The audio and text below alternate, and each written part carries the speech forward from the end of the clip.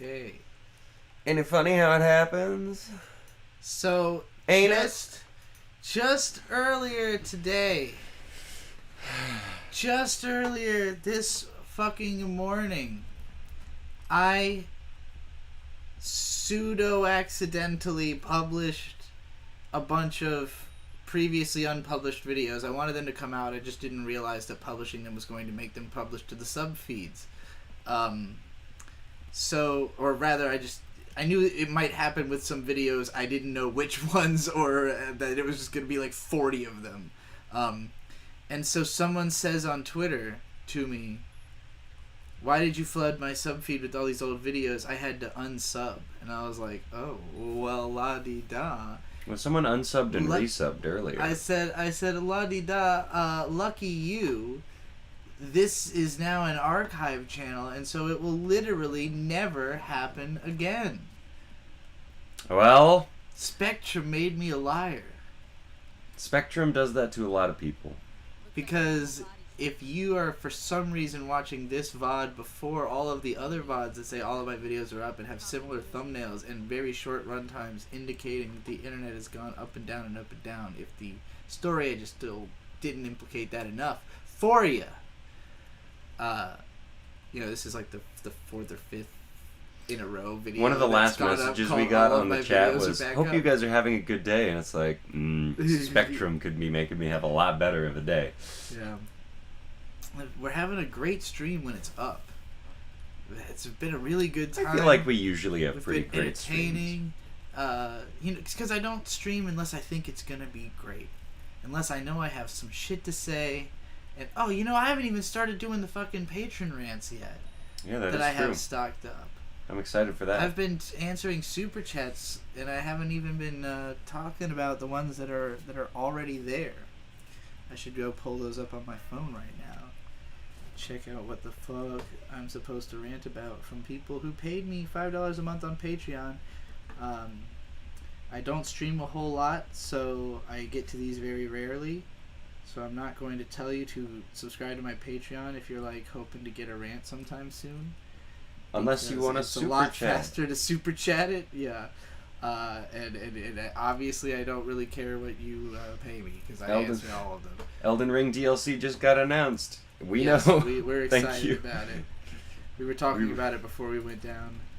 I'll start with the most recent ones that I don't remember.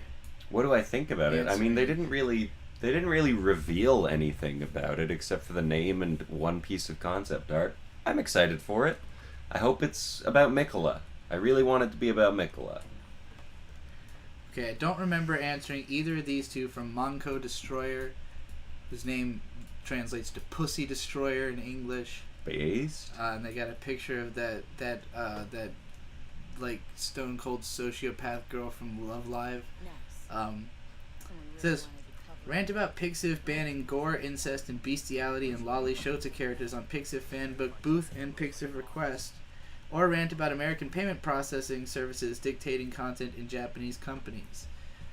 I think it's always just a weird business move to me. Ultimately, it comes down to who do you care more about? The people who are creating content for your platform or the advertisers who will back your platform more directly. So, in the case of something like Patreon, for instance, Patreon has a lot of, venture capital backing. People who are putting money into it so it can exist. Serj Tankian, for example, the singer of System of a Down, he has a Patreon, but he's put a lot of money into Patreon as a company. So people like that, when they get involved, they have certain expectations about, what the product is going to say about them as somebody who's backing it, And I think that as soon as you are more worried about getting the money from the big investors than you are about protecting what are ultimately going to be the smallest class of content creators, which is the ones whose, content is extreme enough to be upsetting to people, then you're going to start taking those people out. And I think with a site like Pixiv, it used to be a juggernaut of I would have used to describe it as DeviantArt of Japan, but it's already losing that fervent user base. It means its relevance is already on enough of a decline that you know, that it's sacrificing its user base.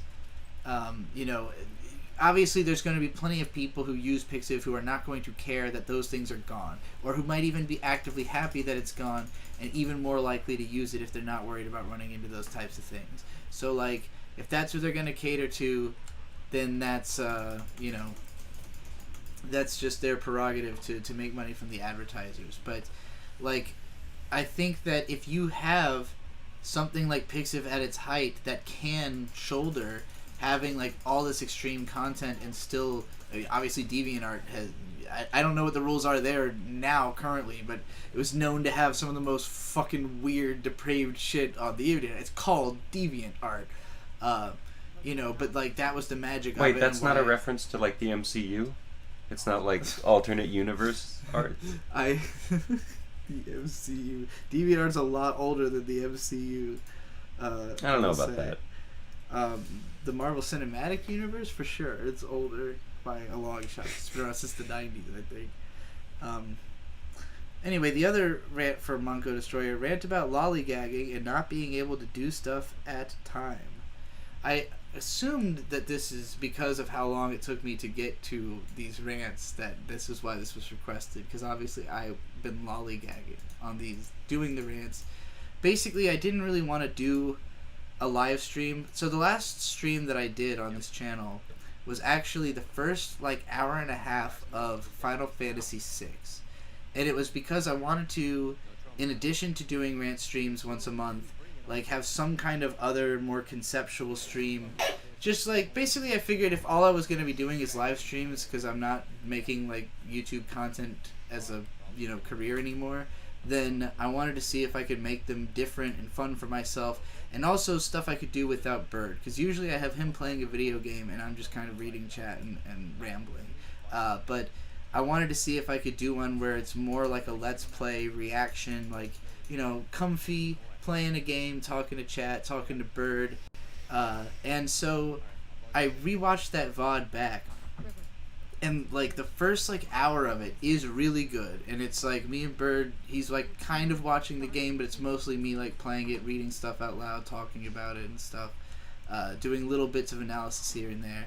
But at one point he leaves the room, and I think the energy really kind of dies down, and then he comes back and he has the sniffles for the whole rest of the stream, and I couldn't listen to it. And I was like, man, well, You're just saying that because I just had the sniffles? Oh, I didn't notice. Oh, okay. But yeah, like that, but constantly. And it made me realize, like, well, if this is like an ongoing series where you're expected to watch literally all of it, there can't be parts that you're going to skip through. And then I was like, now I'm putting too much thought and work into something that I just wanted to do for fun, because it was better than I expected it to be, so now I want it to be good, you know? So, yeah, I got too in my head about it, and then it was like, you know, having not done any kind of conceptual live stream but still wanting to, like, I recently bought the Mass Effect remake game. It's the trilogy remake with all of the DLC, because I've never played any of the DLC, and I thought, like, well, that's a game that I could ramble about the whole time I play it and do it as a live stream series. But if I start doing that, I still haven't done my last rant stream, so I'd want to do that separately. What am I going to play for that? It's just, again, overthinking, overanalyzing, separates the body from the mind, withering my intuition. Offers shouldn't be denied, must feed my will to feel this moment, urging me across the line, reaching out to embrace the random. I'm being shown the non-binary, which is garlic versus regular non-bread. The non-binary. There are actually a whole spectrum of types of naan. I've seen naan with like ground beef in it, ground lamb, cheese. I mean, there's all kinds of good naan out there. Where the hell is River? How did I lose him? Okay, so this next, I think these are another two that I haven't done from this person called Lux. First one says, hi, I missed the opportunity last month, but for this month, please rant about anime music videos. I've been making AMVs for years and love watching AMVs in general, but I feel like they're rarely talked about at all. What's your perspective? Any particular AMVs you like? Yes. DYE Fantasy. What is that? It's the one where they all go into a pool and then monsters come out. So I categorize that differently because that's in literal anime that is a music video, but I think this person is asking about AMVs more so, like anime set to music. Any Linkin Park song set to like first season Naruto stuff, or Avenged Sevenfold set to like first season Naruto fights. That hits. I mean, it just does. I watched or Papa Roach set to like first season Naruto fights. I mean. So, cut my life into pieces. Just vibes with Sasuke. AMVs. When I first was getting into anime heavily, you had to there was no YouTube or anything, so you had to just download AMVs based on the title and hope it was good. And I had a little folder of 10 or so. My favorite one from the time, and I'm sure almost all these are still on YouTube now. They've been uploaded there. My favorite one is Die for Your Government by Anti-Flag, set to basically every violent scene that had appeared in an anime that had been released in America between the 80s, up to 1999 or so. So it's just gory scene, one after another. And I had never seen any of that stuff when I was watching that AMV as a kid. And I was probably 12, 13. And with my cousin Boyd, we had watched a few of them, so I knew eventually, oh, that's Akira. Now I know where that's from. Oh, this is from Ghost in the Shell. Oh, this is from the last one I found out about was Amon Apocalypse of Devilman in 2018 or so. I finally found out. Oh, these are Devilman clips. Is Amon Apocalypse Amon Amarth's brother or something? Yes, for sure. But yeah, so that one's a classic.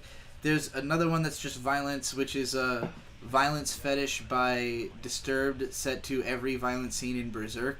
So that was my first exposure to Berserk, is just a non-stop sword going through dudes AMV.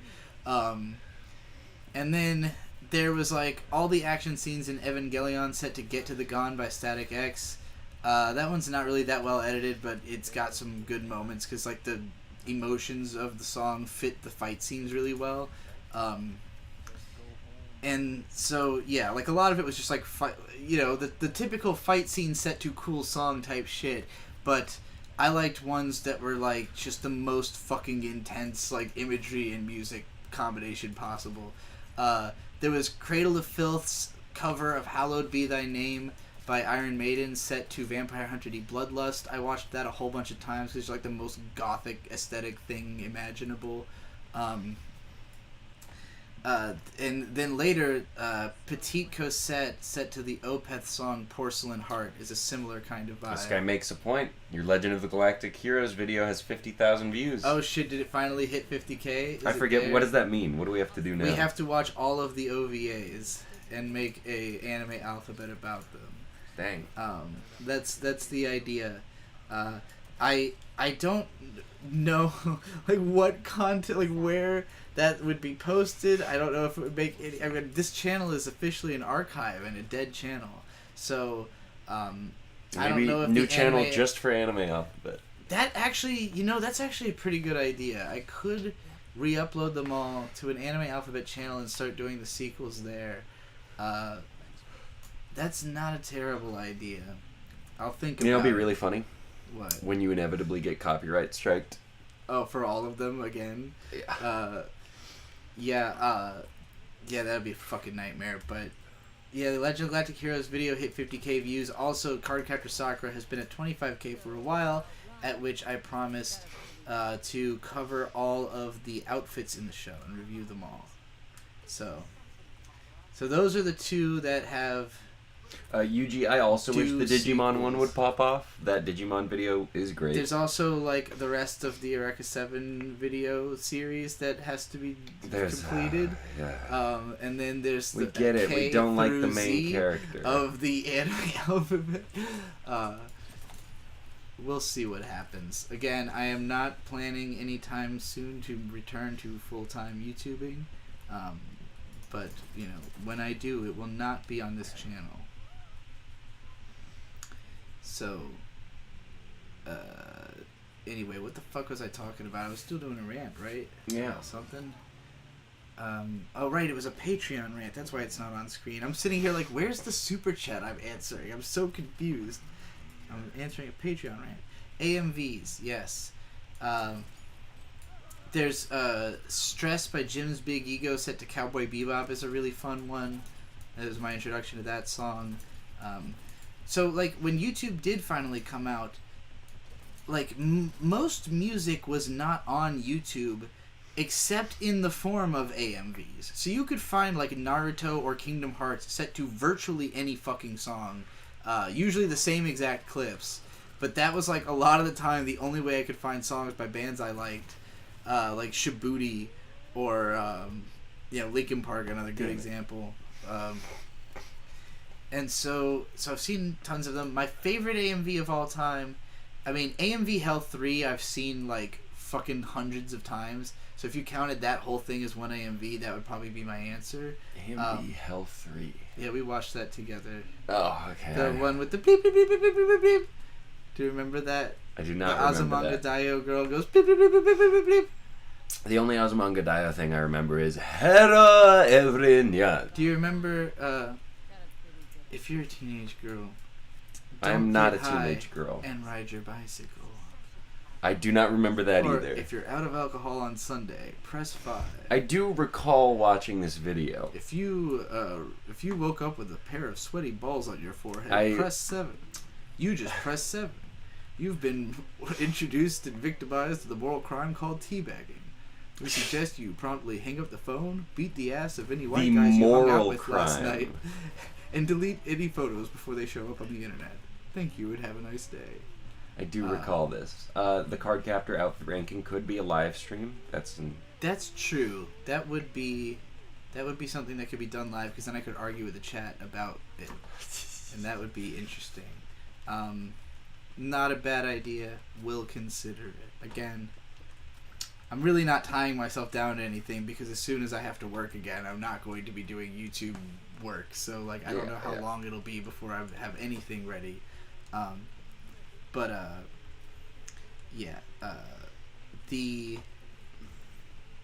was I talking about? AMVs.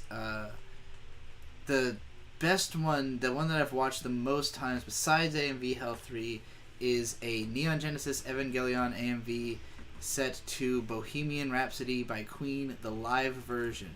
And it's very literal. It's very, like, they're showing the image that correlates exactly to what's being said, but the song covers so many tones and moods that it just packs all of Eva into it. And for, like, a really long time, I had not actually rewatched Evangelion. I had just watched that AMV, like, over and over again, because it's literally, like, half the fucking imagery of the show packed into 5 minutes. So, yeah, those are, like, the AMVs I remember the most. I was never as big into, like, the super flashy, like, effects-driven AMVs. I much more prefer meat and potatoes, just, like, clips of a show and music timed right. If you've ever seen any of my AMVs, none of them have flashy effects. I don't really want to fuck with the imagery of the show, Some people just consider that low effort, but I don't really think high effort is, like, necessarily a benefit to an AMV. At that point, you're just making, like, a graphical showcase, Not that those can't be fun. I've seen good ones.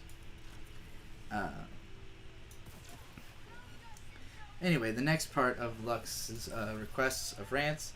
For my next rant, please rant about the anime manga Oni-chan wa Oshimai. Oh, I did this already by incident. So, Lux, if you came across this first and you didn't listen to the other parts of this, I did talk about Oni-chan wa Oshimai in one of the other parts. A big, long rant about how it's saying the quiet part out loud about anime being a trans thing, basically.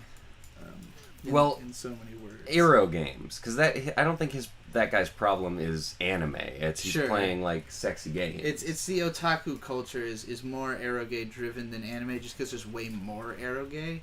Like, because anime, from my perspective, I've always been like, there's way too much fucking anime. There's 44 shows a season. I'm not watching it all. If you actually are no-lifing it, like, you have way more than that amount of time to consume shit. And so, eroge where each game is like 50 hours long and there's tons of them coming out all the time.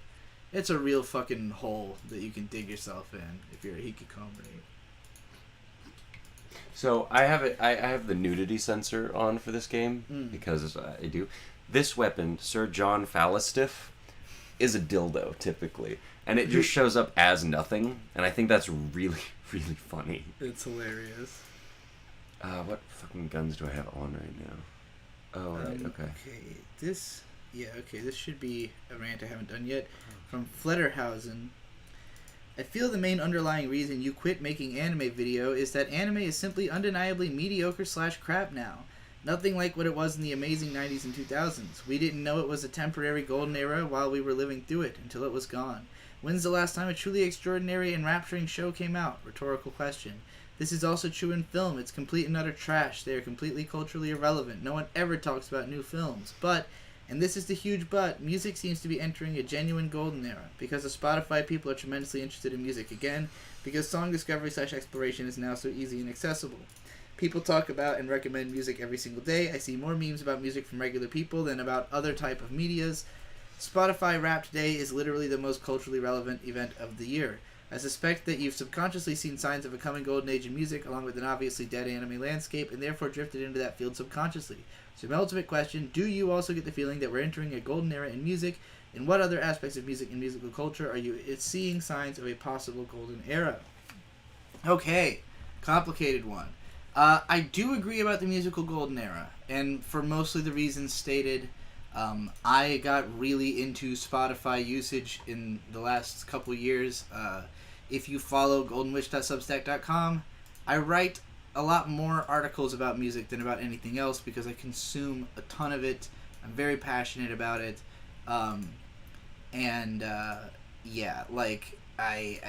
It's something I spend a lot of time on, but it's always been difficult to draw attention to because even though everybody loves music, there's only very few tentpole artists that like everybody has an opinion on, everybody's talking about, that are selling the kind of numbers that you can talk about them and have a career doing that. Probably the YouTuber I watch the most is Finn McKenzie, the punk rock MBA, because he puts out fuckloads of videos. And if you watch his channel, you will quickly figure out what bands are the most relevant in the worlds of rock and metal. And also who has the biggest cock. He's going to talk about those bands over and over and over again because that's the ones that get him views. And, he literally, he dabbles into lots of obscure stuff, but he can pretty quickly figure out if it's something he's going to be able to cover again or if he needs to stick to the things that, people care about. And so I look at that and I go, my taste in music is much too obscure for me to ever have a sustainable career in talking about music, unless there became more of a culture, much more of a culture of just people deliberately going out to find good shit. And obviously Anthony Fantano's been doing that for a long time. And there's musical curators and stuff out there, and Spotify itself is also a musical curator. But I listen to all of New Music Friday and all of Release Radar, and I might come away with 3 or 4 songs I hit hard on, and they're not going to be the same ones as the next person, Not even me and Bird are necessarily going to hit, on all the same songs. No, I would say we have very different music tastes, actually. Yeah. Bird shout out Barnes Courtney fans, by the way. Bird likes pretty definitively, hard rock and, I guess hard pop would be another way I'd put it, and then, comedy hard music. Hard pop, hard folk. I don't know. Yeah, just hard music and funny music. Often some combination of the two. And then on the rap spectrum, more lyrical, not lyrical in the sense of trying to say something profound, but lyrical in the sense of just saying fun, cool shit. A, B, C, alphabet.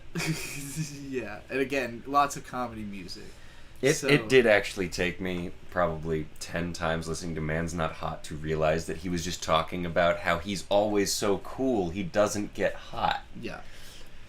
It's a great song, you should listen to it. Wow, we just got ARS 900. I don't know what ARS is, but that's... I assume that because the chat revenue says $6.57, that it is less than I'm just $1. My favorite thing about streaming is finding out all the currencies. Yeah, it's an Argentine peso.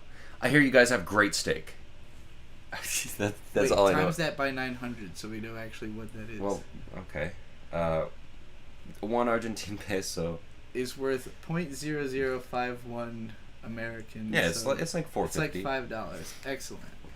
And it says, "Man, I missed your takes." I mean, well, they're all back. They're all there. Have fun. Thanks for the new Fall Out Boy tracks are very good. Yeah, they are. What's the one we like? Heartbreak feels good. Heartbreak feels good. Yeah. God. It's that one's pretty fun, and the other one was pretty. Does good Bird too. like Weird AI? Yes, I do. Is that Weird AI or Weird Al? Because we were talking about comedy. Oh, music. I see. I love Weird Al. Beatrice showed me Albuquerque for the first time while driving we were in into Albuquerque. And that is another song that I've listened to many times. Actually, something I want to point out real quick. Look at this weird fucking umbrella. I noticed this the last time I was playing Cyberpunk. You might be the only Weird Al fan who had not heard that song and got to have their first experience with it. Literally in Albuquerque, pulling in a Holiday Inn where the sheets are oh so fluffy. To such an exactness that I was as it's doing the final drum loop, I'm getting off the exit into town, literally going into the heart of town as the song finishes. Wow, I can't believe it. We really Albuquerque. I think as hard as it's ever been done. I don't think you can say "Wow, I can't believe it." I'm pretty sure that's copyrighted. No, it's on a T-shirt, so therefore it's. Isn't that the same thing? I don't know. It should be copyrighted.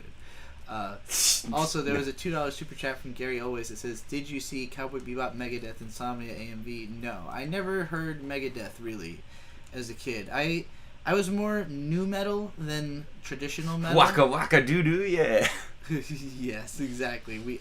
Actually got a picture of the Holiday Inn, posted it on Insta and Twitter. A Holiday Inn. I don't think there were more than one. It's the world famous Albuquerque Holiday Inn. That is true. I will say, where the Weird towels Al, are oh so fluffy. He's a little controversial in that song. I don't know that I can stand by everything he says, but it's tough being right. Talking about because of the one nostril transvestite that he has to fight with. Man, I hate when I'm right. What? And a flock of seagulls haircut. Or are you talking about the part where he cuts the guy's arms and legs off with a chainsaw as a joke? Well, and then bites the other guy's jugular vein for literally no reason, but that he thought it might be funny. Watch out for your back. Whoa, you just Oh no! I'm listening to the Cyberpunk song or the Edge Runners song. It's playing on this radio. I was told to watch out for when this moment would happen to me playing this game, and it's actually doing what it... Is it? Are you being hunted? Are you? No. Hacked, No. Cyberpunk Edge Runners. They have a song called "Can I Come Over to Your House?" or "I Want to Come Over to Your House," and it's the love song. But why that plays. did you get the ominous message about watching your back? I don't know. That was from relate to the song. Are you about to die? I don't know. I don't know what the watch out for your back thing is, but I'd love to kill Placide because Placide sucks. He's not cool. What I was saying about Panzer Dragoon, since Antoine said they missed the last of that, was just because we covered it right at the start of coming back on one of the other ones. There's a channel called I finished a video game that makes extremely long analysis videos. I am not very far into the Panzer Dragoon one. Just suffice it to say that it looks awesome, and I've always heard good things about the franchise. So by the time I'm done watching that whole thing, I'll probably really want to play them. But I also answered that I want to play Elden Ring because it's getting DLC soon. I really want to play Tiny Tina's Wonderlands, and I know it's on sale right now, but I know it's going to be on sale for less than what it's on sale for currently. I really like Borderlands. I've only seen really good things about Wonderlands, not great things about the DLC, which is strange because some of the Borderlands games were saved by their DLC. And I don't know. It's the first Borderlands game I haven't just bought right off immediately. But it's also one that I don't feel I have to because it doesn't really have anything to do with the original. They're playing Dungeons and Dragons. That's what they're doing. I think it's Bunkers and Badasses in that universe. Because Borderlands is obsessed with the word badass. Someone asked what my favorite nu metal bands are. Linkin Park's Hybrid Theory was like the first album I was ever obsessed with completely. I listened to Slipknot because that was my cousin Boyd's favorite band, and my mom's favorite band is still to this day System of a Down. So it was a very nu metal heavy household between those. I had the Papa Roach CD. I had Disturbed's The Sickness, which I still vouch for. Cut my life into... And Shade had POD's album. That's not Pick of Destiny? No, there's a band called POD. How unfortunate for them. Yeah. They were a lot bigger than the Pick of Destiny, for what it's worth, in their heyday. Static X is really cool. What else do I like from nu metal? Most of it was like a little too like heavy for me. I liked the stuff like Korn was like too tortured. A lot of Slipknot was too tortured for me. I like their more badass fun songs. People Equals Shit is just the greatest nu metal song. These days I also post the early ages of being into nu metal, Maximum the Hormone is the outright best nu metal band of all time, just period.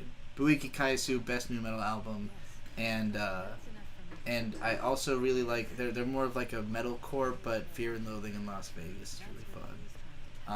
And Gary always at $5 says, "Okay, Miss Nu Metal, what was your favorite Linkin Park DBZ AMV?" I was never into Dragon Ball, so I was going to watch the Naruto ones, if anything. I only watched the Naruto ones. I didn't get into DBZ. I played the fighting game a couple times, and that was okay. This is making me sad. I can fix that. Thank you. But the Dragon Ball was never a favorite of mine. The world would be a better place if it. everyone's mom is into nu metal.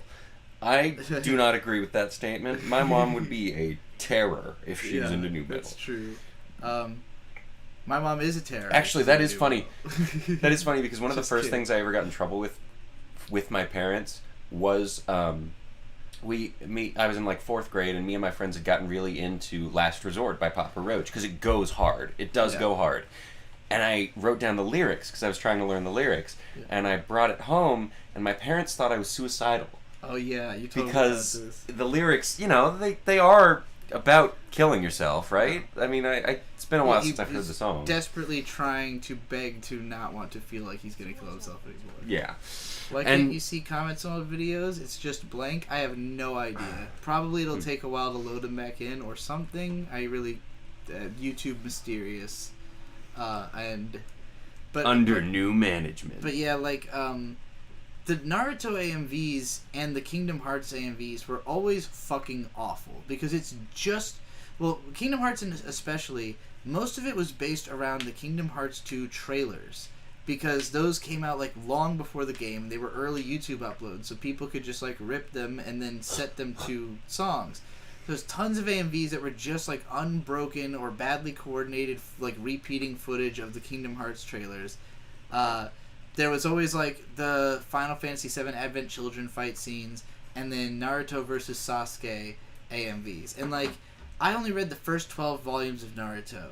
So by the time it was AMVs coming out, I was already kind of over it because I didn't like the anime. I thought it was too like childish or whatever. And so I had never gotten nearly far enough to see these fight scenes that were in the AMVs. So like that was my first exposure to those fights. Was just like, okay, well this is what happens.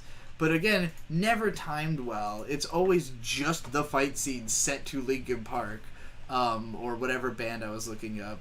So. I actually grew up in a very staunch atheist household, but my dad was very against exposing his children to violence or anything of the sort. I will say my mom is, quote, spiritual but not religious, but she never really tried to get us into any of that. Yeah. My dad, however, very much tried to make sure that we would be atheists. Yeah.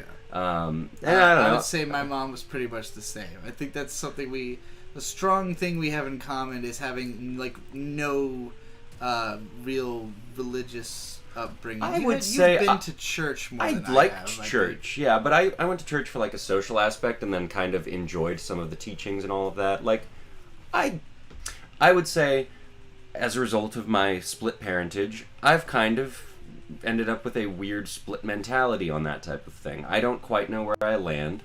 I think there's something. I don't know what I think that something is. Yeah, the magnet's a good...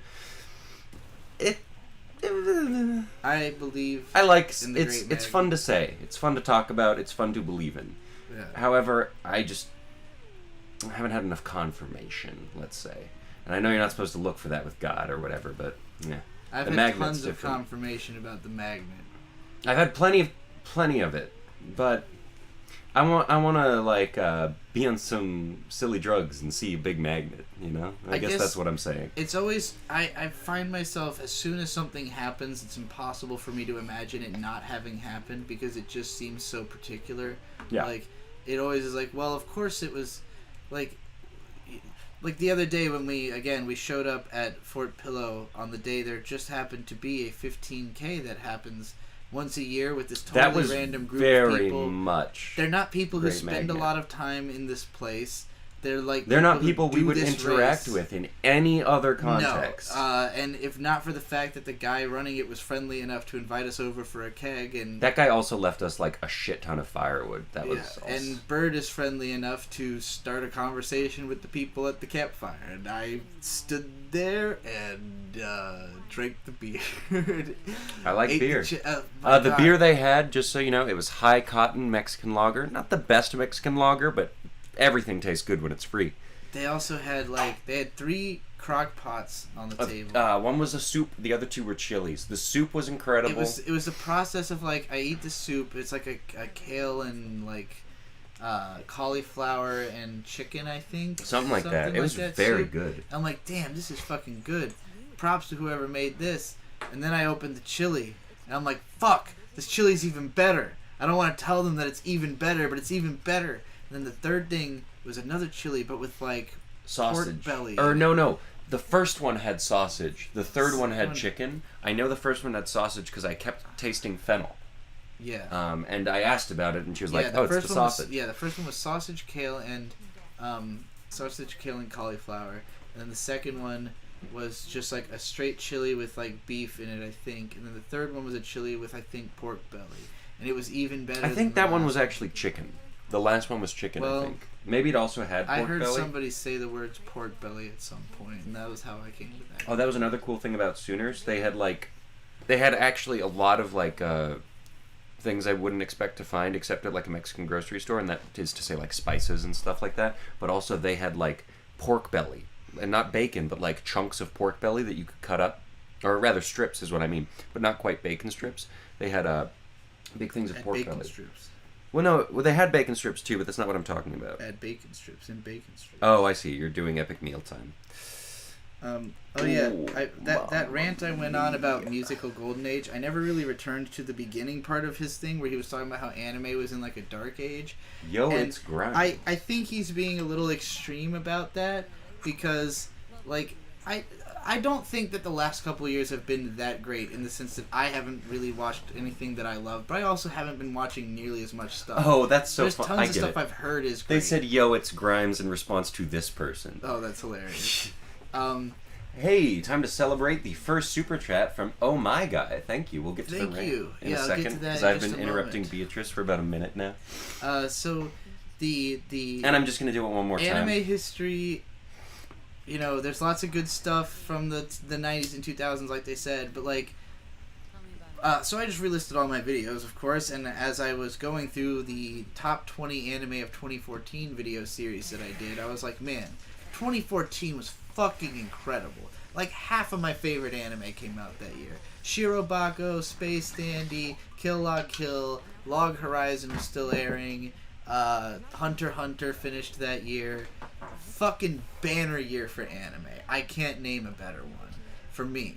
So I do think me riding back into anime was partly on a wave of I just decided to catch up on what had come out for the last 2 years that I hadn't been paying attention to it, and it turned out all that stuff was amazing. I loved Psycho Pass, which had come out the year before.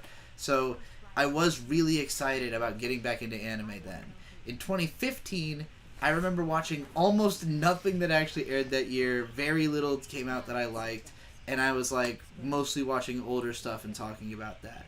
Then 2016 came around, and it was this big explosive year for streaming, and everybody was watching current anime, and all these shows got super hyped and talked about, and a lot of them I really didn't like. And so I kind of blew up on the back of being controversial about a time when people were being really positive about anime, and I wasn't really feeling it. Until, like, One Punch Man, and finally I was like, oh my god, a popular show I actually like. And then, like, going into 2017, 2018, there were always, like, at least a few shows I could vouch for. You know, it was bouncy between season to season, but, like, even in the most recent years, like, Made in Abyss has been a great series. I really enjoyed what little I saw of Osama Ranking that I never finished. Osama Ranking was really good. I would like to finish that. I've heard great things about that one Kyoto Animation. No, I don't even think it was them actually, but it was Naoko Yamada. She had a show that like nobody paid attention to. That I've only heard good things about for the people who did watch it. Like, there's just been plenty of good anime. I understand if you're fixating on the disappointments because maybe like a director who you really liked in the 2000s didn't make anything you liked in the 2010s. But like, so for instance, a lot of people were down on the later films of Mamoru Hosoda. You know, everybody loved Girl Who Leapt Through Time and Summer Wars and two of the Wolf first Children. anime I ever saw were Girl Who Leapt Through Time and Summer Wars. And two of the first anime movies I watched when I was getting into streaming were those as well. And I loved them both. But, like, his films, I have thought they're pretty consistently either, like, what the fuck am I watching, or this is pretty good in a weird way. I really didn't like Belle. But, like, on the other flip side of the coin... Belle was strange, but it was kind of Summer Warsy. I forgot that you watched that, too. I hated that movie. And was it better or worse than Ride Your Wave? Oh man, I didn't like Ride Your Wave either. I loved Ride Your Wave. But I still think about that song. On the flip side, I didn't like Makoto Shinkai until like his most recent movie, you know? So I just think there's always, you know, an ebb and flow to whether there's going to be good anime out or not, and I don't think I was fairly excited at the time when I was, like, I know I didn't retire until just last year, but, like, in, like, the late summer, but earlier into the year, you know, I got kind of excited about watching Mushoku Tensei and kind of enjoying it, really liking Spy Family, just being, you know, I wasn't feeling down on anime. I was feeling down on my channel and YouTube and the way that it treats my channel. So, you know, I don't want to blame anime for being in a down place for me not making anime content anymore. Anyway, let's get to these couple of super chats we've got here. Oh my guy with $5, yo, and then like a hand. Please rant about using a fork as a fork and a knife instead of using a fork and a knife. I mean... A fork... Wait, what is the... Instead of using a knife and a fork, using two forks, I think is what they're saying. Does one of the forks have a serrate or a sharpened edge? Yeah, so... We eat a lot of steak. Yeah, well, and even still, you usually just cut up the steak. So, True. Like, we usually eat the steak with our hands. We don't even bother with the fork unless it's mixed with other stuff, because it's cut so thin. And then we just are shoveling forkfuls, so it's not... There's not a ton of context where I even use a knife. If you're talking about, like, pulling things apart using two forks, I assumed that you were more so talking about scooping things into the fork. Because I think the biggest purpose of a knife in, like, a context such as, like, if you're eating steak and potatoes, like, you really you know, like, well, I don't know, mashed potatoes are pretty easy to get on a fork. I mean, I don't know, just scoop with the side of the fork, right? You don't really need assistance. I guess I don't see the need for two forks. I don't see what the second fork is providing that the first one can't, unless it necessitated a knife. Typically, you can just use the side of the fork to cut through objects easier than pulling it apart with two different forks, I would think. You get better leverage. So that's just my opinion. I'm usually just a fork user, if anything. I don't incorporate a lot of knives into the actual eating process. I don't like to hear them clink together. I don't like to even accidentally bite down on a sideways knife. Or a sideways fork. Or a sideways fork. Sucks a lot.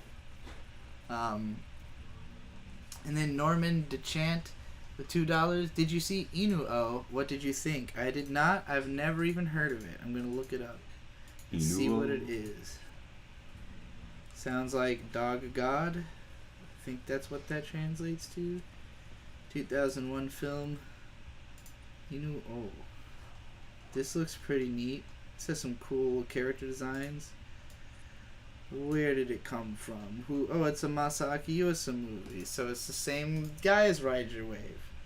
That's cool. I like him. He's done a lot of really good stuff besides that. Let's see. What's the? Yeah, it's Science Saru. Yeah, I'm sure this is probably good. I'm sure it's probably good. I'll check it out sometime. What happened? Spit it out. But you know. I've been watching a lot of movies actually this year, because every year there's certain people who I follow on Twitter who will do a movie thread where, like, every time they watch a movie they post four dope screen caps from it and a little description of how they felt about it. Shinmaru, I don't know his ad actually, it might just be at Shinmaru for all I know, but he's always done it every year. Asher does it every year. And I was like, I need to get in on this. I've wanted to for years, but I've never watched enough movies / caught on early enough in the year to keep track. So it just so happened that on January 1st, I caught Asher's post and I went, I'm going to fucking do it. And so I've kept track of all the movies, and that's been fun. I haven't really done an anime, I don't think, this year. I don't think I've watched an anime movie this year. I mean, I've watched animated films, because I saw the Puss in Boots 1 and 2. That's pretty much anime. And the second one is very anime. And then, was there any other animated films that we watched? Do you remember? I don't think so. Quantumania might as well have been an animated film. And I loved that. And before that, we watched X-Men First Class. I mean, you can find this whole fucking list on my Twitter. I'll just pull it up right now. I'll go through. I also have a Substack post about all the ones from January, where I wrote like a little bit longer of reviews of each one. But let's see what all I've covered since this year started. I wish I had been numbering them the way I've been numbering my Sun posts, because then I would be able to just look and say how many there are. Show me the whole thread. Oh, Twitter, why are you doing this to me? To lean against a car. Oh, wait, that's right. This one I forgot to put in the thread, and then I made this post a sequel to it. Foolishly. What have I done? I fucked up my movie thread. I have to fix it by linking tweets embedded in tweets. Movie. Film. Maybe it's films. Okay, Dune. Alright, here we go. Here's all the movies that I've watched this year so far. It was Puss in Boots first. Then I watched a lot of comedy specials. So it was Andrew Santino, Cheeseburger, which was okay. The Menu, great fucking movie. Smoky Mountain Park Rangers, which was a kind of a boring documentary, except for the part about how they put out fires. King Crimson at 50 was a really fascinating documentary. If you like King Crimson, would recommend. Is That Black Enough for You was a history piece on black cinema, of blaxploitation specifically, of the, like, everything up through 1978 pretty much. It was really interesting. Stuart Lee Tornado is pretty funny. Kate Berlant, Cinnamon in the Wind was pretty funny. Sebastian Maniscalco, Is It Me was alright. Bo Burnham, The Inside Out Takes was, kind of just a behind the scenes, but with lots of interesting and unique ways of presenting itself. Puss in Boots 2 was really good. Indiana Jones and the Temple of Doom was really, really well made and a fucking lurid nightmare of a movie. Sonic the Hedgehog 2, all the same things I just said apply. No, it was not as well made, but it was a lurid nightmare of a movie for sure. We had not seen the first Sonic either. We just watched Sonic 2 apropos of nothing, and it made no fucking sense at all. The outfit was really, really good. I almost forgot about this one. That was a very actor-driven a little crime drama from the 20s.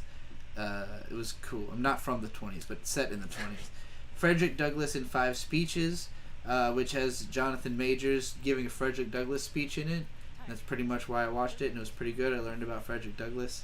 Jurassic Punk is a documentary about the guy who made the T-Rex, for Jurassic Park, and was like a pioneering 3D animator. It gets really sad at the end when you follow his life and how he fucked it up. Elvis, the Baz Luhrmann Elvis movie was kind of fun, it was kind of repetitive and long and cheesy, but it was not unworth watching. Dune, it took a long time to pick up, but I thought it was pretty okay by the end. I liked it. It's doing the book really well. Imagery. And then I made a blog post about all those movies, so all those ones have a Substack post about them. And then here's the ones I've seen this month. Indiana Jones and the Last Crusade, which was pretty fun. Very different from the movie before it in ways that were underwhelming, but also interesting.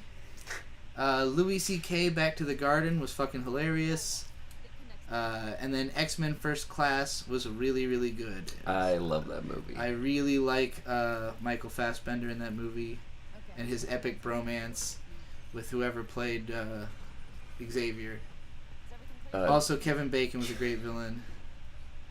And then the most recent movie was Quantumania, which I really enjoyed, and we talked about it on one of the other versions of this live stream that's up now.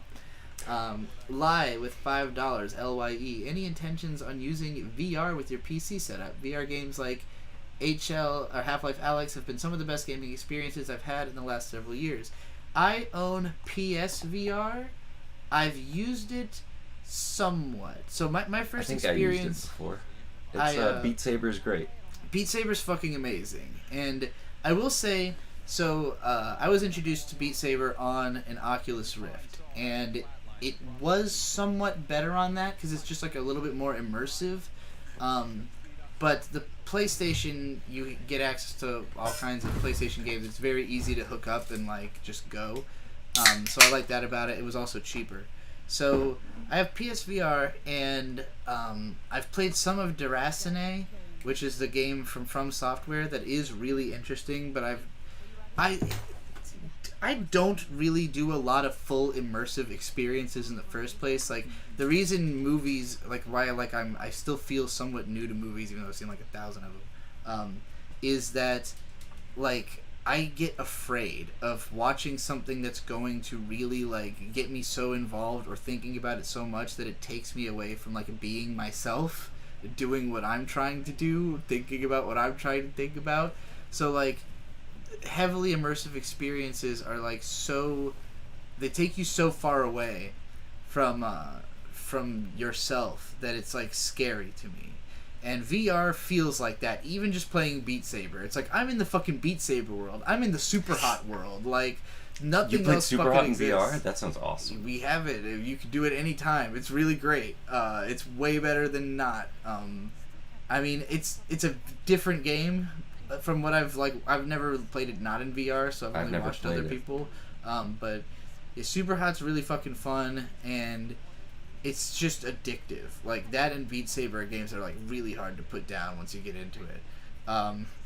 So yeah, I have played VR games from a few years ago on PSVR, and nothing since, because it's the last thing I tried to play, I think, was Deracine, and I was really into it, but I felt like it was going to eat my soul if I played the whole game.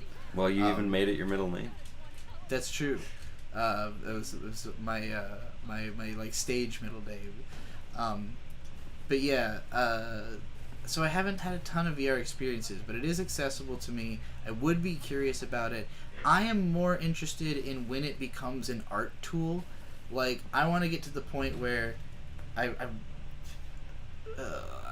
this isn't a fucking unpublished book of mine, but I've got a scene where I have a character set in like a little bit in the future who does VR like sculpture work, because like I have to imagine in the same way that you can use Blender like to manipulate 3D objects, that you would be able to do that with your hands with a glove, in VR pretty easily, or even with just the detection software. So like it should make making 3D sculptures in that space, I'm sure there's already stuff that does this, but like when it gets easy and fun to use and I have access to it all, that's something I could see myself spending some time trying to do, is like make art in VR that I wouldn't be able to make with my skill set in real life, but could with the more tactile environment, of a digital place. Or maybe I would just suck at it in VR, who knows. But you don't gotta pay for materials,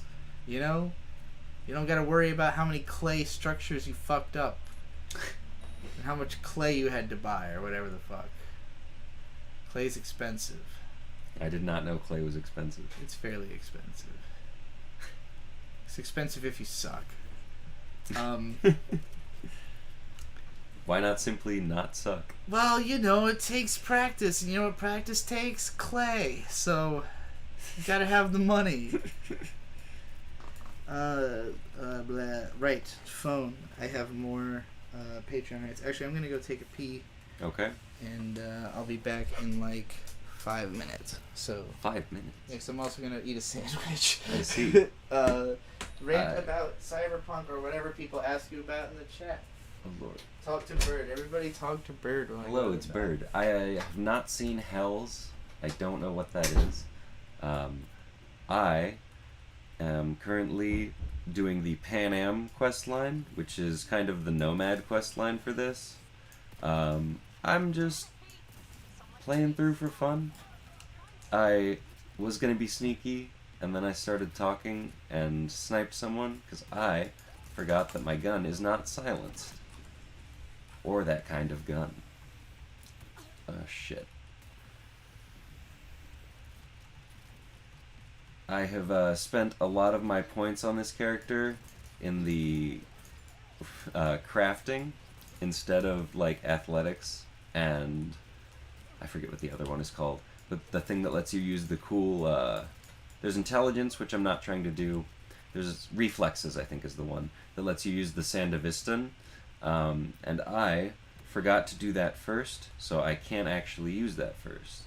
The Sandevistan is the thing that David Martinez in Cyberpunk Edgerunners uses to freeze time, and there are a few different ones.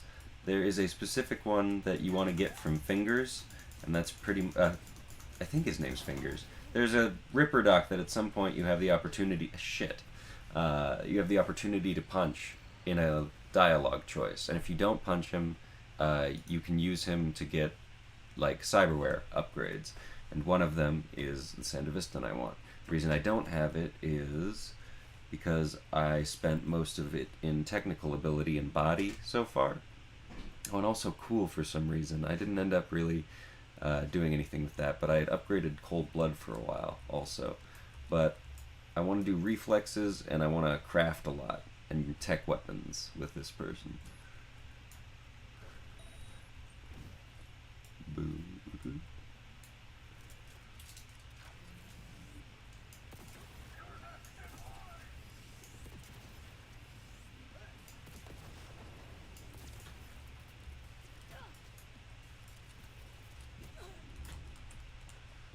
Ah, goddammit. Yeah, thank you, Ellen. Glad you're back. It was, I think this is the 4th time now we've done it, but we've been going pretty strong. I'm pretty happy about that. I do not know where to check that one. Yeah, it's been exactly an hour now. How fun. I think that is the 2nd longest we've managed to stay consistently streaming. So thank you, Spectrum.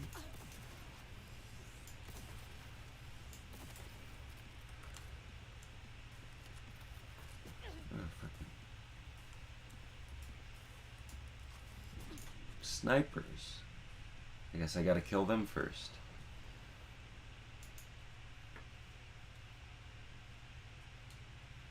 Gary Always, I am not going to become a VTuber. At least as far as I intend.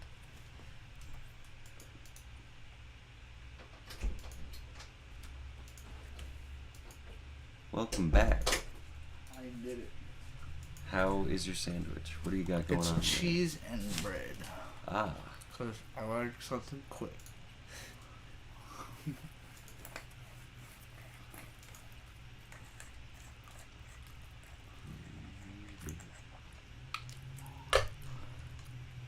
Hi. No, thank you. I don't need that anymore. Oh. Hanini. Hanini. I have met Munchie, and we watched Hereditary with Beatrice. It was fucking terrifying. It is a very scary movie. Where did my phone go? I don't know, dear. I was using that to read Patreon messages. I thought I had just left it in the chair. Maybe I took it with me. Be right back.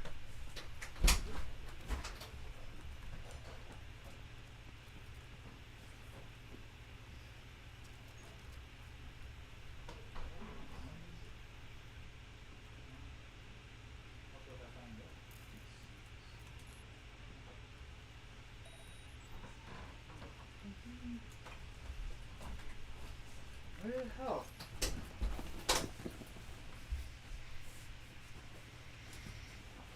Bird is now going to call my phone because I foolishly left it somewhere.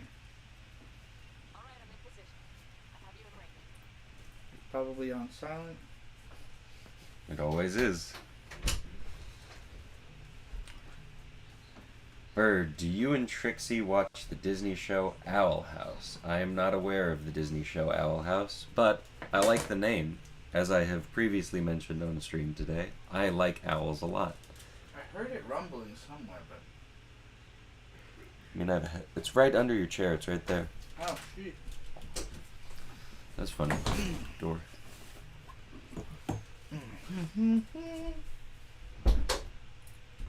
I'm back. And there's a new Antoine town. I'll figure it out. $2. You regret sharing so much of your life over the years. I don't think so. I'm not sure. I feel like I regret sharing so many things I didn't understand, I guess. Like, I basically just, like, said every fucking thought that was coming into my head for years and years and years. And a lot of it was, like, me trying to have something to say about stuff that I didn't have. You know, like, just, like, coming up with a thing because I feel like I have to, you know, to have more to say. Like, the reason I don't try to do, like, tons of live streams or tons of vlogs or any of that type of stuff is that I just don't want to be speaking out of pocket on things that I'm going to end up changing my mind about, you know, or haven't really thought through all the way because I'm just trying to, like, get reactions or, you know, keep the ball rolling and keep content coming out. I want to, like, know what I'm talking about, basically.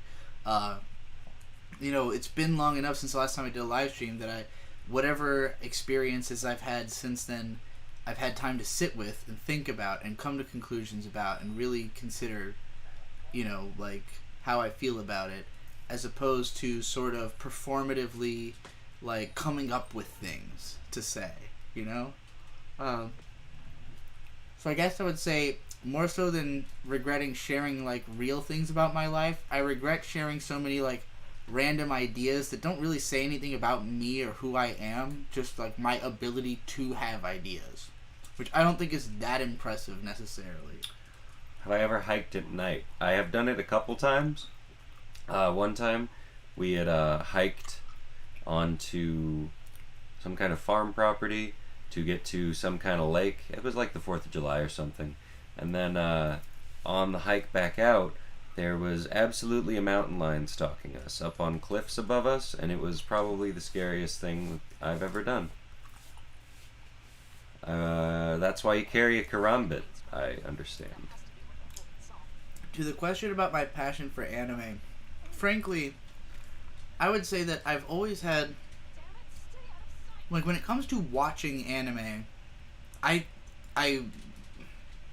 I have a legendary drop list. I've given lots of shows relatively low scores. Like, my mean score is like a 5.5 on Mal. I've watched a lot more shit that I didn't really care about the watching experience than I have things that I actually enjoyed, and that's always been the case. And it's because I'm interested in it from a historical perspective and from a meta perspective of comparing and contrasting different shows, more so than I have ever been into, like, I just love so much anime that I have to watch hundreds of them or thousands of them. Like, no, as I said in the 420 plus anime recommendations video, if you haven't watched that, it ends with me admitting that there just are not that many anime I can recommend. I give up before the end because I keep running into things on my list that we're kind of there to pad it out to get to a number, and I'm like, yeah, but they're not worth watching all of these. And if they were, you would already know. You would already know about a lot of them because you would just have that kind of free time that you can watch all this stuff, and I think your time is better served just watching stuff you actually really like and care about. So to me, if a show catches my attention right away, then I'm going to check it out. And that's really, it doesn't require me to even really be paying attention to anything else going on in anime. But because I've always watched and engaged with it more metatextually through reviews and analysis and articles and the history and learning about the creators, I don't feel like I'm any less engaged in the parts of anime I really care about than I've ever been. It's only that I'm not filling my time by watching every single thing that I have watched some anime this season. I'm not caught up on anything, but we watched the first 3 episodes of Trigun Stampede, which I enjoyed. It's very different from the original show. It's hard to say if it will be as good, but on average, I'd say the first 3 episodes are probably better than the first 3 of the original show. I agree. I've seen the first 3 episodes of both shows. So and that's it. So yeah, and then there's we watched again the first 3 episodes of Onimai, which wasn't. I didn't feel compelled to finish that, but I thought it was fine. And we watched the first episode and a half of Chainsaw Man, and there was something else this season I feel like we checked out. I know we're planning to watch Vinland Saga because I know that Bird's gonna enjoy that. And the second season is out now. So yeah, it's not that I'm not interested in anime. I've always really only liked a few shows per season ever. So I'm just not trifling myself to watch all of the 40 other shows. And at this point, I can very reasonably tell what is or isn't going to be up my alley even more quickly than before. If you thought I was already quick on the draw, it's only gotten easier. So do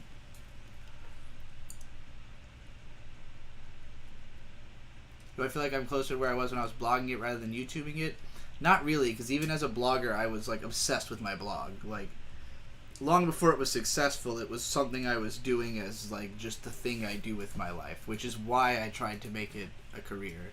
Because out of anything that I tried to do, it was the one thing that I just would do out of sheer passion for doing it. It's also why I can't ever say I'm never gonna make an anime analysis again, because that's just a preposterous thing for me to say after returning to it. I've had hiatuses of months long, even years long, plenty of times, but I've never been gone for that long, so it's hard to imagine that I could. Gary O's is always with $2. Do you watch stuff on drugs or just have convos? Why do you say that those two are two things that can't both be the case? If I have drugs that I'm doing, then I'm watching a thing, then yeah, I'm watching it on drugs. I don't exclusively watch stuff on drugs or necessarily make a point to it. It's more of a, hey, we've got some weed. Let's get high and watch this thing that we were gonna watch probably anyways. But yeah, have convos. I mean, Bird and I have conversations about the stuff we watch together sometimes if it's interesting or we have thoughts about it. We talked about Quantumania a lot after watching it. because we both had strong opinions. We didn't probably talk that much about First Class because we both just agreed it was very good. You told me a lot about Dune because you've read the book, so like you can go through all the lore and help me understand what the fuck is going on. Bert is really good at lore. Like, if we watch something, he's very good at following the plot and figuring out what's going on and why it matters historically to the characters and the setting, which is the stuff that I am not good at all. I liked history in high school. I'm good at explaining, like, what are the characters feeling in this scene, you know? What does this have to say about society? What does this have to say about the medium it takes place in? What does this have to say about the creator's mind state when he was creating it? Those are the kind of things that I am more attuned to. Sausage Man with $10. Watching the Fighting Evil by Moonlight Otagonzo tape and befriending the internet last night made me realize my goals and ideas are more influenced by you than I thought. Thanks for putting them back up. No problem. And I get a lot of messages about, especially some of those videos, like some of the stuff that I considered kind of, I don't know, fledgling, like it's stuff that didn't get a lot of views, but the people who watched it seemed to get a lot out of it. And like those are the kind of videos that are hardest for me to reconcile, where I'm like, I don't know if this was a success or a failure or like how I'm supposed to feel about it, but I'll get these extremely long DMs on Twitter very often about befriending the internet. And I hadn't really thought about, I don't know if the Fighting Evil by Moonlight one has come up that way, but yeah, I'm happy to give that back to people who it meant something to, who might want to revisit it and figure out what it was that they got so much out of it. Even for me, it's like, I'll know that a video was important to me somehow, but unless I go rewatch it a few times, I can't really remember why, you know? Anyway, Malcolm Lamb with $2 says, thanks for the answers, no problem. I don't remember what the questions were, but I'm sure I had fun answering them, and that's why I did it. Let's see what else is on my Patreon that I haven't ranted about yet, that I've been requested for by my $5 patrons. Remember this one. Oh. This one's from Affirmakosh. She says, you get a free rant this month. Rant about whatever you find interesting in this moment. And also, can you read this birthday message out loud? It's in Hebrew. You should look up a pronunciation first. Yeah, probably. I think that's probably going to ruin the joke. I mean, surely they want me to fuck it up, right? I hope it's not a joke. Well, it's a birthday message. I mean, that the joke is that I can't read Hebrew. Okay, I see. Yam Huledet Sameach Yom Huledet Sameach Avner Mazel Tov. That seems like happy birthday. I would guess Avner. I hope I got that something close to right. Anyway, free rant about whatever's interesting to me in this moment. I remember, like, when I first read this rant request, I had something in mind, but that was, like, a month ago. It was not at this current moment. No. So what is interesting to me at this current moment? Fuck, I'm thinking about cows and Brahms and Midwestern and Southern fast food chains. I'm the most fascinated by, like, anything. So when I was growing up, like, I very much took for granted that all of the stores that I was used to, because there was more than one of them, were, like, major chains that you could find anywhere. You know, like, you obviously got Walmart, McDonald's, Burger King, Taco Bell. These are things you can find literally anywhere in America. Any fucking town, any random place in the fucking middle of nowhere, you're gonna find a McDonald's, Taco Bell, maybe an Arby's. They're pretty prolific. What else would you say are, like, the most, like, absolutely Burger everywhere? King? It's pretty much everywhere. Mention them. Oh, I'm sorry, I wasn't listening. Sorry. Applebee's is pretty commonplace. Chili's. Ruby Tuesdays is pretty widespread, but, like, a little bit more rare. Outback Steakhouse is pretty much everywhere. Logan's Roadhouse is very populous in the South. Yeah. I thought it was like a guy named Logan just at the one that we went Texas Roadhouse. Texas also Roadhouse is pretty is- widespread. to. You know, it tastes different in Texas. Golden Corral, fucking not Old Country Buffet. What is it fucking called? The Shoney's. Cracker Barrel. Oh, Cracker Barrel, Cracker Shoney's, Barrel's all over the place. Shoney's is not all over the place. I'm Oh. talking about stuff that's everywhere. The most everywhere. KFC. Did you say them? KFC, they are probably the most everywhere. Pizza Popeyes Hut, is everywhere. Domino's, Papa John's. Popeyes is pretty prolific. Little Caesars. Little Caesars is everywhere.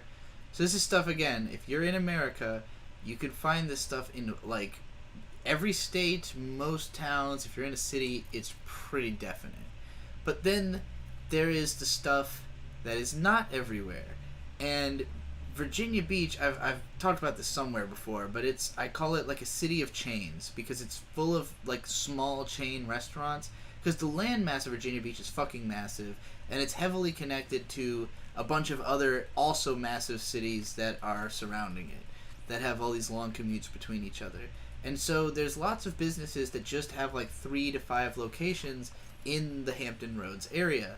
And there's also lots of just Virginia exclusive stuff. So like, for instance, one of the main grocery stores I grew up with is called Food Lion.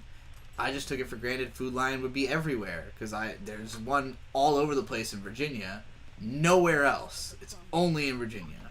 We used to have one called Farm Fresh. They've mostly gone out of business and been replaced with Kroger's now, and Kroger is all over America, but a lot of them are called Costco. Ralph's. There are Costco's Costco's everywhere. pretty much Sam's Club. Except here. Yeah, Costco's are more of like a...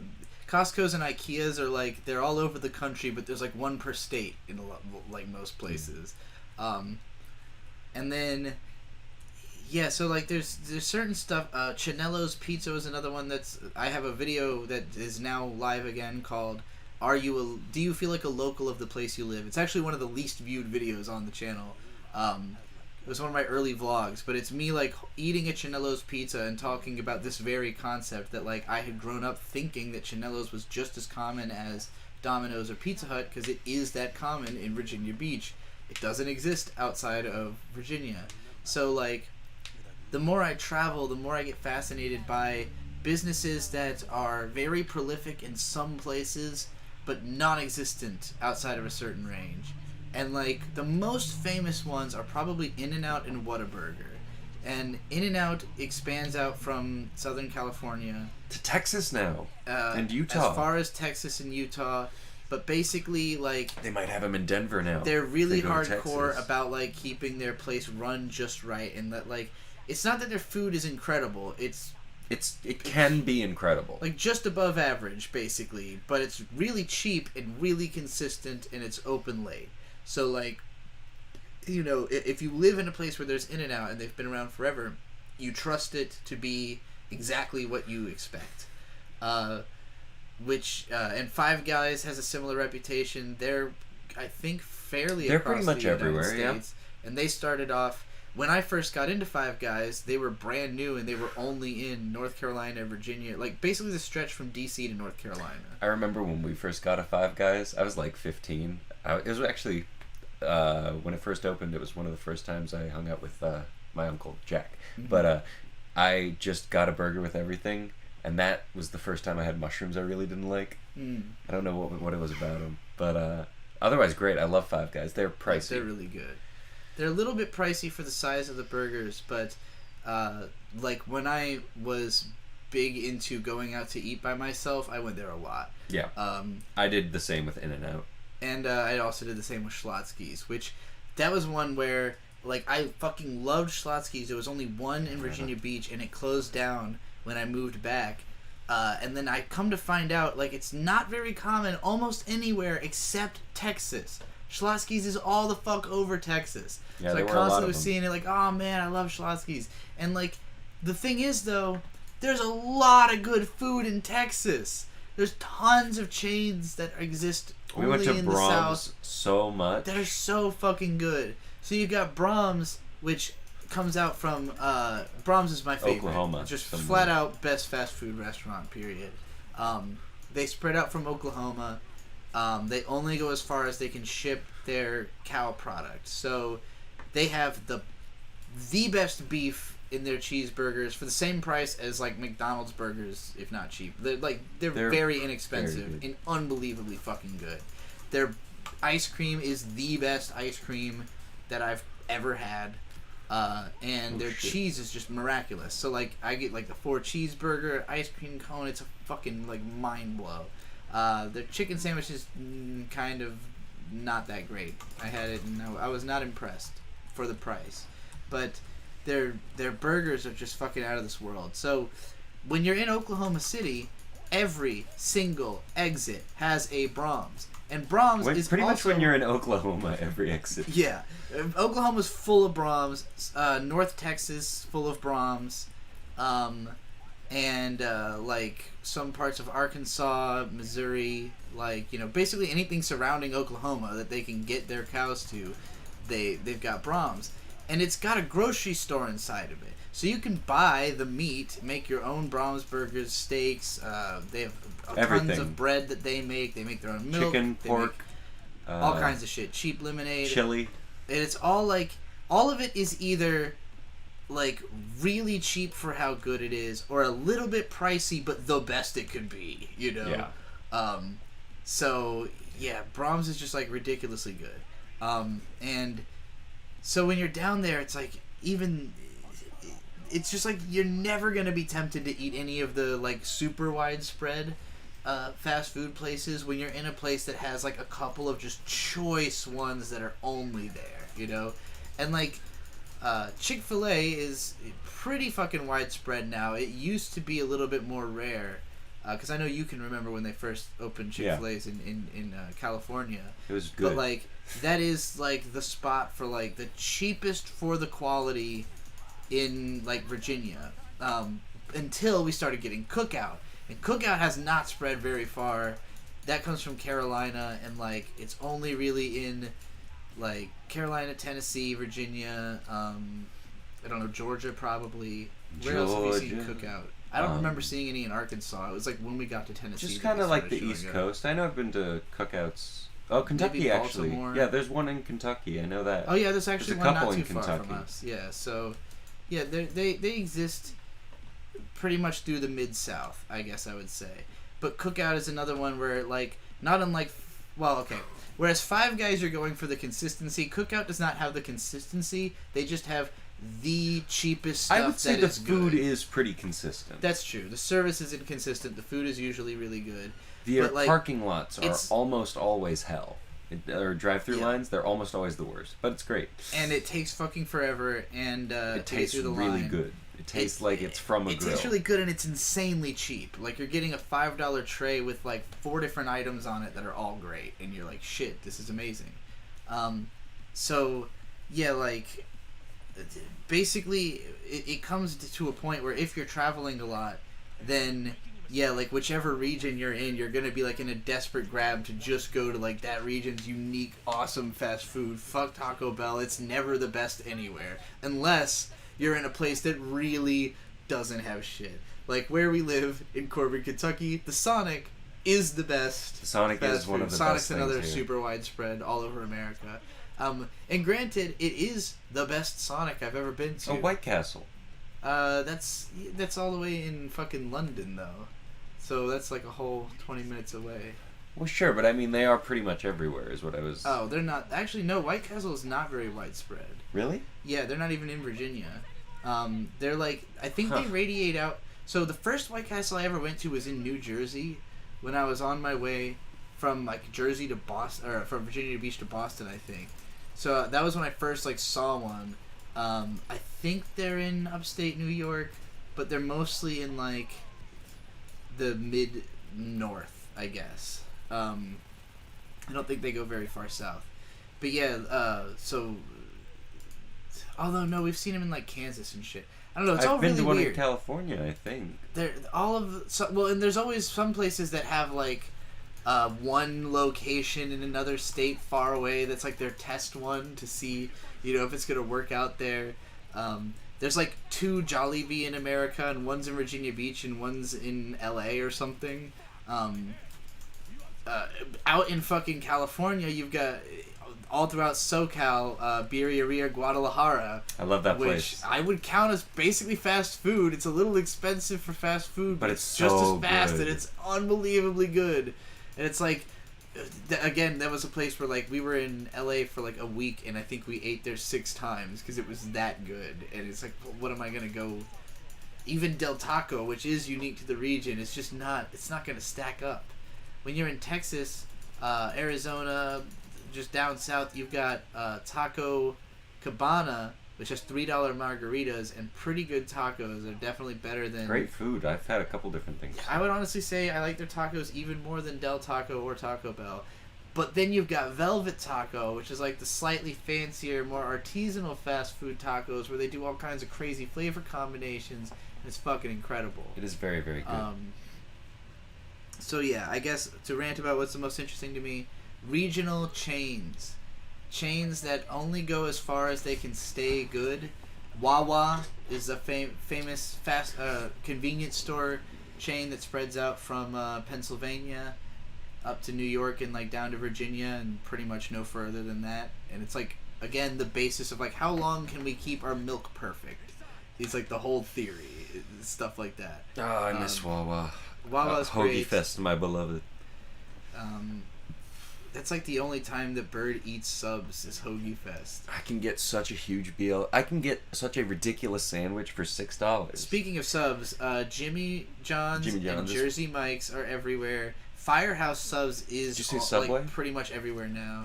Subway is, yeah, I can't believe I forgot Subway. That's the most common fast food restaurant in America. Yeah. Because it's the easiest to franchise, so they're fucking everywhere. Starbucks. It's amazing how many of them there actually are. Like, how many fast food restaurants you can almost guarantee.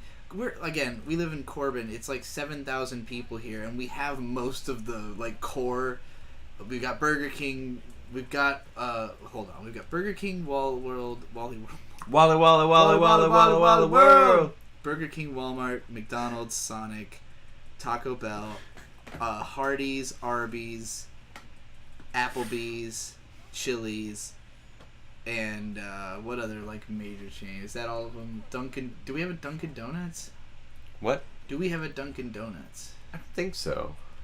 How did I get trapped in the bathtub? What That's actually strange because Dunkin' is so fucking pervasive, especially in the north, especially in Massachusetts. I think I had one in my town growing up in California. I don't know that that's... They're extremely pervasive. I'd be surprised if you did not. Alright, what else is there in my Patreon rant book? Kudere-kun. Do I think it would be accurate to describe Akiyuki Shinbo as the Tim Burton of anime? Real quick. I actually wrote Time Burton. Do they have Culver's and A&W out there? Culver's is pretty widespread, but it's... Not this far, though, which is weird. Yeah. Culver's is They had like... them in Virginia, didn't they? I feel like I've seen a Culver's there. I mean, if they do, if they're in Northern Virginia. But, like, yeah. Culver's is, like, mostly Midwest. It's heavily in, like, as soon as we go, like, slightly west of where Wisconsin, we are, it starts existing. The nearest one to us, I think, an hour away. Culver's is very good. Today.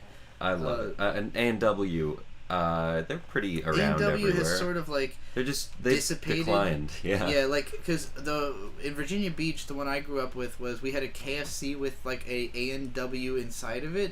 And the A&W eventually just closed out. Like, that KFC also sucked balls. It was across the street from a very successful Chick-fil-A.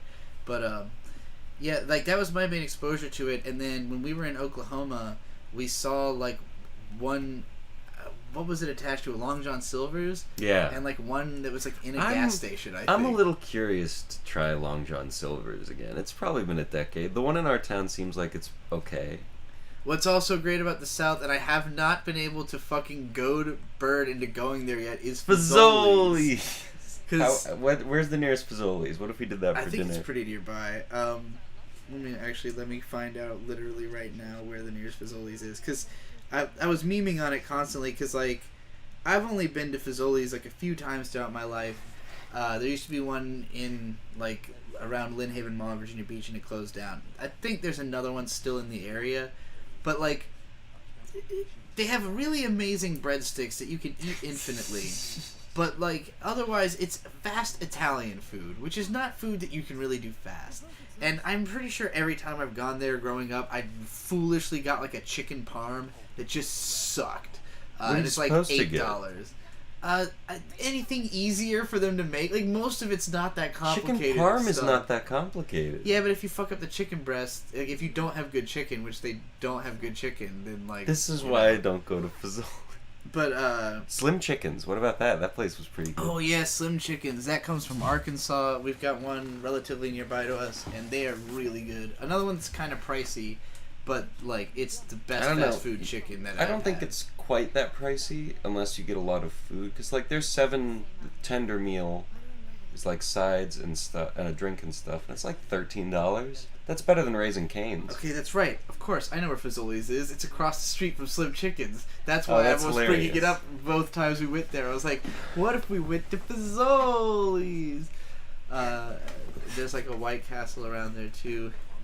Fast Italian sounds like on par with Olive Garden. It's much worse than Olive. Yeah. Well, actually, okay. I would much rather eat at Fazoli's because Olive Garden... If you show up for lunch with, like, the soup and unlimited breadsticks or whatever, salad, like, if you're just trying to eat some, like, greasy lunch fucking stuff, it's perfectly fine. It's cheap. It's good. But it's expensive for dinner. If you get anything for dinner, yeah, you're paying, like, $18, and they give you the tiniest proportions, and they try to make it look all, like, fancy, but it doesn't taste, like, fancy. It just is, like, you know, some goofy sauce that they, like...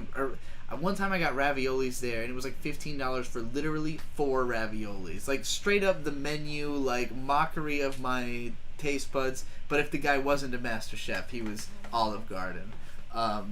Yeah, Olive Garden's really bad as a chain, in my opinion.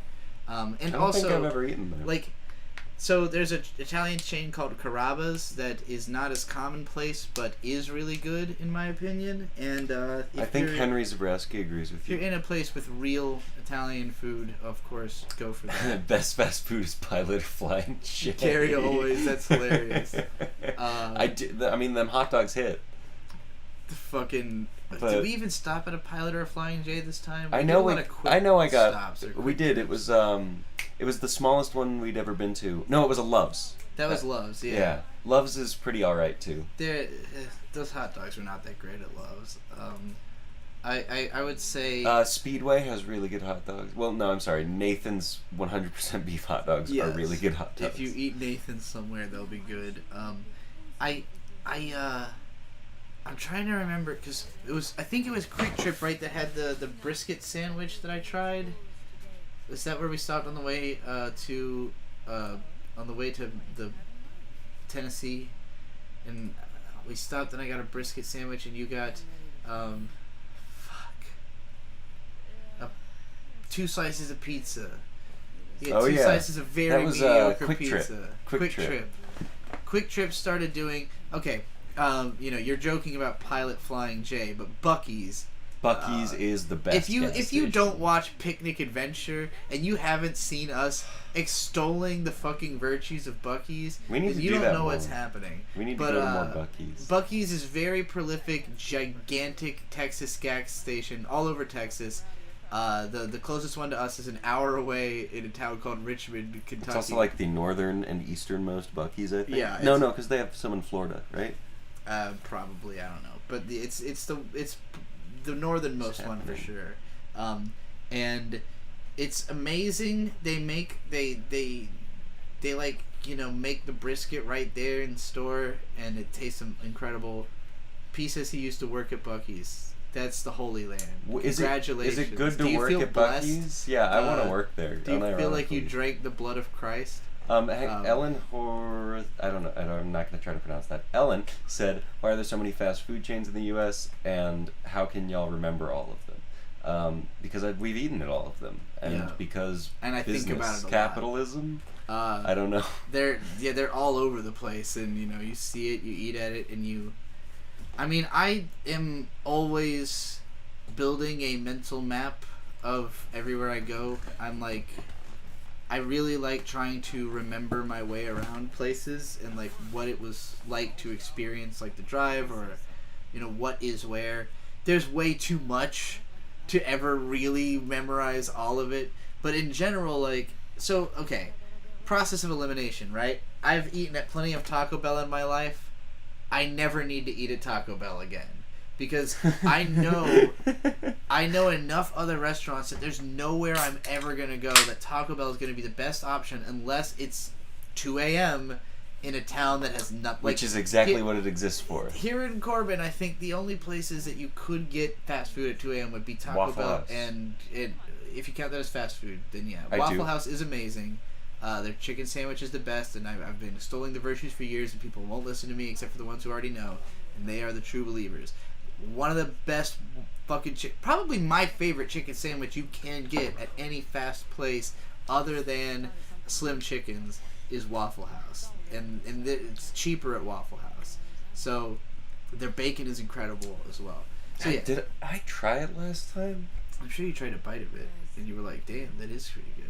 I don't remember. No, because it's grilled, right? Yes, I didn't try it. it's a grilled chicken sandwich with really good bacon and really good cheese and really good patty, bread or whatever. It's amazing.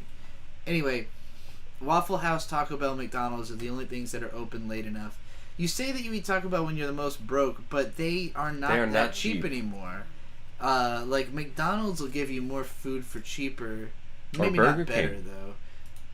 I do think I like Taco Bell a little bit more than McDonald's, just because it's got a little more variety, a little more spice, a little more kick to it.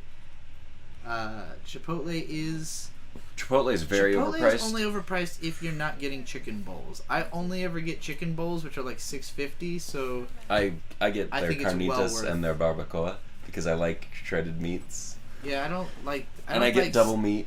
steak from Chipotle or from, Oh no, not the steak. The it's like it's slow cooked, so it's all I fibery. don't really like any other stuff but the chicken. The which carnitas lucky is for okay, me. but it's Very only lucky. if you live in a place that doesn't have good Mexican food.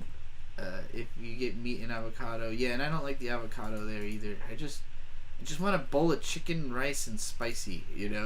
Chicken, and some rice, vegetables, some fucking onions and peppers. I think it's worth it when it's only $6.50. Otherwise, it is too much.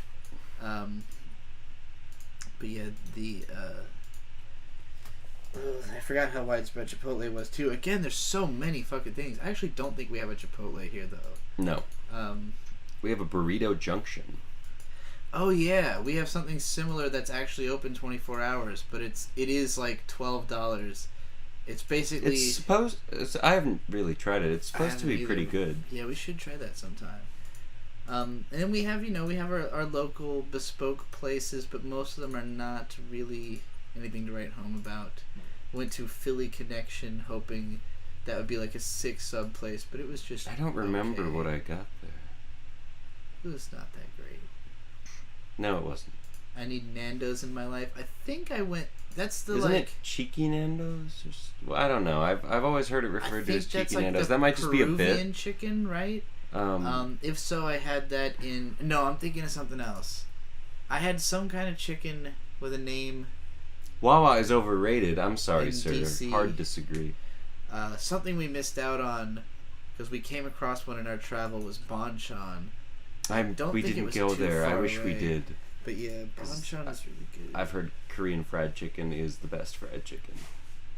It's really spicy if you get it spicy. Let's see where the nearest Bonchon is. Bonchon. Is that JonTron's brother? Oh boy, it's a while. Where the fuck were we when we... We were in There's one in Dallas, I Nashville, think. There's one in... Oh god, I'm in first person. I forgot how to change the camera I view. thought this had been in... Okay, it must have been... No, we didn't go to Cincinnati. Hold on. Come on. Tell me there's one in Indiana or Northern Kentucky. No, it was like Dallas or something. Oh, man. I didn't want it to be all the way Dallas. Damn it, I completely forgot how to change the camera view on this game. Yeah, you're right. That's the only place we went that had Bonchon. Where's my phone? But there is one in Nashville.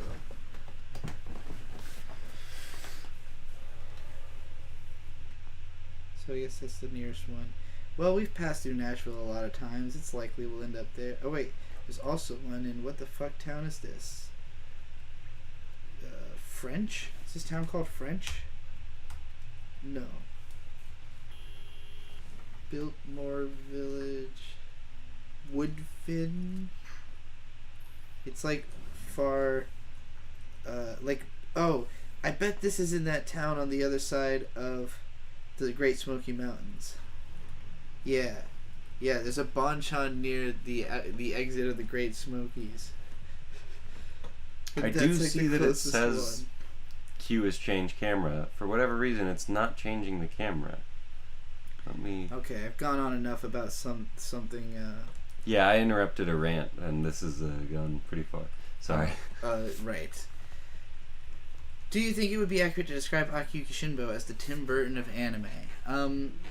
I guess their main similarities would be a strong sense of like consistent stylistic aesthetics, but I don't think so because, I've got my Akiyuki Shinbo in the 90s, 2000s videos. I do kind of talk about how he's really into gothic imagery and has certain like calling card visual styles, but ultimately Shinbo is not as much of an auteur, and this is like something he's argued and I've sort of argued about him, is that he's always called that because his style is recognizable, but he's not doing it because it's like, oh, I'm trying to make my vision. He's just trying to make the most entertaining version of the thing that he's been given. Like, it's all in the name of making something that he thinks the audience will like a whole lot. So like it's not like, oh, I need it to be this way. It's like, well, this is the way that will be the most attention grabbing, and it has worked. It's just the fact that he thinks about what is possible differently, and his staff are people who came up under him with the expectation that that's how they're supposed to think about anime.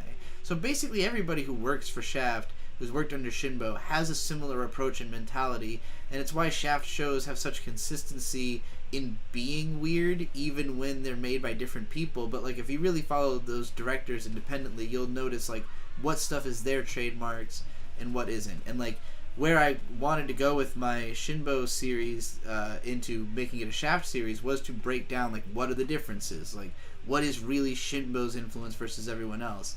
And I think it becomes more evident if you've seen all his older stuff before he was part of Shaft, that like it was a lot more consistent than the stuff that he's credited with once he has other people who are also contributing their voices to those shows.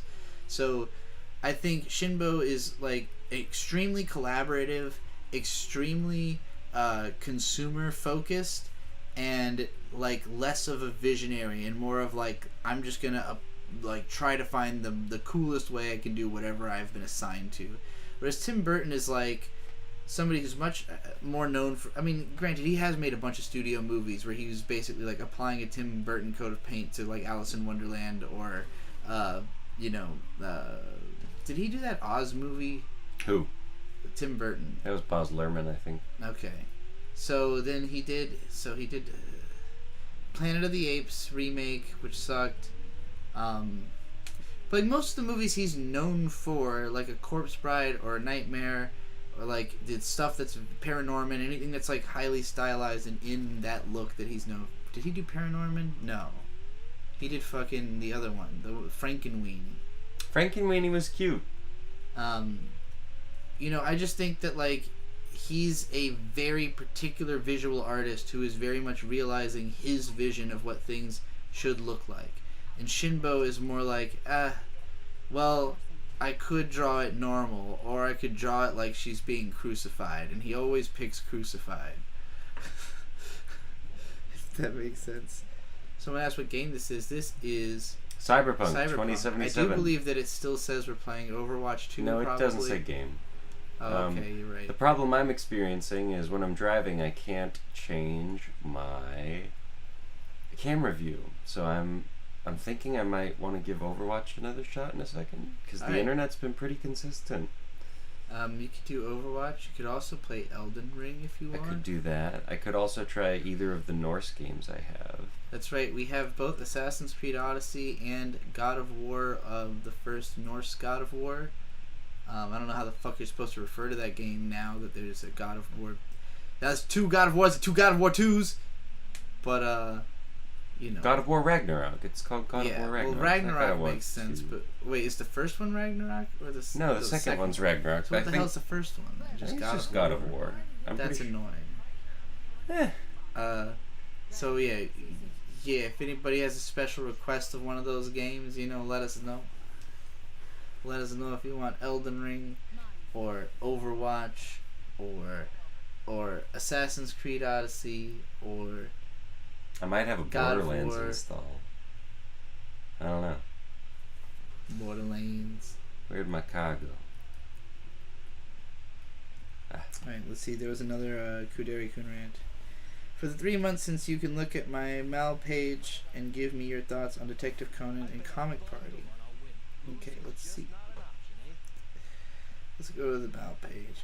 Detective Conan, I really enjoyed when it was on Adult Swim. I probably saw like 48 episodes, however many had been dubbed and replayed all the time, and then they just didn't really continue it, I guess because it didn't really catch on and is fucking massively long. But it's a huge deal in Japan. It's got like well over 1,000 episodes, I believe, and a shitload of movies. It's cute. It's fun. I think it gets repetitive even within the span of what I watched, so I couldn't possibly imagine having seen all of it, or if it changes a lot. I've heard it mostly changes in ways that make it worse, so I'm content to leave it as a memory for now. But it was a cute show and I liked it. And then, and when I say a cute show, I mean the kind of cute show where a girl gets decapitated in the first episode by piano wire in the middle of a tunnel on a amusement park ride. It's pretty sick.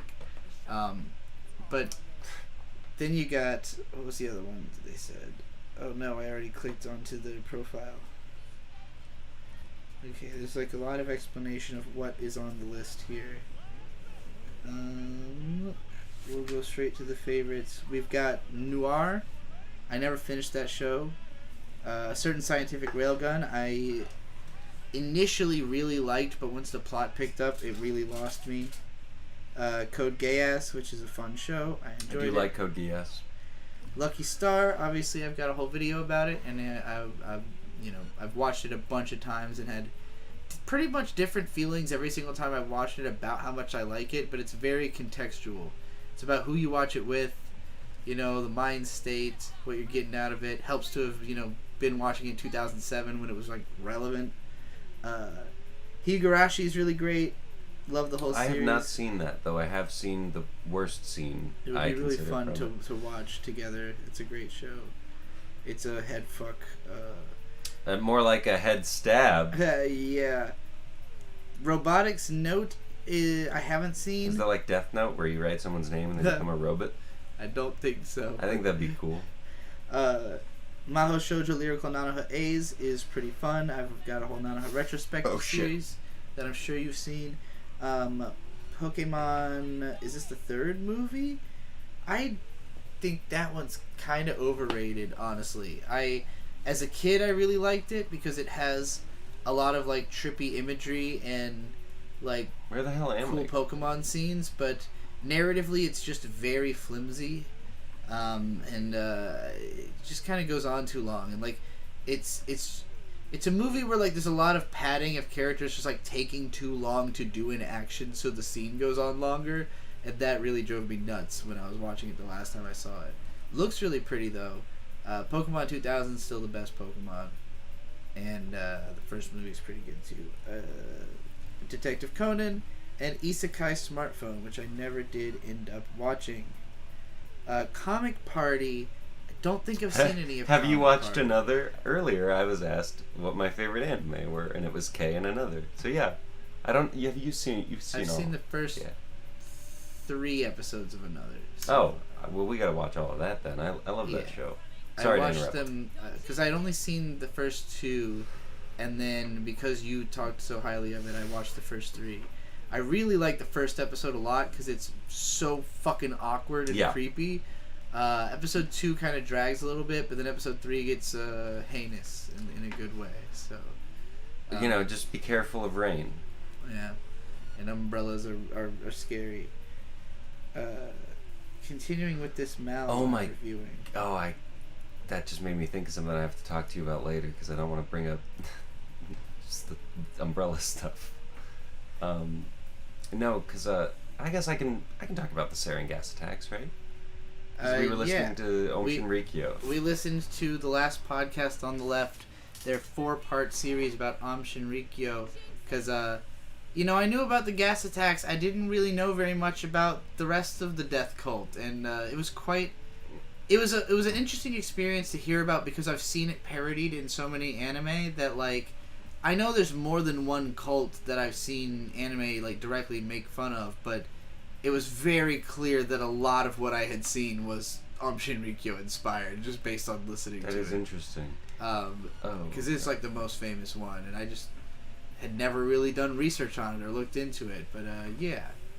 They fucking cray-cray. But yeah, big cray-cray. Sorry, the reason I bring it up is because my problem watching Another had always been, whose umbrellas are that sharp? And then I learned how they activated the sarin on the trains with the bags and poking it with the sharpened umbrellas, remember? Oh, that's hilarious. And, that might be a reference, right? Because sharp umbrellas. Yeah. Maybe Japan... Maybe their umbrellas are just sharp as shit. Maybe they're just sharp, yeah. They just need to make fucking... It's funny because most things are like rounded off in Japanese culture. It's usually like very. This is some great driving. I'm stuck in first person view. I'm sorry. Yeah. Why is that? What is a button that you can't press for some reason? It's Q. It's not Cyberpunk 2077 unless it breaks. Oh, I see. It's just simply broken. It's not anything to do with the live stream. That's hilarious. All right, more about Kudere-kun's profile. We've got favorite characters. The most favorite is that lolly girl from School Days that is in Kudere-kun's profile picture. And then I believe this is Sailor Jupiter. God, don't quote me. I don't know some of these characters you've got. We got Kagami from Lucky Star, one of my favorites. She is a waifu. Kyoko, the lesbian. What if I played Doom Eternal? Doom Eternal is, I haven't played it yet. I've only ever heard that it's chaos. Alright, let's give it a shot. Alright.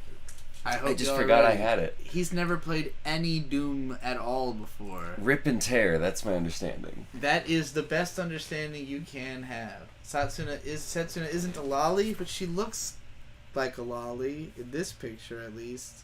I'll take your word for it. Bethesda Game Studios should probably fire their helicopter cameraman. Yuki Kajira is your favorite in the list of people, and I have to say, hard agree. She is some kind of special creature. Kajira is just the best soundtrack. So there's Yoko Kanno and Yuki Kajiura, and they're both geniuses in very different ways. Yoko Kanno is a genius in that she can imitate anything and make it like... Oh, I can't. No. I can't do this on stream. Nope. C'est la vie. Get me out of here. Viva la bam. We'll do Doom Eternal another time. We got Mass Effect Legendary Edition. Oh no, you have that. It's just installed on the computer. Okay. Well, did anybody ever say which game they would They prefer? wanted Elden Ring, but it's not actually on this one. I guess I could... Oh, it's gonna take forever. 12 hours and 4, yeah. We can't do that while we're streaming. I can't do that either. Alright, we'll give Overwatch another shot then. And then, if that doesn't work, we'll just go back to Cyberpunk, because pretty much restarting games usually fixes things. Jesus. Yeah, but anyway, what I was trying to say, Yoko Kanno, she could take anything and make it her own, and make amazing songs in like all these different genres, but she's always sort of applying her voice to something different. Yuki Kajiura just finds a different way to make something that sounds unmistakably like her. You would never be like, is this... Oh, I'm noticing that the bass is really heavy in this pop song. I bet Yoko Kanno did this. No, you hear Yuki Kajiura and like in seconds you're like, this chord progression, only she would do this. And it's always these labyrinthine, twisting like melodies and stuff that are all like complex.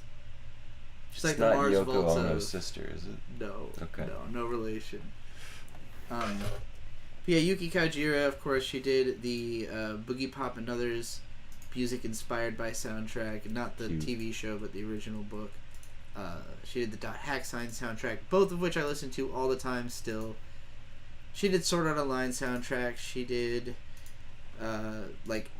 practically every B-Train show, and they're all great. Honestly, I'd watch never you made play a bad Cookie soundtrack, Clicker. probably. I appreciate that, Anonymous, but I have played too much Cookie Clicker. I have never played any of the Clicker games, but there's one on Steam that if somebody wants to buy me, I think my name is Golden Witchfire on Steam, right? Find my wish list and buy me the Animal Clicker game.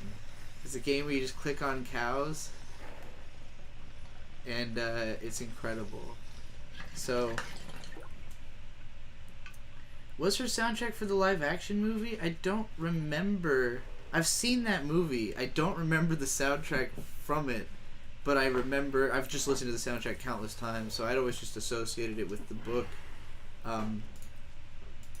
But if it is for the live action, then that makes sense. But yeah, she's just so good. What's my latency? Okay, my latency's good. This might work, maybe. Oh, I don't know what "in" means. That's a new one.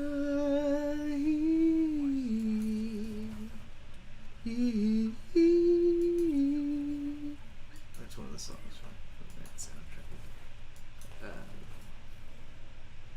You've also got a bunch of dub actresses who I do not know in here.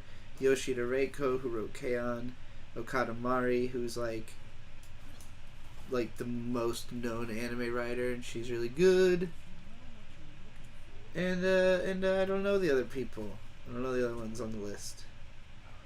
I haven't read any of the manga in your list either, except for a little bit of like Lucky Star and Codename V. So I cannot judge those, but overall, solid Mal. And of course, thanks for being in the stream as well. This one just says, "Yo Trix, you still doing any rants? If not, that's fine." That's sweet. I never responded, so I guess I'm not doing any rants. Just rant about something. I miss your review of Love is Like a Cocktail. I don't even remember Love is Like a Cocktail, but it's up again. If it's a video I made, it's up. As you can see from the title of this here live stream. This person is actually just asking for access to a folder that apparently I had linked at some point. And I think that's it. I think that's all the rants I haven't answered yet from Patreon. So we're all caught up. I did it. I finally caught up on my Patreon rants from November to now. So, at this point, it's just super chats. Anybody who super chats something for me to rant about, I'll rant about it. Otherwise, we're chilling, we're maxing, relaxing, all cool. Bird is really in on the Overwatch game. It's working. I'm going to listen on the headphones to see how loud the game is, because I have the game audio pretty low, and because I know this game is loud as shit, but I haven't really listened to it with the audio. And there's no audio coming out because it's muted. Yeah, the game is not... Okay, it is audible, just very barely. You could probably click it up by a few points next time you die. Bird probably cannot hear me because he looks like he's... I can hear you. Sometimes if he's doing really well or really poorly, he loses all other senses. It's also... We're at a they're about to take the next point, and if we can stop them, then this match ends quicker. I see. Sonos says the game audio is good. Well, then maybe we'll just leave it as it is. I'm used to Bird playing this game like full volume at the laptop, and it's just characters screaming their catchphrases constantly. It's and great. The one guy who's just like... This guy, the guy I'm playing. Guy, yeah, the universe is singing to me. He says it in German. I don't know how to pronounce it. Something sing away. I just did it, so... Oh, amazing. Yeah, whatever you just heard, I oh can't shit! hear I the died game anyway. audio. Bird's got a headphone on. I have no headphone on except for when I'm checking the audio through the actual playthrough to make sure it's good. Gary always says I missed his super chat. Let me go back and look at it. Which one did I miss? Oh, here we go. $5. Pilot has great pizza. Not even I joking. don't think I've tried. Pilot No, is- the hot honey pizza. I'm pretty sure that was from a Pilot. Do you remember that? It was like a hot was honey that a pepperoni Pilot? pizza. I think so. If so, that was not good. If It I'm was. remembering. I didn't. I thought it was pretty good. I can't remember the last time I had a gas station pizza that I liked. 7-Eleven pizza's not the worst. Buc-ee's doesn't even serve pizza, I don't think. Or if they do, it's through their menu. I don't think like they do. They have like a touchscreen menu with some stuff that's like too overpriced for us to ever have tried because everything else in the store is more interesting. I will say, like, when it comes to Buc-ee's, it's like some stuff you would buy and be like, yeah, okay, that was fine. It is what it is. And then other stuff is like amazing. So it's like they have everything, but not all of it is mind blowing. But the stuff that is, it's really good. They also have lots of kolaches. So like they have a big kolache and sweets section. They make fudge in the store too of like 1 billion varieties. We've not tried that yet. And they have tons of their own candies and chips. The chips are really good that they make. But yeah, I will try a Pilot pizza next time we stop at a Pilot. We haven't stopped as much at Pilot as like Love's and Quick Trip on this last Quick Stop. I don't know the difference. There's so many of them at the same fucking names when it comes to gas stations. I can't even tell which one I'm in. Sheetz is super overrated. I think that was where I had a really disappointing pizza. That sounds about right. I don't enjoy Sheets. Yeah, my cousin always talked up Sheetz back when he lived. They up have great north, marketing. and I don't. I mean, if you just get the hot dogs, that's fine, I guess. Like, 'cause they have cheap hot dogs that are better than a lot, and they have like more toppings. It's just not. It's most of the places I've been. Sheetz also have Wawa, and Wawa is just way more legit. So, so when it comes to like rest area, rest stop type food, usually it's not that amazing, but I'll try the Pilot pizza. 7-Eleven taquitos. Did you ever watch Cyberpunk Edge Oh, Runners? Victor used to eat the fuck out of 7-Eleven taquitos. That was like all he lived on for most of college. Somebody asked about Edge Runners again. Yeah. I haven't seen it. Bird has. It is the reason I played Cyberpunk. Yep. And now you've beat Cyberpunk like 4 times, right? Yeah. No, 3. 3 times. Yeah. All for different endings. Yeah. Anonymous says Culver's is way overrated. I agree. I've only been twice, and both times I didn't I like the really cheese like it. curds and their frozen custard, but Freddy's frozen custard and steak burgers has way I better don't know if custard. I've been there yet. I know. I want to take you there sometime. It's good. And Menanem with 15 shekels says, thoughts on Kenji Kawai, Ghost in the Shell, Mob. You should watch season 3, by the way. Pat Labor and Devilman OVA. Yeah, he is really fucking solid. Ghost in the Shell soundtrack is like legendary. It's haunting. It's brilliant. I believe he also did the Skycrawlers, which I listened to a bunch back when that came out. I don't listen to a lot of soundtrack music. I used to listen to more, and even then, like, in the anime blogger days, like, I didn't know anybody who listened to regular music. Like, and even myself, I wouldn't call the music I like regular, but it's like music that is not attached to anime or film score or anything like that. And like, among the anime bloggers, the only people who listen to any music at all pretty much listened to like mostly soundtrack music. So I've never been into soundtrack music on that level. It's more like certain particular soundtracks would get with, just vibe with me and be something I could listen to in the background all day. Such as Yuki Kajira soundtracks, Spice and Wolf soundtrack, and the other one from that guy that he did on a dot hack, Legend of the Twilight. And then Kenji Kawai for like a while again. Did he do fucking Haimane Renmei? I'm looking it up right now. He did Eat Man? Hold on. Alright, anime and television. My Sonny Koku, Devilman the Birth, Pat Labor, Vampire Princess Mew, Ranma 1/2. I do remember that having some really solid music. I listened to at least the theme collections of that a whole lot. Gosenzo-sama Banbanzai, I still have not seen that yet. Devilman the Bird. Hey, that sounds pretty good. I've seen the 2 Devilman OVAs, but I don't really remember the music particularly. I've seen Project Echo as well. Musashi Samurai Lord. What else do I really know him for, though? Let's go. He's done a lot of fucking anime, so this list is quickly getting long as I scroll through it. Especially in the 90s and 2000s. But yeah, he did Higurashi. I definitely remember some of that soundtrack. Yeah, Skycrawlers. I guess probably Skycrawlers and Ghost in the Shell are the ones I know him best for, and that I've listened to outside the context of watching the show. But that seems to be it. But he did the Ip Man movies. That's interesting. Hilarious. Did the Death Note live actions, and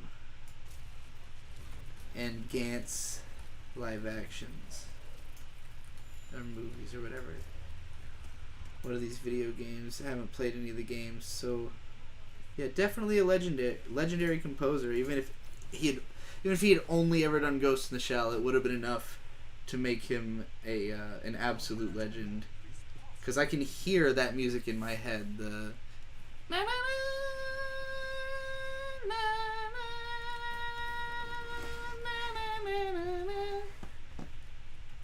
then the bells.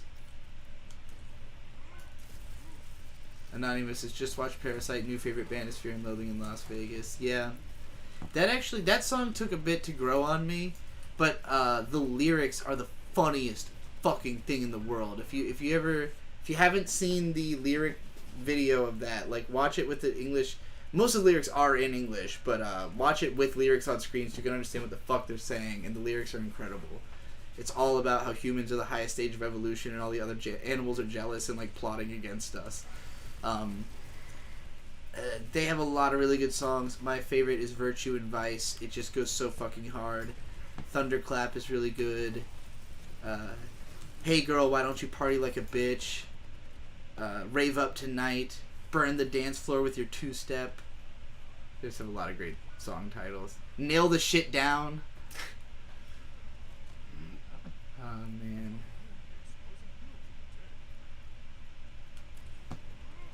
Malcolm Lamb says they got into anime in 2008 when they were 16 and wish they had found my blogger Ghostlightning. Got major FOMO. That seems like the blog scene was your ideal way of engaging in anime culture. It really was a very, very tiny scene. Like, if you were reading me and Ghostlightning and, like, the other blogs we interacted with, you'd have to, like, there weren't a ton of people who were deliberately keeping track of, like, multiple blogs, and most of them were bloggers.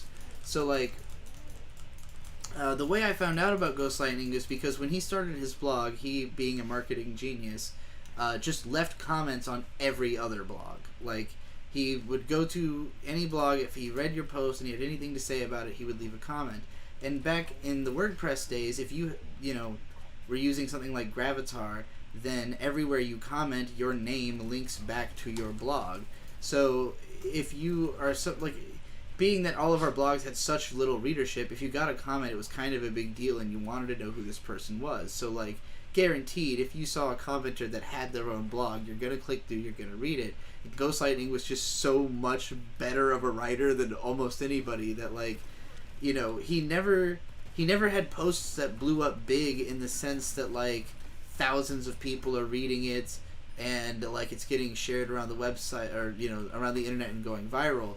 But everybody who he had commented on who had gone to read his blog thought it was really good and became a reader and kept leaving comments on his blog, and we'd get that back and forth. So he had the most discussion focused blog where, like, if you go read the posts on there, oftentimes you'll click on it and you'll think you're about to see this massive article. Actually, all of his articles are very short and the comment section is just fucking huge.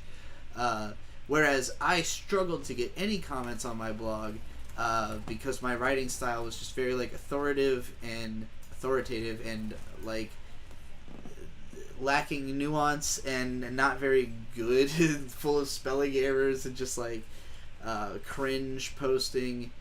And so the fact that Ghostlightning was, like, patient enough to comment on my blog at all was why I became, like, very attached to him. It's like, holy shit, this guy thinks that I'm doing something worth commenting on. when his writing is so good. But there were a lot of like really talented people in that sphere, just not usually who could write like journalistically and use the English language the way that he could as somebody who'd really studied it. So yeah, like I guess suffice it to say, you probably wouldn't have wanted to find my blog back then. You would have wanted to find Ghost Lightning's blog, and through the good commenters on his blog, find the other people who were actually good and who knew their shit that I learned from. Because my blog was not that good back then. And the most interesting stuff I did was probably in collaboration with those people, who I was like desperate to do something with, so that I could feel like I was maybe as good as they were, at what they were doing. Right, I finished all my Patreon rants. I'm going to grab a drink. Did I finish the beer I had? I think so. Is that one's yours? Mm-hmm. Okay. Here. Oh, no. This must be mine then. I'm also going to get a soda. Will you get me a drink? Yes. And a I snack? will. Whoa, you're doing a lot of stuff though. Oh, shit. I accidentally clicked the mouse with my beer. I Don't do opened that. up the Elements page.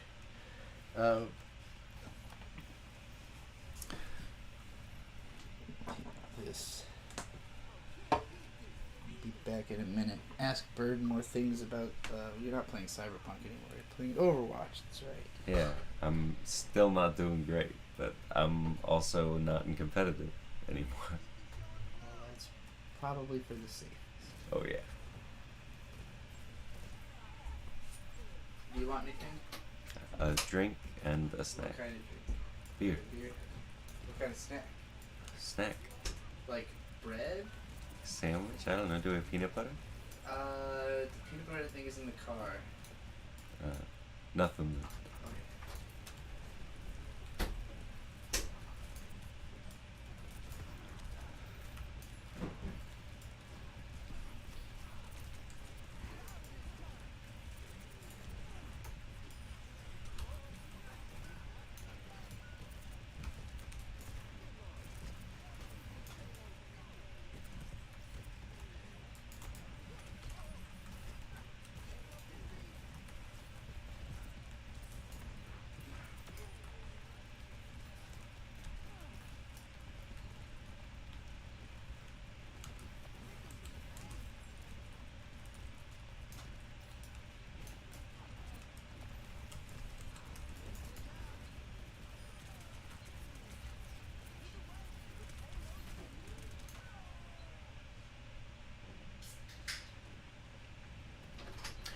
Bird Edge Runner's best girl.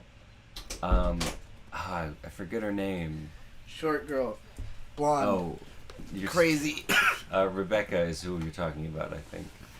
No, I was thinking of the. But you said she was just like me. She is like you, but she's not the best girl.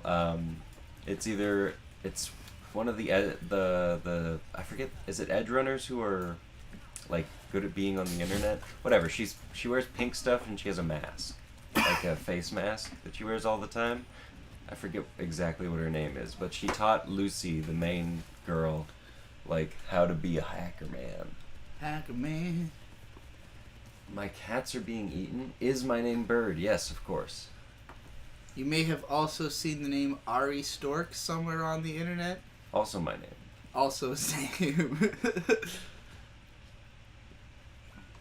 The TTK sure is high in this game. What does that mean? TTK. I don't know.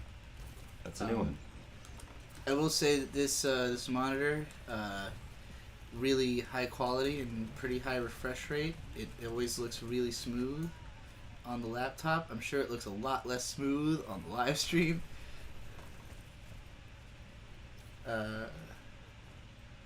Did you get me a beer? Oh shit. No worries. Could you grab me one real quick? Sorry.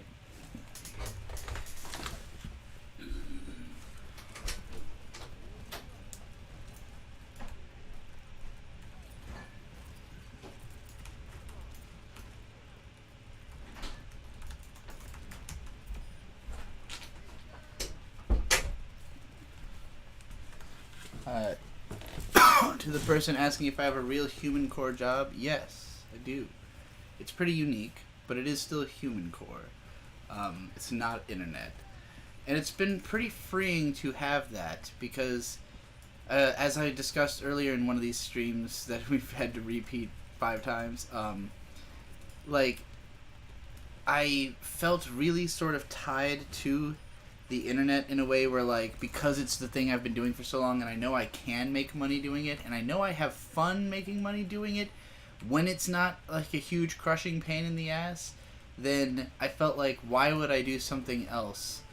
Until I started doing a really fun job. It was like, well, actually, there are some jobs that are actually even more fun than being an internet creator and stressing over having to have new ideas all the time instead of just like having a bespoke task you can just do because somebody wants you to and wants to pay you for it. And I think that's it. Again, it's liberating because if I don't have to make money off of my art, I really get to do whatever I want. And, you know, I've been posting a lot more on Substack in my downtime this year so far. I made a lot of posts in January. I made a lot less in February because I had a busier schedule, and ultimately we spent a lot of time camping, and I had a lot of fun filming stuff for Picnic Adventure. So I guess I would say that between Substack and Picnic Adventure is probably where I've put the most of my efforts this year. Is, you know, either writing articles about what bits of, you know, pop culture I have been interacting with, hyper fixated on the current, just because I managed, whenever I like serendipitously manage to be in like a really busy mood at the start of a year, it gives me that feeling of like, I caught 2013 at the start and I can keep track of it as long as I keep my finger on the pulse.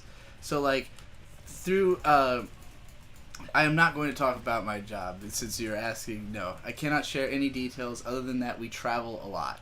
That's it.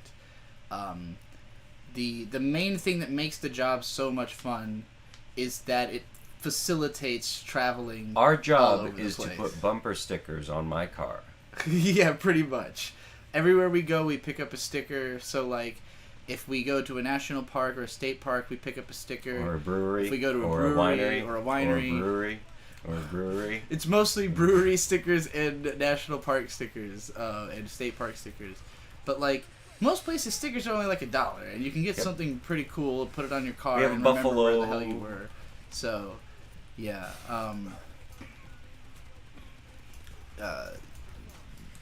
Yeah, we'll put it that way. The job is to put stickers on the car. And it's what I would want to be doing the most anyways. Like, just with the mild interjection of work. How does one find a job that doesn't suck? Connections. You have to just keep meeting new people who tell you about jobs until you hear about one that you think sounds like something you'd want to do. Literally, I think it's like, so Bird is somebody who talks to people all the time, and he's a very obviously capable worker. Oh yeah, because I was offered a job at a Ford factory, just completely at a keg party. Let me put it to you this way: just offer to do shit for people who can give you a job. Like, if you're always helpful, and like people recognize you as like a helpful person and a hard worker, they're gonna want to put you in a position to work for them, because they're always, anybody who employs people is looking for good employees actively. That is a major part of their life, is having to fire idiots, having to, you know, because everyone wants a job and everyone wants the best job they can get. So everybody's going to apply for the highest position they think they can get, and a lot of those people are going to be underqualified. If you're overqualified, then your boss is going to want to trap you as best they can. And if they think like, holy shit, like I can't lose this guy because he's so good, they're going to boost your pay, they're going to put you in a higher position. So Bird shows up and he's 6'5", amicable, good looking, people pay attention to him because he talks really fucking fast. And he's also really harsh. He will not let anything slide. He will bust your ass. He will fire you. He will not take any shit. He has the wrath of a boss. So, like... I've got the wrath of the boss. I know I sound like I'm really blowing smoke up his ass, but I'm serious that every time Bird has a job, he's going to become a manager very fast. It happened at Chick-fil-A, which is a competitive environment. I wasn't a manager. I was a team You were lead. a team lead within like 2 or 3 months. 6. Did it take 6 months before Took you were like a team 4. lead? Okay, so within 6, you mean within 4. Trixie's actually guitar tech for Fall Out Boy. That'd be great. Every time our new car has a dated sound system, it can hook up to Bluetooth and aux, but when you plug it in, it will autoplay the first song alphabetically in your library, which in Birds is like ... The at the end the of afterlife of the party. Yeah, but because it starts with the ampersand, then It's a not parentheses ampersand. What are those or called? something. No, it's a ... A what are those called? Fuck. Ellipses. Yes, ellipses. It starts with an ellipses, so every single time you plug in the phone, it starts playing that song, which sounds like a ringtone, and it's really funny. So I've heard the start of that song like 100 times since we've owned this car, which is like 3 weeks. But blah blah. It's really fun to travel around. It's what I would be doing anyway. So yeah. Oh, I was explaining how to get a good job. So like, you show up, you're helpful, you're nice, people respect you right away, and if you are capable of like, you know, calling people out when they do wrong, then the boss is gonna go, well, now you're the boss. Like, you know, obviously if you're being petty and a little bitch baby, then everyone's gonna hate you. That doesn't mean you won't become the boss, but Bird does not have that problem either. He's not petty. He's just like, hey, you literally didn't do what your job is, and so I cannot, like, in good conscience, allow you to go on as you are, you know? I'm not killing these people. No, but, well, it's because you have a mentality of, like, I want the job to go perfectly. If everything is running optimally, then I should not be running into any snags, and I should be reaping as much benefit as, like, the amount of effort I'm putting in. And if that's not happening through fault not of my own, but through someone else's, then that person needs to fucking do something about it, because it's not me, goddammit. It's, you know, so... But, like, there's only so many good employees in existence. So, like, if you are that kind of valuable employee, your value is so incredibly high to wherever you happen to be working that they're going to try to keep you, and the main way they're going to lose you is if you literally are too valuable. And I personally think Bird is too valuable for most employment. But, like, the reason that you would choose a job is that it's fun. Because if you can do whatever you want, do the thing that's the most fun Does to he do. go caca before he smites a A lowly worker? Yes, I've seen that actually happen before, unironically. I've seen it. I've seen it with my own 2 eyes. I've seen you caca and then talon swipe. Like a I don't know Pidgeot, what like a you mean by Pidgeot, that. like using a Like a fly. Pidgeot? Yeah. I'm at least as Talon cool as like Flame? Fletch and Talonflame you can or be a Talonflame Watro. using what is he? You know, use? Firefang. Whatever. I did use Talonflame a lot in Alola, Alola. Sun and Moon. That's the one. We gotta get a Game Boy so we can use these totally legit cartridges of Pokemon Fleur, Emerald yes, and I have a Fire job. Red. Me and Bird are working together, so that's why we're able to travel and all that together. Initially, I was not a part of it, but Bird got tired of doing the job alone, so I was like, let me join, and then I loved doing it, so, and I'm good at it. I'm not on the level of Bird in that I cannot fire people. I cannot call people I also out very cannot well fire people. unless I literally know them. Look, I can't do any of that at this job. I can't like fire. Well, sure, people or no. anything. Well, we're not in like that kind of position, but like, well, again, I'm talking about that you are valuable enough as an employee that you could do things like that. But like, I don't even have that skill set. I could not be a manager. Wow, I he hate asked managing. Like, I like doing my own thing, you know, or like a job where it's just like, do this task until it's done, and I'm like, okay, I'm gonna do that. I'm gonna do that task as fast as fucking possible. A lot of people don't have that mindset, which is weird to me.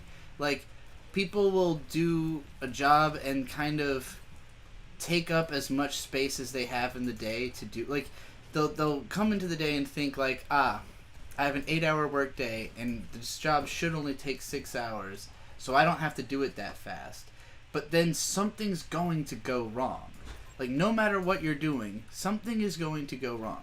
So if you're not working at the fastest pace, like, if I said, like, this job, I have 8 hours to do it, it should only take 6 hours, but if I can get it done in 5 hours, I get 3 hours off at the end of the day. And then when I bust my ass for 5 hours and something inevitably goes wrong and it takes 8 hours anyways, I didn't stay for 10 hours. Yeah. That's the difference between a successful employee and an employee that will fail.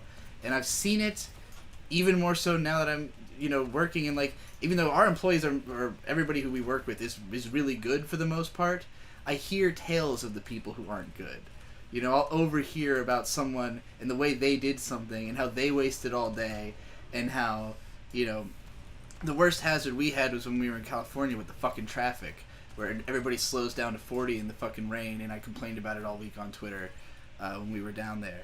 But, like, that's something that can turn an 8-hour workday into a 10-hour workday through no fault of your own, but just how slow people decide to drive in the rain in an idiot place like California. Or if you have to deal with a brick wall. A brick wall.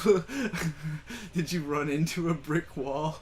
I've dealt with brick walls all over, the human brick walls, real brick walls. Oh, okay, I know what you're talking about. All kinds of brick walls. The 1,000-yard, the fluoride stare. Yeah. We get to face the fluoride stare. Yeah, that could be a big problem. Time vampires, I think Larry Blydner calls them. Yeah. Yeah.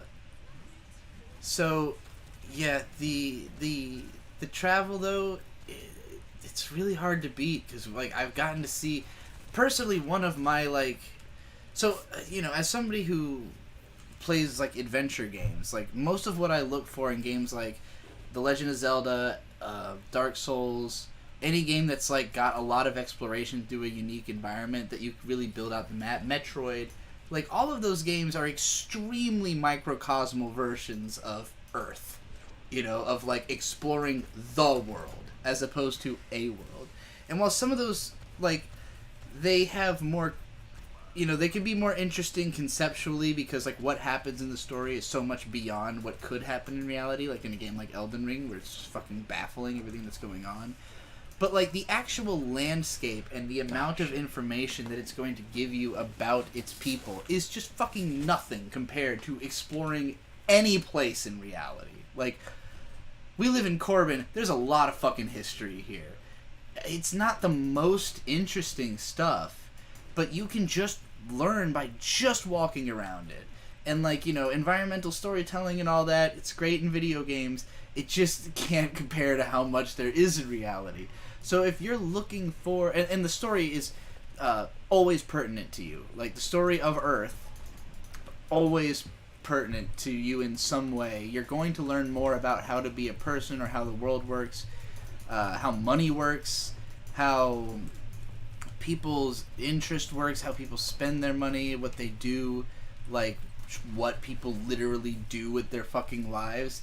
Like, all of that is a lot more obvious the more places you go and the more observations you do.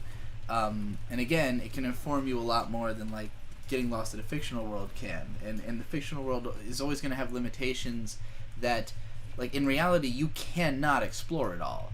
There's too fucking much. There's not enough time. If you tried to learn everything about one place, you're going to be there too long to ever learn that about more than, like, a couple hundred places at the very most. So, I'm not concerned about trying to learn all of Earth. I am fully accepting that, like, a lot of it is inaccessible to me. I'm never going to go to the Amazon rainforest particularly deep. Hey, we could go to the rainforest. We could visit the rainforest. We couldn't go to, like, the heart of the rainforest, where there's, like, the Is that like the Eye of the Tiger? Snakes and the, like, torso bugs and King Kong. What if we had machetes? Yeah, we'll be totally fine with a pair of Danny Trejos. That would actually probably be pretty fine. A lot of Africa and Asia straight up will not allow LGBT people to be there, or Americans for that matter. The Middle East is kind of dangerous for people like me. So I'm not expecting to see the entire Earth, So I'm pretty fixated on America, and right now we don't even have passports. I'm somewhat interested in like the rest of North America, like Canada and Mexico, because they're very beautiful places, but I'm not that interested in them culturally. And like Mexico has a lot of interesting culture and great And food, but it's scary to be there. yeah, right there's a now. lot of parts of Mexico that are really scary to be in. And you know, I would only want to go there if I knew specific people who could like guide me around. Canada is like a pretty place to go backpacking. I have no real interest in them culturally. And then South America is really interesting, but it's huge. And like, again, I guess I want to keep myself into the realm of stuff that I feel like I can have a lot of impact on. And I feel like I can have a lot of impact on America because I have been able to go pretty much anywhere in America without much problem. Like, I might get weird looks or get like talked about behind my back, and I can hear it in some places, in some forms. You know, teenage girls laughing at me at a rest area in Arkansas because they're on a school trip at midnight and they've never been to a rest stop and they're all talking at the same time. I cannot stand girls in rest areas because they won't shut the fuck up, and it's a rest area.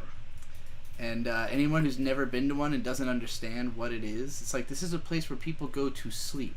There's like 25 truckers sleeping in their trucks right now. Anyway, it's annoying. But yeah, like, for the most part, we can go anywhere, talk to anybody, do whatever we want, don't really run into any issues. There are certain towns that you show up in and you go, we're not stopping here. There used to be, in America, a concept of hang towns, where it was just expected that if a person of color showed up in that town and tried to stay the night, they were just going to lynch them.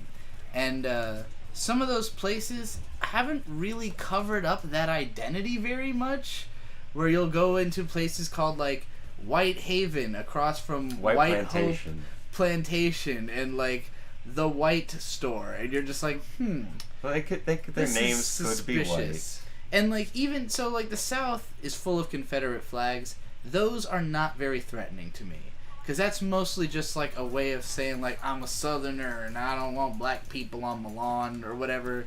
They're not like out to lynch you. Whereas when you go to a place where like there's only 10 buildings and 10 people and they're all like staring at you, you know, as you drive through, like, is that a Prius? Are those some Californians? Because you got cringed at by multiple people when you said Talking that you were about from Prius. no, California. specifically mentioning being from San Diego. Oh yeah. And you know, you immediately always clarify like, yeah, but it sucks there. I don't like it. You know, I like the rest of America more. It always wins them back over because they're like, oh, good, you're not one of those Californians. You know. I don't know. What do you mean by that? You know, I don't know what I mean by that. So they're always okay in the end. It's just that winning smile and personality and height. Tall boys win again. Tall boys changing winning the story. again, changing the Californian story. San Diegan story, even. But like usually people are just so bewildered by, like, because inevitably the first question we get asked is, where are we from? Because we're in some town where everyone knows each other and they don't know us. So where the hell are you from? And Bird goes, well, I'm from San Diego, she's from Virginia originally, but we live right now in Corbin, Kentucky. That's already a dizzying fucking statement. Most people have never left the state they're in. Some of them have not left the district that they're in, that we meet on these trips. Some of them have been as far as Las Vegas, but they only have a vague mental image of California based on TV. And California is a lot of things. It's a fucking huge state. It's got like 12 national parks in it. Half of it's a fucking desert. Half of it's a fucking city. And there's 10 more halves. It's everything. So you start off, you hit these people right away with California, Virginia, and then they're like, well, wait, I know Virginia, because they're all, and if you're from the South, you must know Virginia, the head of the Confederacy, Virginia. So they're like, of course, Virginia. But then you say Corbin, and no one the fuck has heard of Corbin, Kentucky, until we say, well, it's the town that has the first KFC. So now they have something they totally recognize and makes perfect sense to associate you with. And so it's like immediately California, Virginia, KFC. And it's very disarming. People don't know what to make of that. They're like, well, I don't know what stereotypes I'm supposed to hold about a Kentucky, California, Virginian. So that's always a fun thing.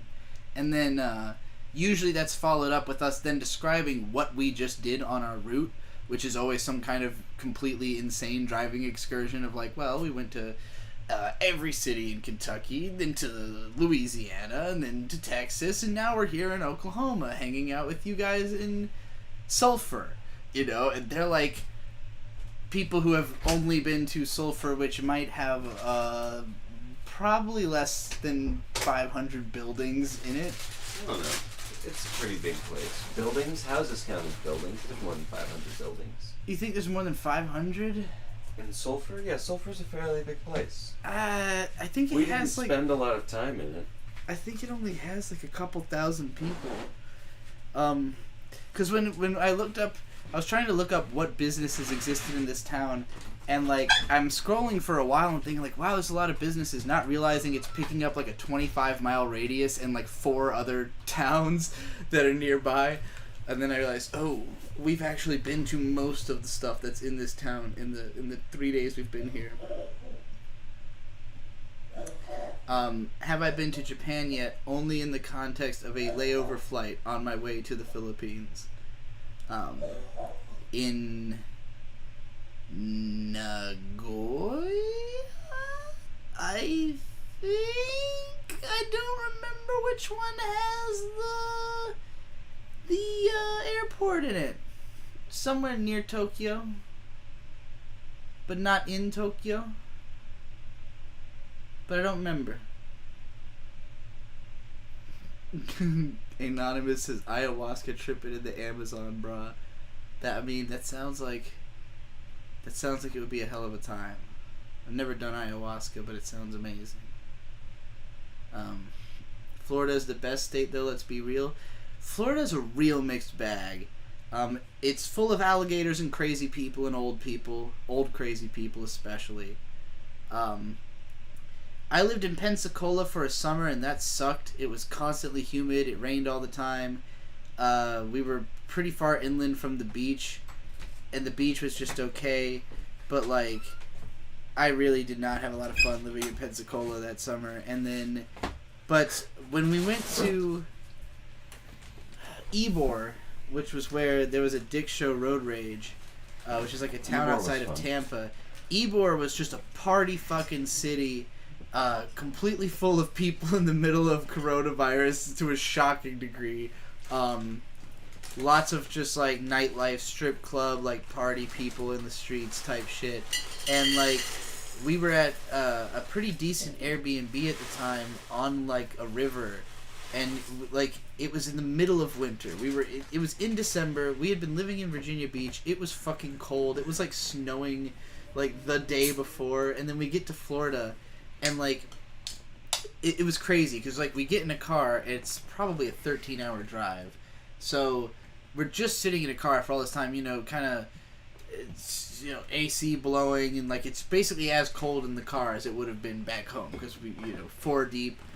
We show up, we get out, it's warm, it's beautiful, it's like an oasis, and I was like, this is why Florida exists. Like, this is why people live here, because you step out in the middle of December, and it's fucking beautiful. So we had a great time in Ybor. But I think that's like closer to the middle of Florida, right? Pensacola's way up in the panhandle, which sucks. You don't want to be up there. I like Pensacola. Alcohol, dirty balls, Pensacola, Florida bars. Um, I've never been to South Florida, where Denzel Curry is from, but he makes it sound like a really beautiful and really dangerous place down in Miami. I learned about how there is a Native American tribe that literally like escaped from basically when the Trail of Tears was happening. If you don't know this about American history, we basically, by we I mean the Europeans. My family was early ship Europeans, so I'm sure they had a nasty hand in all this. My ancestors, I mean, but basically we just used our superior firepower and really strong bartering skills to fuck over lots of Native Americans. And they were largely at war with each other as well, so it was sort of like the division there did not help, and then we just kind of conquered them and corralled all of the ones left, pushing them from their homes into Oklahoma. Now granted, Oklahoma's great. I love Oklahoma. Not a very survivable trip when you're like a tribe, trying to live and like shit, and you're being forced to walk like 50,000. Well, not 50,000. 5,000 no. How many miles would you say it is from like Florida to Oklahoma?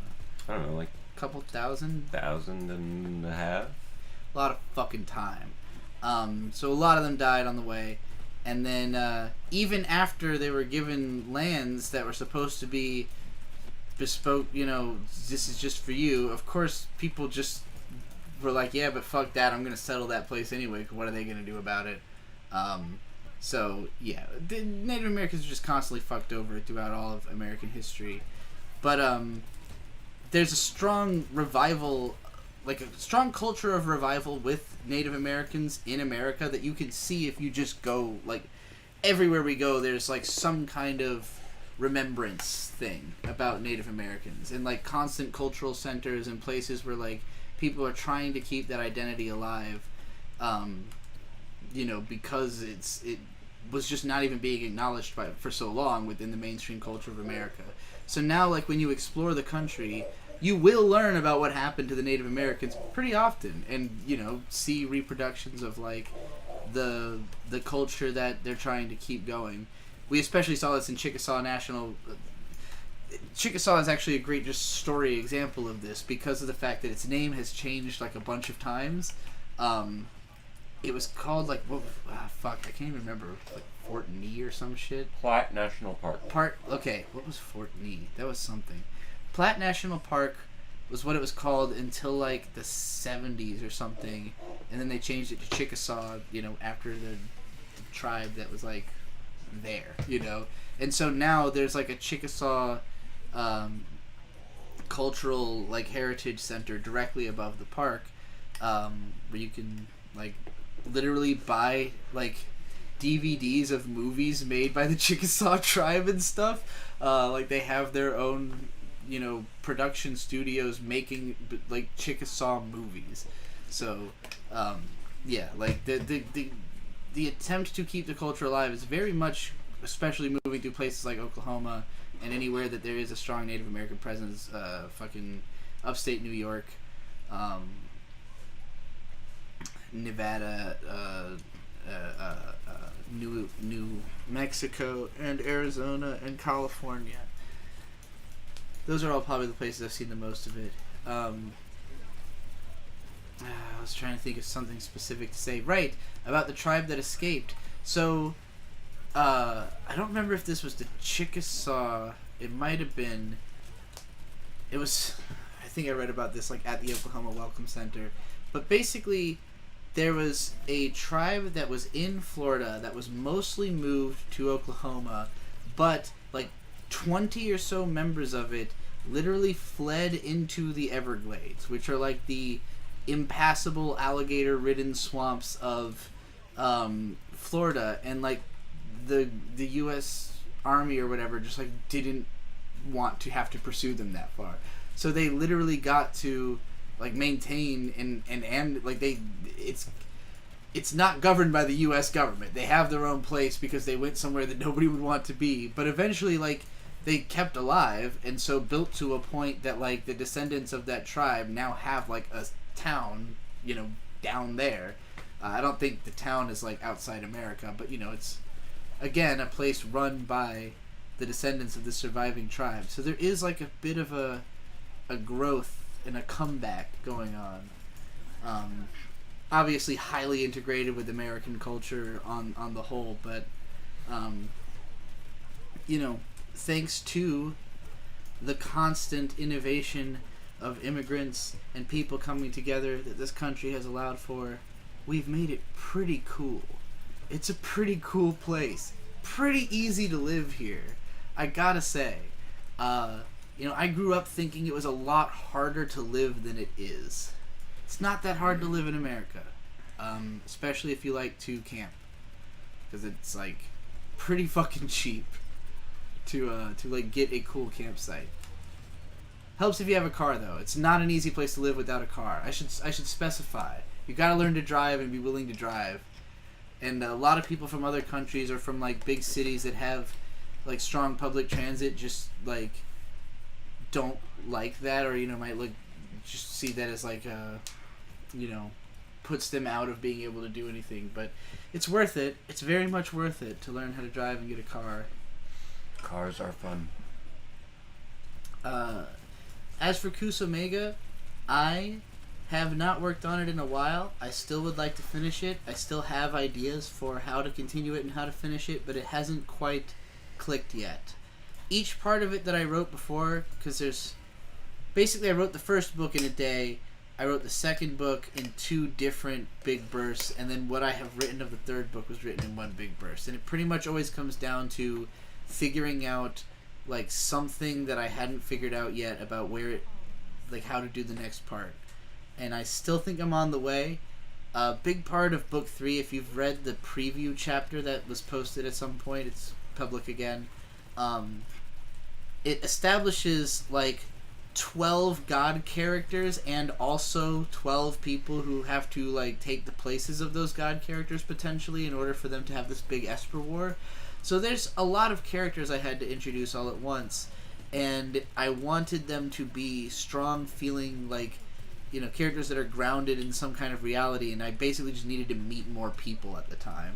Because I had exhausted, like, all of my knowledge of, like, the people around me immediately in creating the characters I did.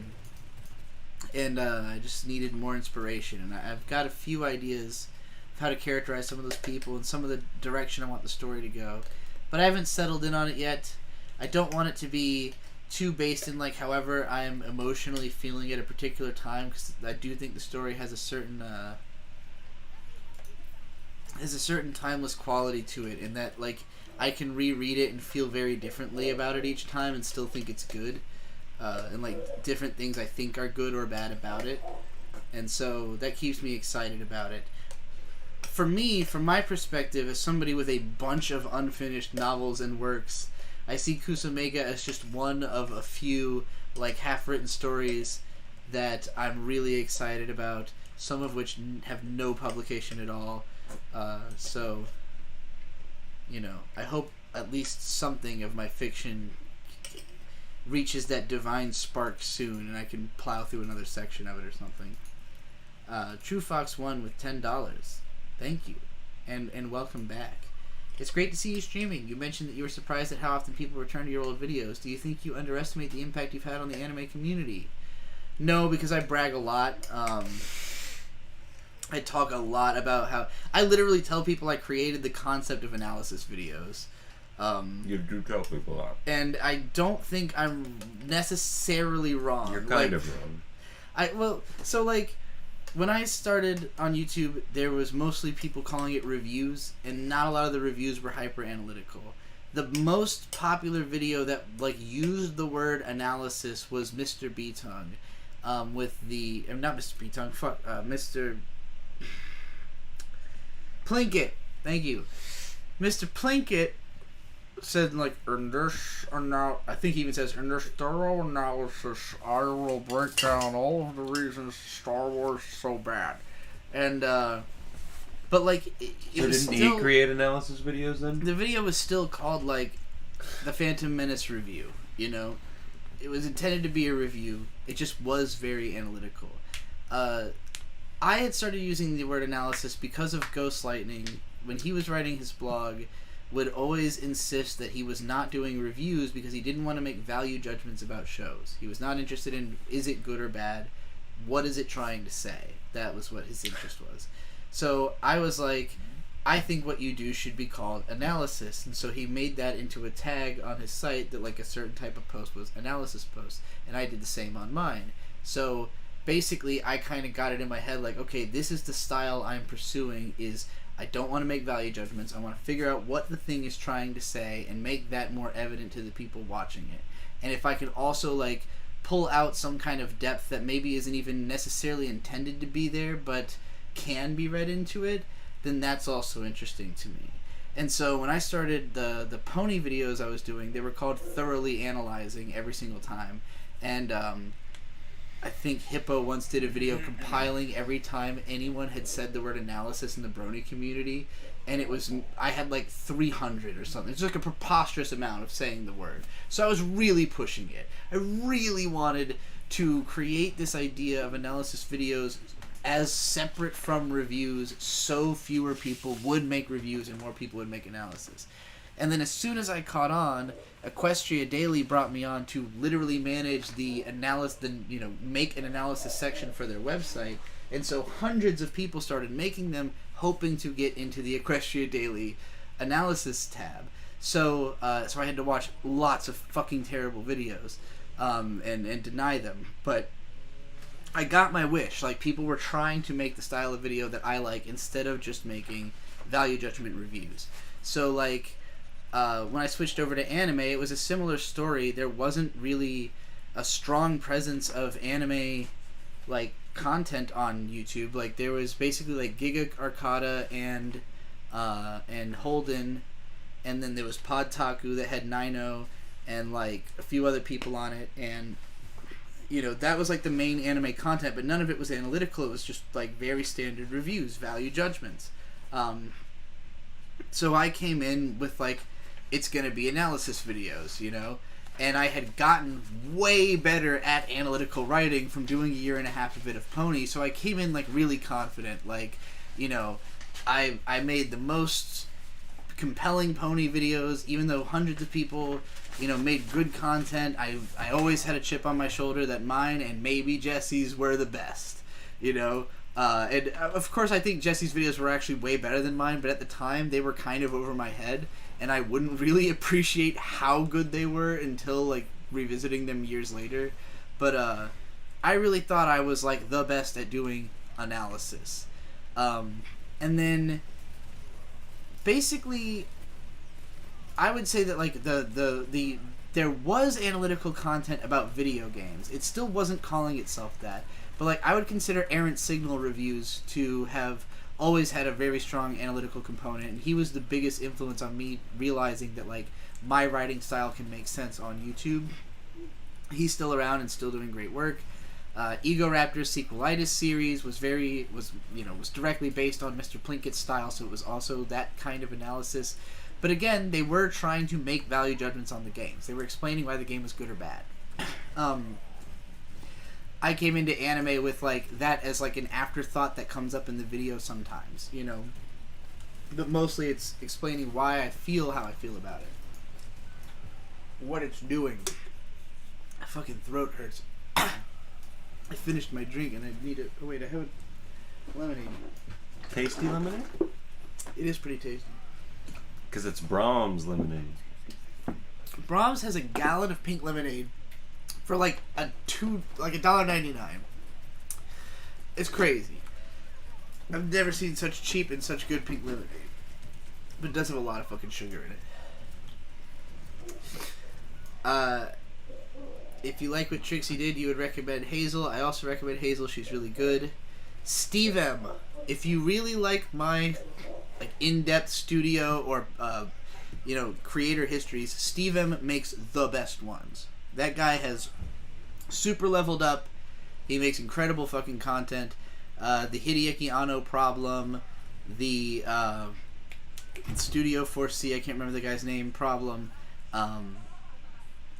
He'll basically cover every single part of a creator's thing and then compile it all into one super video, and they're great. Again, in the world of gaming, there's tons and tons of great analytical content now. Super long form shit. I would say that like the doors for gaming content to become longer form were probably opened by Total Biscuit. He wasn't doing like written analytical stuff. He just did like long, rambling, unscripted reviews all the time. So like it created a culture of people like listening to someone talk about a video game for long stretches. And then games are just packed with so much shit, it's hard not to make a really long video about it unless you're trying to make like one succinct point. So yeah, I've watched all of that balloon, and like there were channels like Gaming Historian that were, and closer to like my retrospective content, but not really analytical. So YMS is another person who is directly cribbing the Mr. Plinkett style, so it's still reviews, but there's a strong analytical component. But I would say that the reason I credit myself as creating analysis as a concept is because the people who I think blew up the biggest and really pushed it to the forefront definitely knew who I was and had definitely seen my content.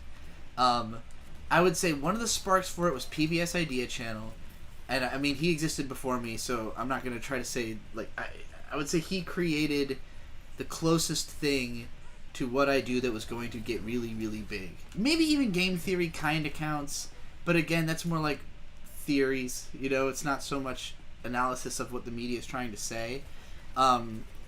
Idea Channel was always making far-flung connections between different types of media. So it would be like Hatsune Miku and Lana Del Rey, and he'd like just try to take two pop culture concepts that he could find a through line between and draw them together, or just like deep dive on some kind of topic that was interesting to him. But the point is that it was always something totally different every week. And the videos were pretty short form. They're very thoughtful, and they always had a comment response section at the end where he responds to the previous week's comments. And for me, as somebody who's always been super serious about comments, super serious about interaction with the audience, because that's like what I wanted the most out of it, is like somebody understands me, right? You people get what I'm talking about. I'm making sense here, and it took a long time for me to really feel like I was making sense here, but I got there.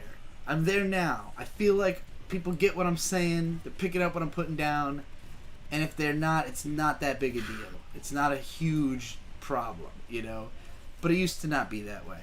So, Idea Channel was a big influence on me, but after I existed, there came to be Nerdwriter. And Nerdwriter was truly the, 8-minute video doing an analysis on any pop culture subject that comes to mind. I am certain Nerdwriter had seen some of my pony content and knew that this was a type of video that made sense on the internet. That, yes, you can do analysis videos about, My Little Pony. You can do it about whatever the fuck you want, literally anything. And he really pushed the envelope on that. So, while I think that I pushed the word analysis into being used, I would credit Nerdwriter with popularizing what I consider to be my genre of analysis, media analysis, which is I can talk about fucking anything to the extent that it's interesting to me, and I can make an interesting point about it in a good video. But I kind of stayed in the anime lane for the most part just because I know so much more about anime and people watch my anime content. It took me a long time to make a gaming video anybody give a fuck about. Music I've never had a lot of success talking about, and when I do, it usually gets taken down from using clips or something. So, it's always been easiest for me to be in the lane of anime because nobody was really competitive with me for a long time. But, as time went on and analysis became more popular, and especially within the anime sphere because of my influence, and you had people like Mother's Basement who were directly influenced by me popularizing, the same kind of analytical content. Giga became more analytical. Arcada became more analytical. You had, more channels emerging that were doing great work, like Keiko Cat, Steve M once again, Caribou Coon, aka Shabes, who keeps track of all of it. So, there's so many channels, big and small, that I know nothing about because I haven't been keeping up with the YouTube scene in anime in years because I just use Shabes. I'll just listen to him talk about and summarize the points everybody made, and I don't have to watch hundreds of hours of anime content because I'm way more interested in video game analysis and film analysis and music analysis, genres that I don't feel like I could get the best experience by just watching the thing myself and making my own video out of it. My Coheed video might be back. I fought the claims. I think it said it might be public, right? Go check. Go look for it and see if it's public, because if not, it might be when the claims go through. But I'm fighting everything, really trying to bring back all the videos that are blocked, if I can. But yeah, so there's a big scene in anime YouTube now. There's plenty of analysis content.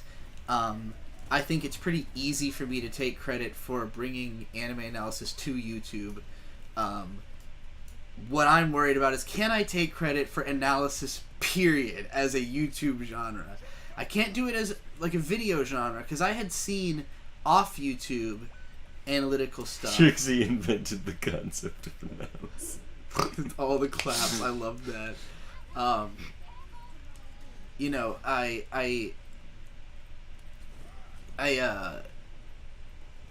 Flora saying Giga has grown up a lot after I left. He stepped it up. He's always put a ton of effort into the stuff he does, and obviously the podcast with him and Joey and that other dude is like the most popular thing on the subject of anime culture that is on YouTube, probably. AC Presents at $10 says, there's also some music review and analysis by Trixie you may not have seen on the What You're Reviewing channel. Check that out if you were into that stuff. Absolutely. I have, I reviewed like a whole lot of songs that were newly coming out on New Music Fridays, as well as some albums and other stuff. I've always want music reviews to be successful, so if anybody's interested in it at all, I just wish more people were adventurous to listen to stuff they haven't heard of. I get that, like, with band names, it's very rare that you get any kind of indication of what it's going to be. Like, Red Veil, okay, like, what genre is, it's rap? Oh, it's like SoundCloud rapper, okay, like, this isn't what I thought. That there's nothing to indicate what you're getting into, and I don't want to, genre tag. I usually try to describe the mood of the song and see if I could get somebody, but it's just such a complex medium to interpret without hearing it and, like, being willing to give it a shot, So, yeah, the marketing is difficult on music analysis videos, but I've gotten a lot better at doing it over time. I was always, like, afraid to cover music because up until I was, like, I don't know, like, 25, I would listen to the same albums over and over and over and over and over again. Like, I did not... not that I wasn't adventurous, just if I found something, I was listening to music all the time, so I was just listening to the same stuff over and over. And I had so much to say about it that I felt like if I don't listen to an album that many times, I can't really talk about it. Because what do I even know about it compared to the ones that I know so much about? And if I know so much about it, God, that's way too much to say. How do I narrow that down into something digestible? So I struggled with that for a really long time. I think watching Anthony Fantano videos for a decade probably helped, but, at some point it just kind of clicked, and I realized that, like, if you don't overthink it and just focus on, like, the mood of the music and what it's making you feel and not trying to literally describe what's happening, that helps a lot. Oftentimes when Fantano does describe what's literally happening in the music, I listen to it and I don't really understand what he was trying to communicate to me, But, like, if you're literally talking about what the song means, that's a lot easier to discuss, you know, even if it could be hazy or more feeling based than literal.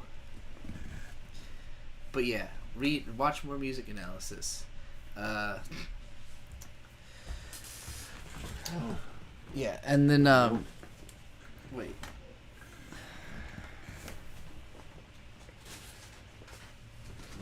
Anyway, misplaced something. Looking around, can't find. I'm also in a queue, so you can just keep... Oh, there it goes. Cool. You'd be outside. No.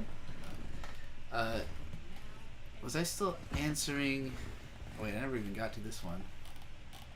Let's see. Yeah, True Fox. Oh yeah, I was talking about having a creative analysis.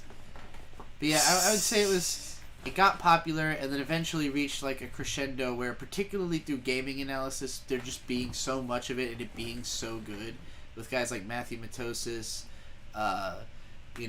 H Bomber guy, fucking Noah Caldwell-Gervais, who's really amazing. He's probably my favorite analytical writer who's at all similar to myself. Right at this point, Mr. Beatone was incredible. Not really doing it anymore. There's someone I'm forgetting. Oh yeah, I never was really a big fan, but that not Jacob Geller. Jake Paul? No, it's a guy. There was one guy who's just has like a fucking generic name, just like a regular guy's name. Jason Alexander. He was the one who really broke the mold on like, I'm gonna make a 45-minute analysis video every week, and that really changed the meta. On like, now they're all gonna be long, you know. And then now we've reached where we are today, where there's 11-hour Skyrim analysis getting pushed to me all the time, and 7 hours of Bomberman retrospective that I watched, 7 hours of Castlevania retrospective that I watched, currently watching a 4-hour Panzer Dragoon retrospective that I'll probably get back to when I wake up after this stream. Anyway, I missed a super chat from Norman DeChant for $5. Futura Sound Productions is long-form analytical content on just Kojima games. Is that the person who did the super long Death Stranding video? Because I watched one Death Stranding video that like it like plays a lot of the cutscenes and like kind of is trying to let you experience the game and explain it to you at the same time. And I watched a lot of that and it was really good. Once it got a little bit more like focused into the gameplay and the problems with that, it kind of lost my attention and I didn't finish it. But I thought it was doing a really good job. I don't know if that's who you're talking about though, but I will check out Futura Sound Productions one way or another, because I am obsessed with long form video. Jesus, Riley said that they did 50-ish reviews this month. That's a lot of reviews. If you're not following Mint Salad Saw on ASE Presents, she puts out the most movie reviews of probably anybody. I don't know anybody else who's putting out 50 movie reviews in a month. So, fucking go. Like the Mach 5. Go. Subsonic Sparkle says, I'm so down for a 4 hours Panzer Dragoon retrospective. It's so good. It's like consistently engaging in like the voice and editing and everything. So like I got 30 minutes into it just like enraptured, and it starts off basically talking about, you know, Sega's downfall from the top of the world and the 299 and all that, and you're like, oh, they're dying. But then the Panzer Dragoon team is over here and they're just like chilled out and they're like, yeah, we made this fun game. We really had fun making it. It was a really chill environment, and it's you know, we had a good time, and it seems really cool. Panzer Dragoon looks fucking gorgeous, and also it has like the way that it's timed and everything. Like the music is orchestrated deliberately to the action. Knowing that made me really interested in it, because not a lot of video games have that quality. Whoops. One of the hardest things for me about especially old games and RPGs is the looping music. No matter how good the song is, if I have to hear it for 20 fucking minutes, it's gonna get into my brain. Just like Man's Not Hot did when Bird played it for 20 minutes straight on our way to a campsite. When And the then team go quack, quack, quack, quack, your man man was was ducking. tingle scrap, scrap, pop, pop, pop, pop, skitty kick, pop, pop. It's the best song ever. Skia! And a boom, boom, boom, boom. Toom, toom. You don't know. I'm sure I didn't do that accurately, but Oh, me neither.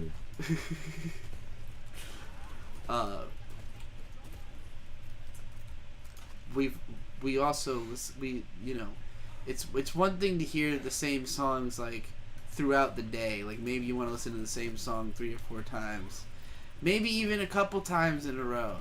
But when it's like a minute and a half long and it just goes and it's repetitive even within that minute. Well, and Man's a half. Not Hot is like 3 minutes. I'm not long. talking about that okay. song. I'm talking about video game music. Like most of the time, it's very repetitive.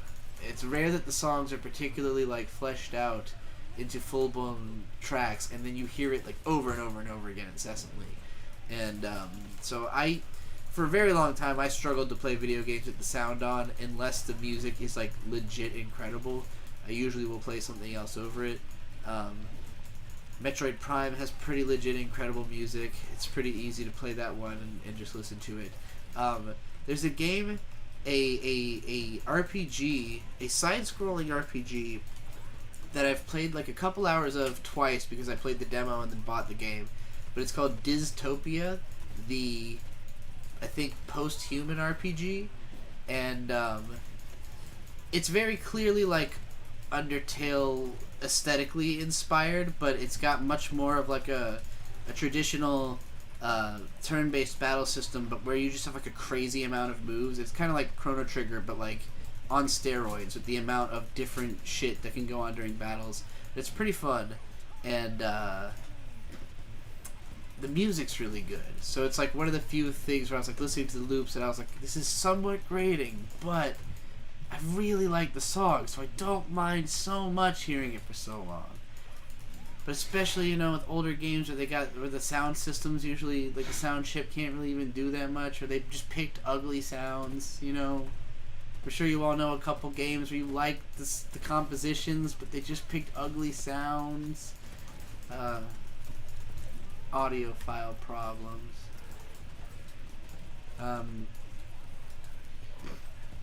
There's a channel called Pandemonium that chronicles every U.S. release of the Saturn in the form of epic documentaries. Highly recommended. That does sound awesome. As long as they are epic as described. Because there's a lot of channels that like chronicle categorically every game that are interesting, but hard to watch if I don't really care.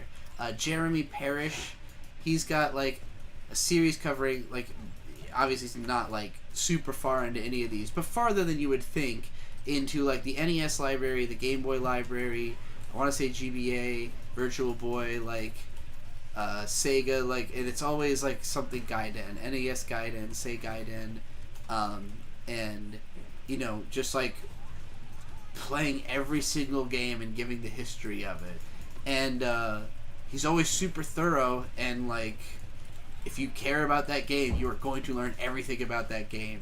But because they are so similar in a meta sense, if it's unless the story is really gripping of how the game came together, it's just a story of how a video game was made, which is kind of not usually that exciting unless it is exciting. When I hear they covered every single game on the console, I'm like, well, how many of those stories could possibly be interesting? But if it's epic, as described, I know Subsonic Sparkle to be a little bit of a hype beast, so I wouldn't expect him to call it epic if it's not at least a little bit ridiculous. Will you go find that ting doll? The tingle scrap. Can you go find it though? Skitty pip pop pop. Oh. Yeah, you have to talk to the chick. I'm playing Hamster. Hamster. It'd be funny if it was outside. I don't know how it got there though.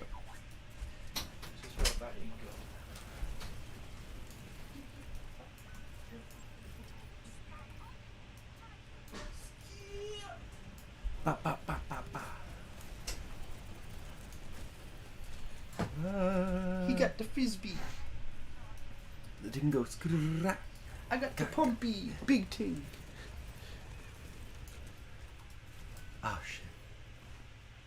My brother asked me. Don't ask why we're making Big Shaq memes 5 years late, okay? Just accept it. Because I'm new to Big Shaq.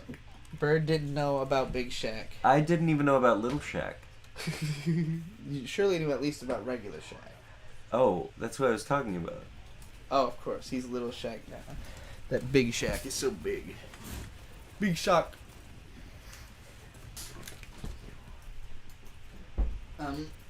There's another... Oh, there's another two. That One Lucario Fan. Anime reviews and more. That's the full title. With $5. First, because you mentioned you helped Mint with her reviews, I just want to say I really enjoy them. I already left a supportive comment there, but yeah. Well, thank you. And thank you for the support here. Mint surely appreciates it. I'm sure that you've probably also donated to her live stream. So thank you for that, too. And then another one from That One Lucario Fan. I especially heard coverage of the Pokemon movies. They remind me of you covered them and also reminded me of my own videos on them too, funnily. I see. So you too have gone through the... I didn't make it as far as Mint has, actually. She's definitely beat me on Pokemon movies because I made it through 7 and I lost faith that they... And the reason was, I'm sure you remember this, That One Lucario Fan, if you've seen the podcasts, but I went into it thinking, like, well, I know some of them are good because I really liked the one with Munchlax, because it had Munchlax in it. It's the Rayquaza movie. And Destiny Deoxys, that's what it's called. It's the 7th one, I believe. And so I start going through them, and it's like, the first one I was like, it's pretty good. Second one I was like, yeah, I still really like it. The third one I was like, it's not as good as I remember. Fourth one I had always hated. Fifth one I had never seen, Heroes, and then I watched it and I was like, it was pretty good. I thought it was a little overhyped, but it's an emotional movie for kids, so that's inevitable. The sixth one is Jirachi Wishmaker, which is fucking painful. I've never been able to sit through that whole movie. I always end up like falling asleep and then waking up at some point and there's a Groudon being built out of vines, and I don't know if I've ever properly made it to the end. It's so boring. So that as a kid was where I was like, oh, these are shit now. Like, they're not going to get good again. There's already been 2 shitty ones. It's over. And then I saw Destiny Deoxys on TV, and I was like, you know what? That was okay. Munchlax was cool. And then rewatching it, didn't like it at all. I was just like, oh, no, I don't even like this one a little bit. And so that was when I was like, there's no way I can do it if they get worse, because that's what I had heard.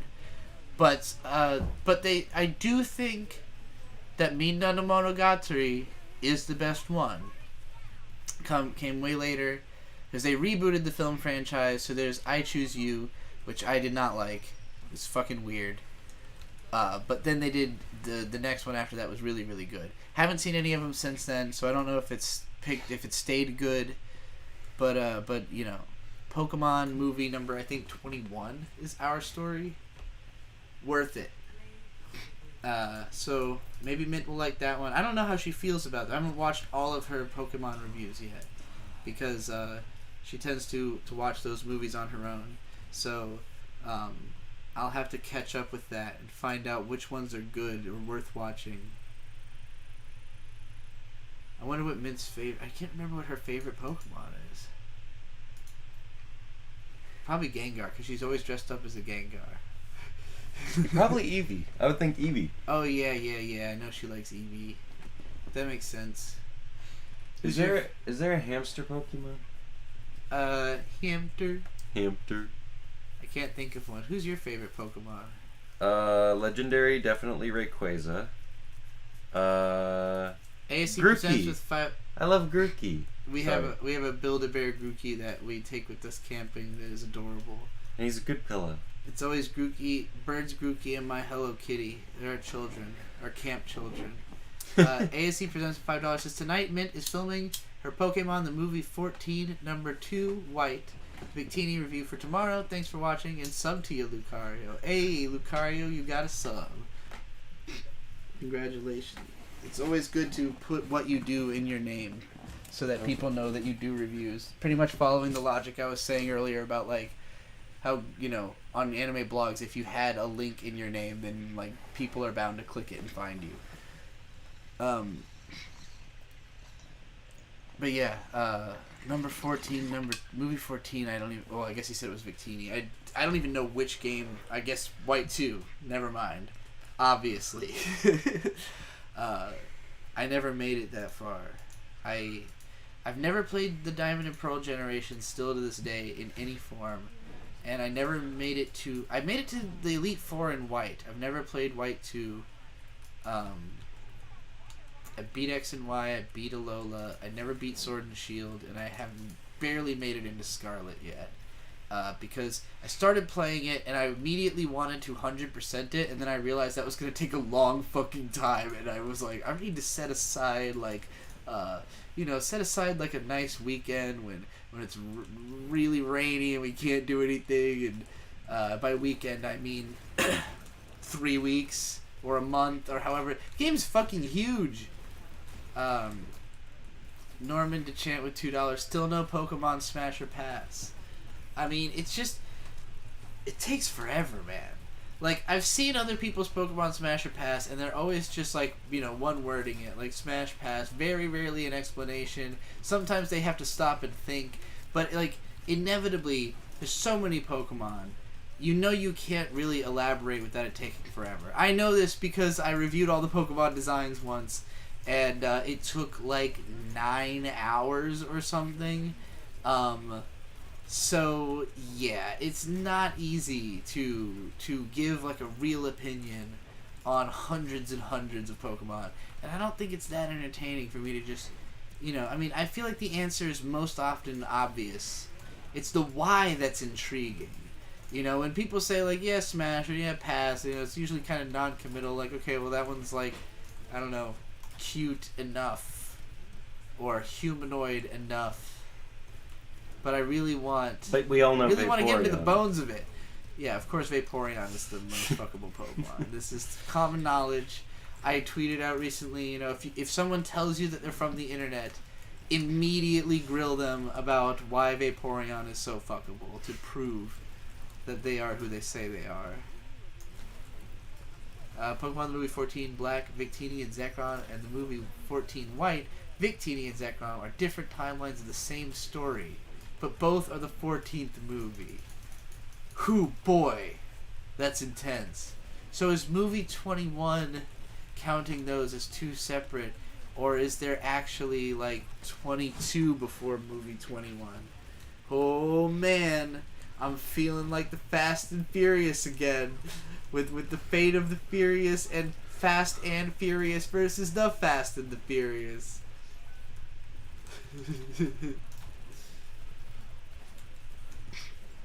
And Mint is also going to do how to draw tutorials for every Pokemon design. That's so many Pokemon. You'll learn how to draw all of them. I guess people will always want to know how to draw every Pokemon. So it only makes sense. Should have people vote on like 20 Pokemon for you to do a Smash or Pass and spend 3 minutes on each answer.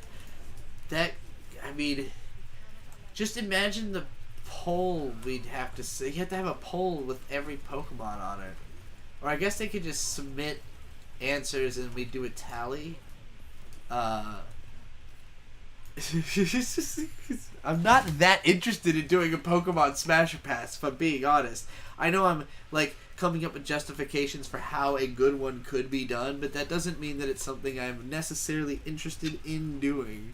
But yeah, I mean, who knows? If that stays a relevant meme somehow well into the future, maybe when the next set of Pokemon comes out, you know, that'll be the next prime opportunity to do a big ol' let's look at all of them again. There's like a fucking 1,000 Pokemon, right? Yeah, at least. At least 1,050 or more to see. To be a Pokemon master is my destiny. Electro, Diglett, Nidoran, Mankey, Venusaur, Rattata, Fearow, Pidgey, Seaking, Jolteon, Dragonite, Ghastly, Ponyta, Vaporeon, Poliwrath, Butterfree. Ooh, gotta catch 'em all, Pokemon. Ooh, gotta catch 'em all, Pokemon. Pokemon. DMCA by Nintendo.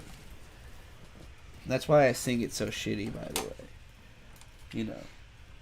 It's not because I have no talent. It's because I don't want to sing it so accurately that Nintendo comes for me.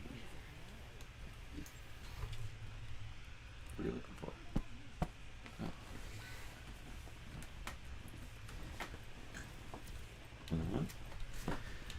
Boy, it's fucking getting warm up in this bitch. Sun. Oh yeah, the sun has moved into the back of the house where it's at our windows, and now it's on my back. True Fox 1 with $5. Please rant about the Fire Emblem series. Do you have any favorite characters or games? The newest game out has enjoyable gameplay. So Fire Emblem, I knew it first, of course, from Super Smash Bros. Melee. Roy's our boy. Roy G. Biv, as I like to call him, to annoy Victor, and chant Roy G. Biv, Roy G. Biv. And Marth. And, of course, in the most baffling move that Nintendo has ever done to this day, instead of translating the first Game Boy Advance game, which had Roy as the main character, they started with Fire Emblem 7 for the Game Boy Advance, which stars his dad. And so, I never really learned what the fuck the deal was with Roy or Marth, but I think his name is Ike, and, fuck, what's the name of the blue-haired girl? The blue-haired girl, the blue-haired girl, Lynn, from, Fire Emblem 7 is one of the hottest game characters ever. Definite massive crush, also massive tits, awesome outfit, she's like toned down Chun-Li, kind of.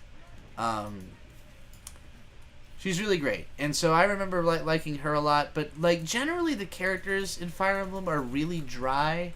They're, there's a lot of them, so they tend to have kind of one note, like typical anime personalities. And like I remember as a kid thinking that the plot was like above my head, because it was just so dialogue heavy that it was difficult for me to pay attention to all the dialogue.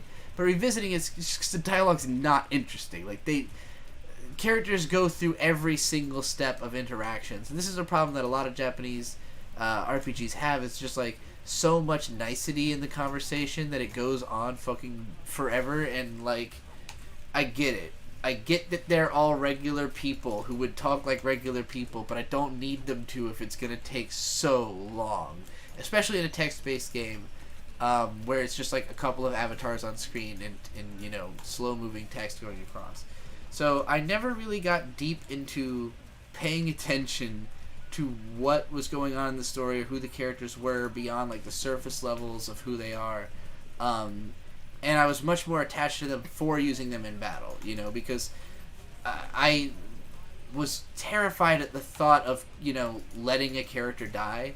Obviously, with Fire Emblem, the games aren't necessarily extremely hard, but the hardest part is keeping everybody alive to the end, because it necessitates you restart a battle if anybody dies, if you want to keep them alive.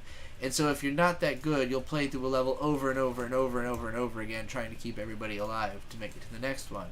And I think for me it got to there at like 15.5. I remember really struggling with 15, and then 15.5, like I couldn't do it in that game when I had it as a kid.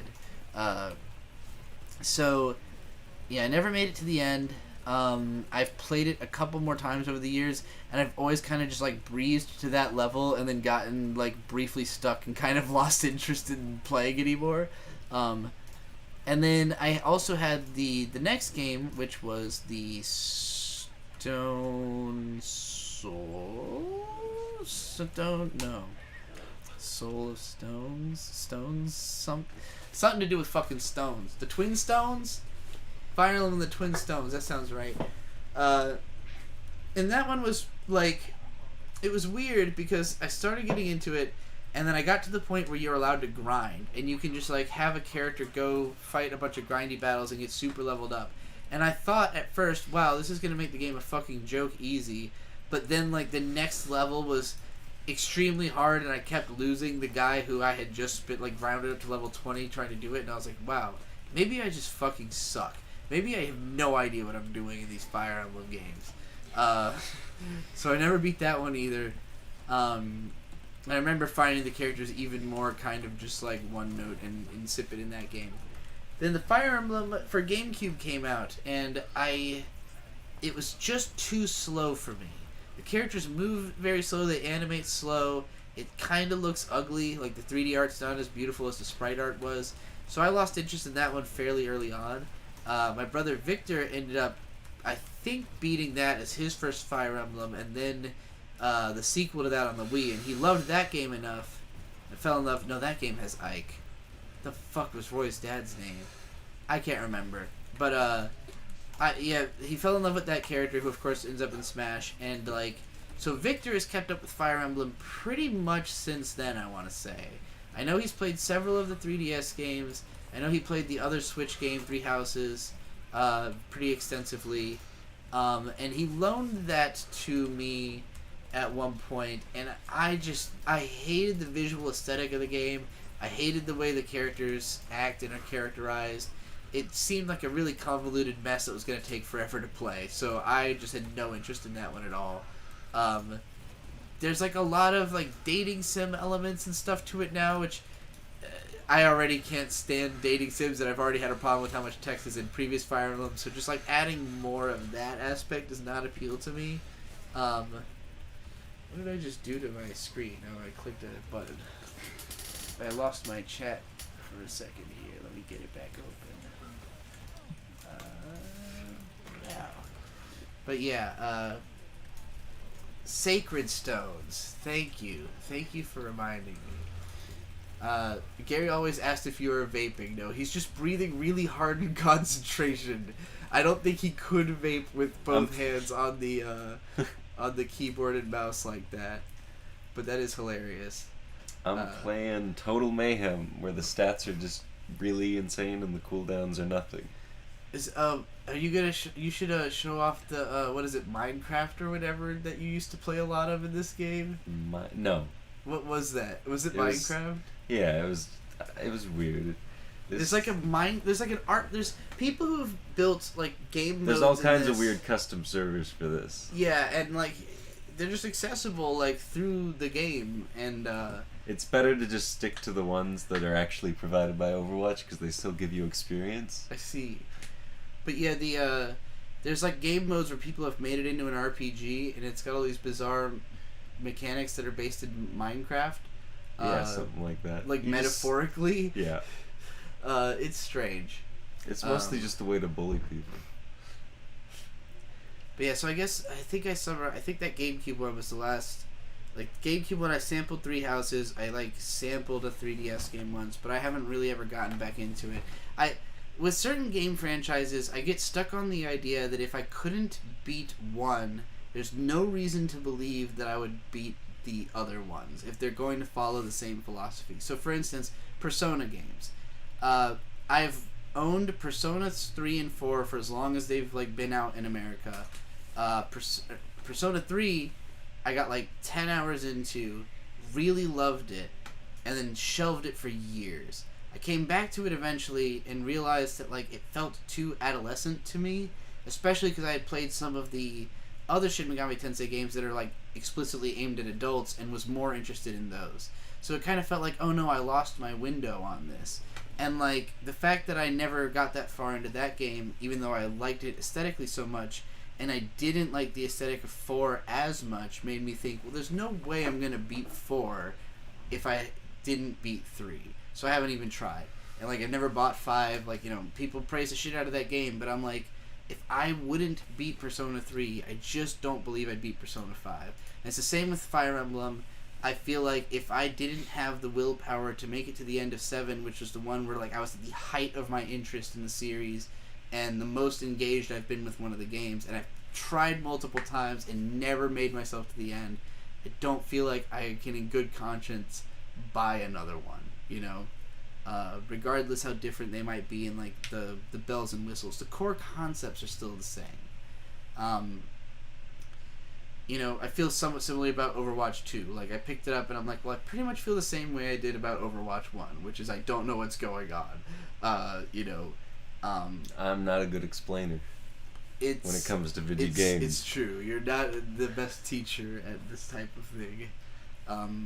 But that's because a lot of it is like stuff you just figure out implicitly because you're paying attention to what's going on, and I don't even know what I'm supposed to be paying attention to.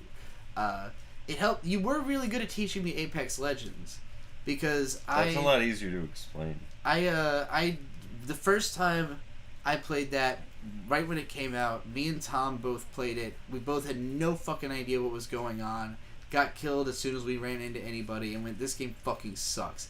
We did like a long ass podcast about how we just didn't understand it, and people were like, you're just playing it wrong, you know. And then you actually explained to me how I was playing it wrong in a way that made me go, oh, this game's kind of fun. And we played like probably a few days worth of that, and I got like to a place of competency and didn't feel like I couldn't play the game, you know. Overwatch, what I've played of it, I just don't understand what's happening nearly enough, and I feel like I have to play a lot to get it, or like watch the right analysis video, or at least figure out what character I'm good at, you know, because it's hard to really understand even what you're supposed to be doing with the character. Like, I can't tell if I would enjoy it if I'm not sure how it's meant to be played, you know. So that's always a struggle for me.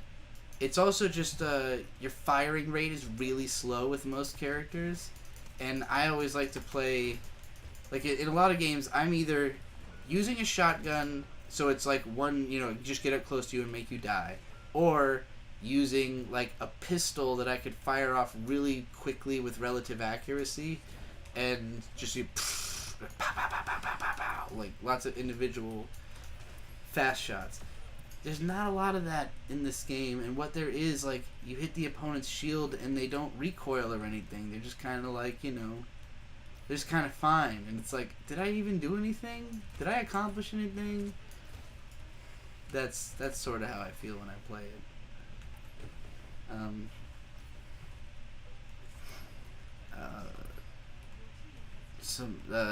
You said I assume you're talking about Fire Emblem that become more fun when you are willing to do a lot of math. I am not willing to do any math. I am I'm just not very fond of video games that like are skill tests, honestly. Like, I am not interested in having my skills tested within a virtual environment unless it is like extremely exhilaratingly fun, which is how I feel about shmups. I think that's the genre I'm the closest to being into in that way, but they're literally so fucking hard I can't beat most of them. Like, I can't even beat Cotton, much less Dodonpachi, and like there was a period where I spent like a straight week just playing the first like 3 levels in Dodonpachi over and over and Donpachi and Dodonpachi over and over and over again, not being able to beat like level 3, or like a couple of times beating level 3 but then immediately getting creamed in level 4. And I'm like, I don't know how long I can do this, like, before I've completely lost my mind. As I'm talking about this, I'm seeing the levels in my brain. Like, I'm watching Donpachi level 1 play through my mind as I discuss it, and it's been over a year, possibly a year and a half, since when I was addicted to this game, and I can still see it, because I played it so many times. So, like, that's a level of obsession that, like, I have to basically decide, no, it's just this game. Like, nothing else matters. It's just me in this game. And I've never felt that strongly about a game for more than, like, 3 days at the most. 3 days is my threshold of attention. When you start to pass that, I start to feel like, man, is this really taking more than 3 days? Final Fantasy X, great example. Love that game to death. But when I fucking had to spend an entire extra day just fighting Sin, it was like pushed me to the edge of my patience, where I was considering giving up multiple times because I wanted to go do something else. So, like, the thought of getting super into a game that's going to require, like, weeks, if not months of dedication to even get to a level where I feel competent, it's beyond my beyond my, like, even mental ability to consider. I just don't think video games are that fun. Ultimately, they're fun. They're not that fun. I like learning about them more than I like playing them. So that's why I'm addicted to video game analysis. Even though I'm not addicted to video games at all. Music is definitely my medium of actual engagement. In terms of what makes me the happiest, by far it would be music. If I need to feel good, it's the remix to Ignition, hot and fresh out the kitchen. I think we did this bit earlier, but it's so good. Now listen. Fucking the remix to Ignition. You just put that on and you just won't feel bad anymore. It's that simple. Let me get that toot toot. Let me get that peep peep. Got her hands in my fro, bouncing on 24s. I need to get another soda. Oh wait, I still have this tea. Or not tea. Fucking Lemonade. Lemonade. I've been drinking this for a week. I bought it thinking we would probably get some kind of alcohol that I would want to mix with pink lemonade because it's my favorite mixer. But we just drank beer and mead the whole time, so I've still got pink lemonade. I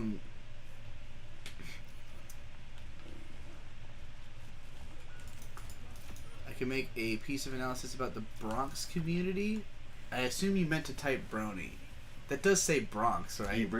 He corrected it. I have considered it.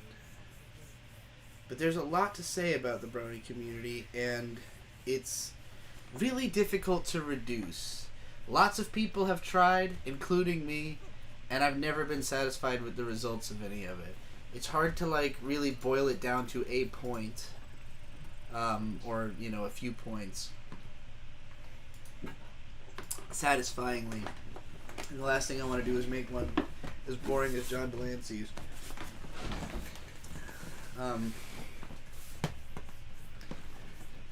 What are you looking for? Nothing. I found it. Oh, good. A lighter. Also, I wanted to stretch. It's the remix to Ignition. Hot and fresh out the kitchen. Mama rolling that body, got every man in here wishing. I was listening to that in the forest. There's one point where, so we at the Chickasaw recreation area down by Sulphur. We're basically in forested plains, cow country, heavy cow country. This place south of Chickasaw, because we came up from the south, was 20 straight minutes of passing cow pastures nonstop. There's nothing but cows, and then at some point you're on a national reserve. And you're just kind of in the woods, and there are some clearings where there is campsites, and the best bathroom ever at a campsite. Because I thought the ones at Fort Pillow were pretty nice. Fort Pillows were cool. So the thing about Fort Pillows was that they had 2 individual full-service bathrooms. So you had a shower and a toilet and a mirror and a bench, and it's really, it's well situated. They had hot water. I have some complaints. The bench is too fucking big for the space, and I banged my knee really fucking hard on it. It really made a bad injury. And then also it was really fucking cold in that room. So you're taking a shower, and if you step out of the water at all, you're cold. However they did it, maybe because the walls are 18 inches thick in the bathroom at the one at Buckhorn Campground in South Chickasaw. But the bathrooms were really warm, and they're they don't have fucking windows. It's like a shower room. There is a individual shower. There's a men's bathroom, a women's bathroom. Each of those has 2 showers in it. But there is also an individual family shower, individual family bathroom. So I don't have to worry about what bathroom I'm going to use if I haven't been able to shave yet because I haven't gotten to a bathroom. I can use the all-service bathroom and shower. that was really cool. There were 2 separate rooms. The shower was huge. Completely free, by the way, at both of these. The reason that these are worth mentioning at all is that both of them had free showers, which is nuts for a campground. So yeah, Buckhorn, we had the free showers. We had like a totally individual campground that was next to a lake that we could just walk down to and chill and watch the stars. It was really beautiful. If it wasn't for the one night it got windy, it would have never even been scary. But the wind and the coyotes were well, the coyotes weren't that scary, but they were there. But the wind was scary. But at one point, I'm chilling out there at our campground at Buckhorn, and Birds runs out of cigarettes. He's like, I gotta drive back into town and get some cigarettes. So I'm like chilling, I'm drinking mead, and I am listening to the remix to Ignition, and I'm like, yeah.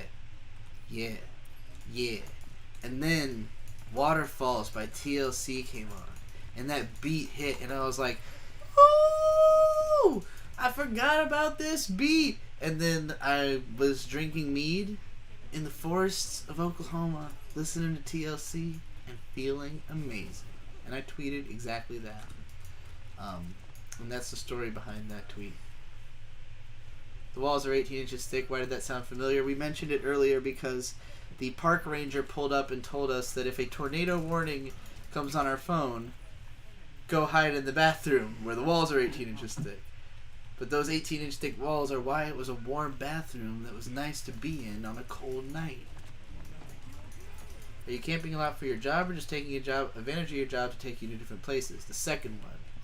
Our job, I mentioned this earlier, but they pay for our hotels. So we get to travel in luxury when we're on the job, and then we choose to travel in tents so we can go to cool places and camp. We did Mammoth Cave back in January. That was fucking epic.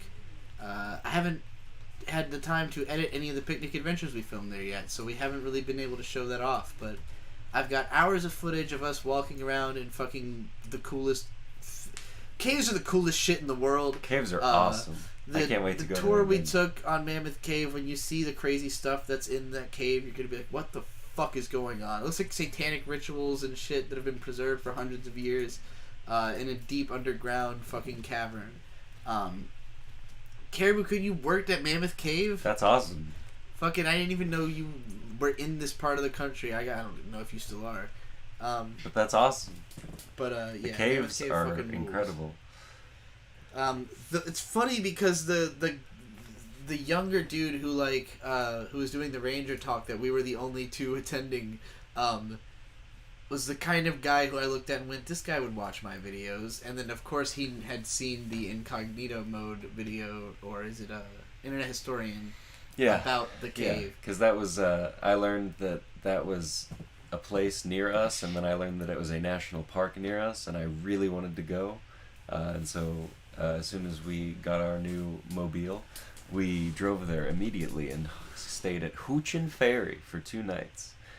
We took a we took a cave tour and everything. It was really fucking cool. It was awesome and terrifying. I want to go on I want to not only go on all the cave tours they've got, but also they have like self-guided ones, and that's what I want to do the most. It's just like walk around in the cave at my own leisure. Masterpieces, they are lovely. I used to live in Lexington. Lexington is great. We went there. Was that the first place we had drinks at on our trip last time? Like the first bar that we went to, wasn't that in Lexington with the cat on the leash? You know what I'm talking about? What? I'm sorry. Lexington. Is that where the cat was on the leash in the bar? Oh, that sounds about right. Yeah. It had to be Lexington or Louisville. I don't remember which one we stopped in first. First, I can figure that out. For the night. No, because it was like Richmond, then Lexington, then Louisville, I think. I guess you can't figure that out. Well, I don't know. If you look at it on a map, one of them's north, closer to us than the others. But yeah, I think it's Lexington. We went to a bar that had a cat. I'm sure we both posted about this on our Instagrams. So yeah, just look for the bar with the cat, and that was when we went there. But yeah, we loved Mammoth Cave. Caribou Coon says, I was in anime chorus from 2018 and 2019, so we were stationed there. Only time I'd been to KY. Oh, AmeriCorps. I read that as Anime Corps because I'm far away in a weeaboo. AmeriCorps. Hello. What is the AmeriCorps? Is that like a military youth camp or something? I've never heard of it. But yeah, no. Mammoth Cave rules. All of the, I mean, every national park rules. State parks also rule, but it's a different kind of thing. Where like national parks are like Disneyland, but for nature people. Like, it's always like 10 or so bespoke things that are like uniquely interesting and cool that all happen to be gathered in the same area, whereas like a state park is like one really interesting thing that's there but not quite enough for them to, you know, make the government, make big daddy government get involved, I guess. I don't really know how they designate all that shit, but those are the tendencies I've noticed. Lexington is charming and filled with some lovely quirky spots. I would bet. Mid-sized cities are the best. Like, as soon as it gets too big and the traffic gets really bad, it's like, now it's a pain in the ass to navigate. Now you're gonna have crime. You're gonna have, like, you know, just like grumpy people and too much hustle and bustle and rush, so people aren't taking the time to make stuff good. Crumbling infrastructure and all that shit. You know, you got buildings that don't work and they're doing construction projects in the middle of the goddamn road. You go to mid-sized city and they're like, we planned this. We put stuff in places deliberately and we took care of it. And, you know, there's a lot of us so we can make something interesting, but not so many that they're going to fuck it up. So, yeah, they're like, they're the best. Owensboro is really cool. That's like the perfect example of a tiny place that still has the energy of being a city. You know, it's like, I don't know how many people are there, but probably less than 20,000. But it's like you go in and there's like real buildings and architecture and like cool fucking breweries and shit. You're like, wow, I didn't expect this from a place I've never heard of before. But I guess it's like the third biggest city in Kentucky. I think it goes Louisville, Lexington, Owensboro, and then Richmond probably. I'm gonna go to the bathroom. Have a good bathroom. Do you want to talk? I'm just watching the stream live-er. Okay, Riley's here Yeah. in the room, ladies and gentlemen. Well, ASC presents. you had complained about it being too warm at some point, so I turned the air on, and now it's really cold everywhere else, but it's warm in here. Yeah, it's just because the sun's hitting us directly is all. Yeah, I was like, oh, nothing I did helped anyone. It's cold, you kinda guys are cold in still here. warm. No, men's not hot. Oh, right. It's not hot. Yes. I've heard that about 60 times last night from out there. At one point, Dave walks by. He's like, I'm going to really enjoy listening to that song for the next month. Indeed. Yeah.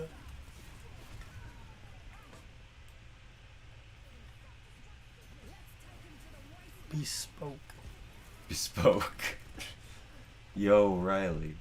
Oh, AmeriCorps is basically a domestic peace corps in terms of 10, 18 to 26-year-olds partnering with various charities or government organizations like national parks. We tended to trails at Mammoth. Cool. Sulphur had a really big area where something similar camped while they developed all of the touristy areas of Chickasaw National Recreation Area. One of the springs is kind of just, like a creek on a trail, and the other one is kind of a hot spring, but you can't swim in either of them.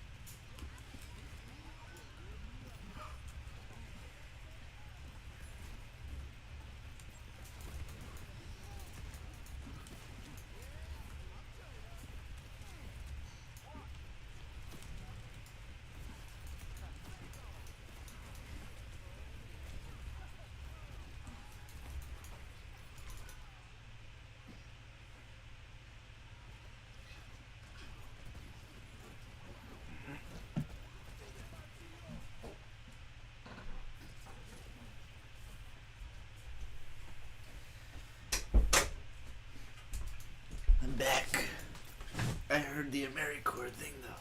From the bathroom. Good. I'm glad I'm speaking clearly.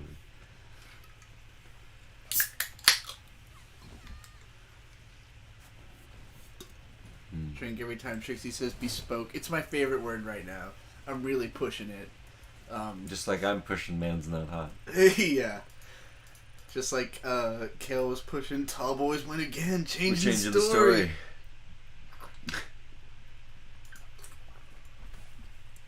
Always gotta have some dumb shit you say that you're pushing at any given time. It's hard coded in our DNA, I think. I see it in everybody. Everybody's got their little tendencies. Some of them don't know they're doing it. My cousin used to always have a different laugh. Like, every 6 months he'd have some new ridiculous laugh that was either like... Like, every time you say something funny... But then, like, 6 months later, it would be... You'd be like, well, why do you have a different laugh that you're doing all the time? How does that work? Are you doing it on purpose or is it an accident? But then I would start catching on to the laugh. So he'd you'd start do it laughing enough. like that? Yeah, I would start That's laughing like he was laughing after like 3 or 4 months of it. And so it would come to a point that I'd be doing it on accident, and then my other friends would be doing it on purpose, like, because they're annoyed by it and they're doing it back to be annoying, and then we're all doing it. It's the whole room full of...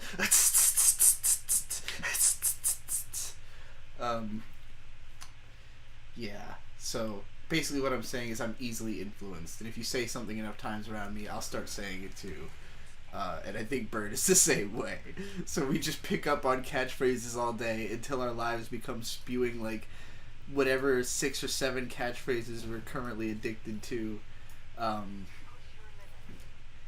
You know, I still pretty much the most persistent verbal tics that I have had in the last like 5, 6, maybe even 7 years are, one of them is specifically replacing song lyrics with talking about sucking dick in London, Florida, and France. Because London is 2 syllables, Florida is 3, and France is 1. And it makes it very easy to, like, you know, come suck a dick in Florida and in London and France. You know, like, but it works on any song. You just got to keep going until you've mentioned all 3 countries, and usually you'll fill out a bar. You know, you might need to make up a couple extra words, but you can do this pretty much with anything. So I'm a big fan of that one. Usually it's me insisting that it is my mission to suck a dick in London, Florida, and France, of course. Why those 3 places again? Just simply the ones that came to mind first with the syllable counts. And then the other one is talking about Thug Bungalow. Man, Thug Bungalow. Thug Bungalow. Thug Bungalow. My neighbors got big bungalows because we see this thug every day. Just any insistence. I also have, if nobody knows this song except for people who've seen the One Hit Wonderland that Todd and the Shadows did, or old people, but there was an 80s one hit wonder called Living in a Box that goes like, am I living in a box? Am I living in a cardboard box? And in my head it's, am I living in a bungalow? Am I living in a thug bungalow? Oh my god, it's Psyduck. Psyduck is here singing Thug Bungalow. Doug Bungalow. Are you saying Doug Doug Bungalow? Bungalow? Who's is Doug? that a man named Doug Bungalow? Mung Kungalow? Doug Hungalow. Doug Hungalow. I've done it enough to get other people to know what I'm doing. But specifically what Thug Bungalow is an album by Icy, that's ICY, and then the letter Oh, right. P, ICP, and the Funky Bunch.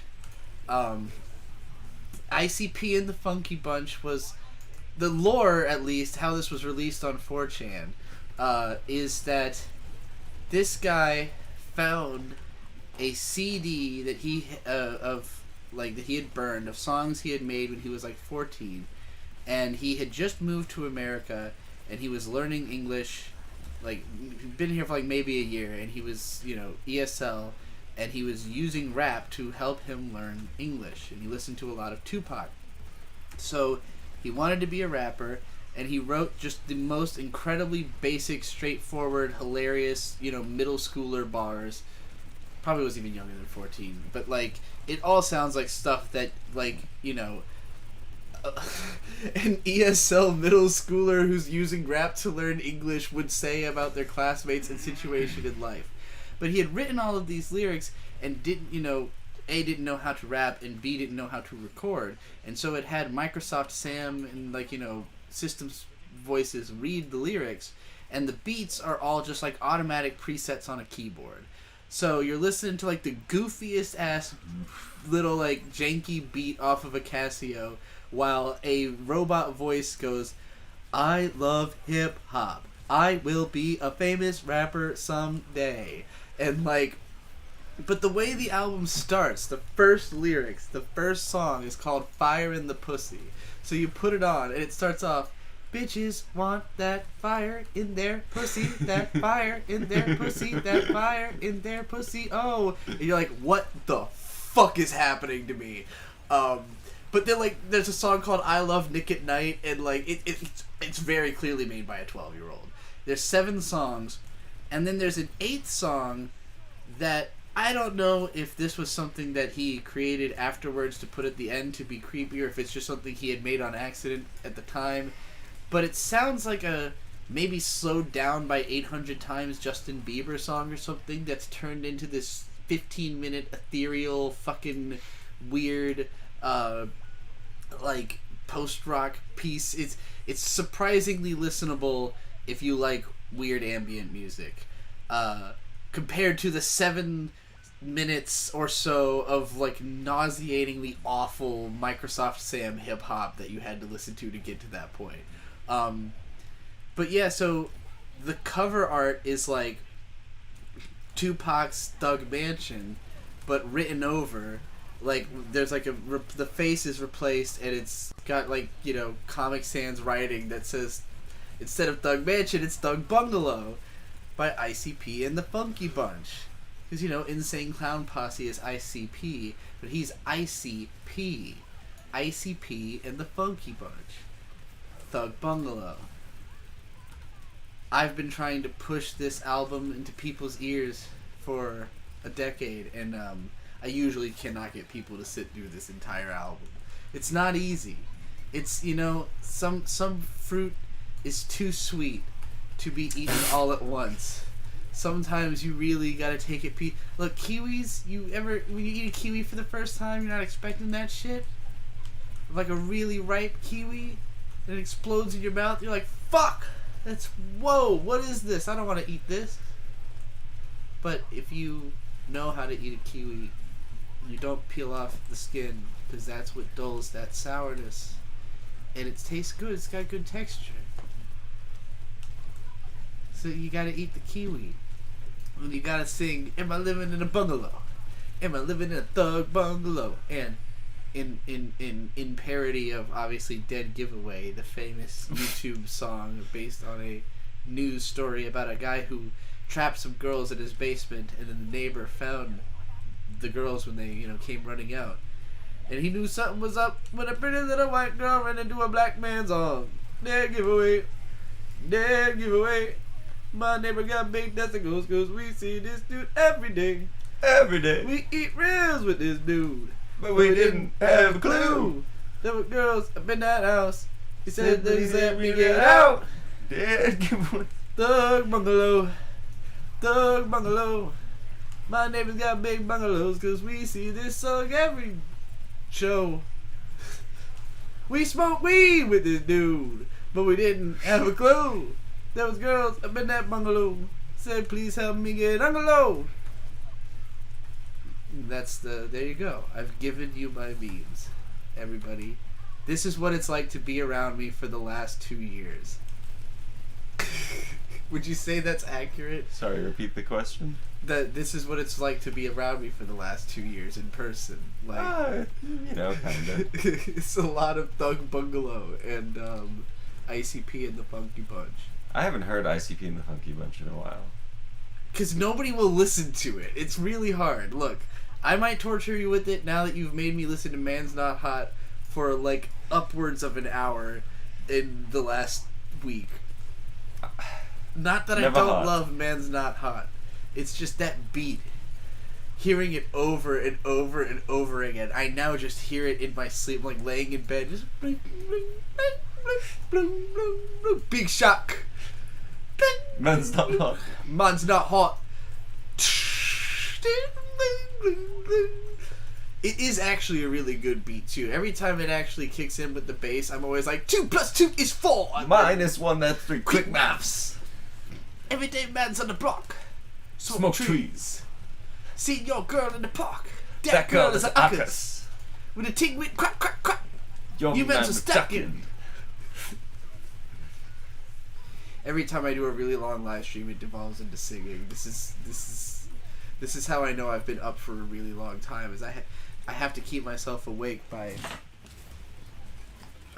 karaoke.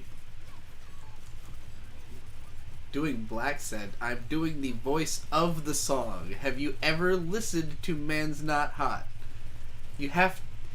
I'm sorry, if you don't sing songs accurately, then because you're like worried that you're going to sound racist because you're doing someone else's voice, you should feel bad every time you sing as anyone. You're not that person. You're literally appropriating someone's identity every time you sing along to a thing that they sing in a voice resembling It's theirs. because earlier you didn't sing along accurately to the Pokemon rap. That's the problem. Also sung by black guys, I think. Yeah, probably. Or Or a pup named Scooby-Doo. There ever was the beat of the rest. Oh my God. Yeah, that's my cause.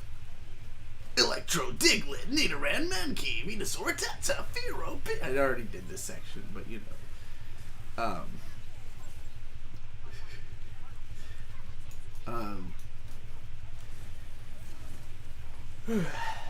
I gave my ICP rant. I feel satisfied for the day.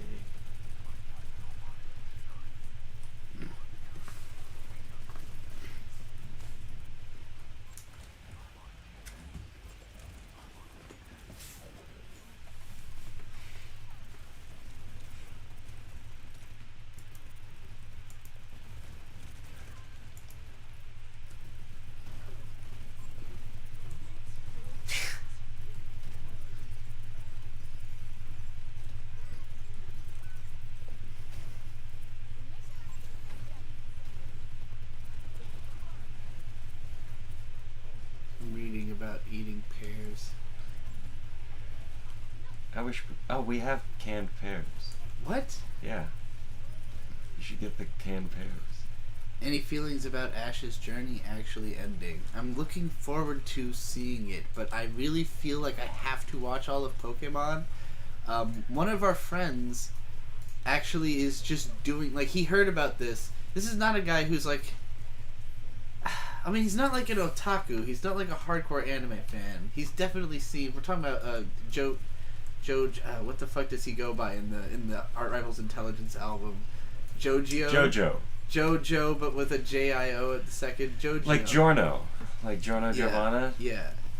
Jojo, obviously he's seen Jojo to even be naming himself that.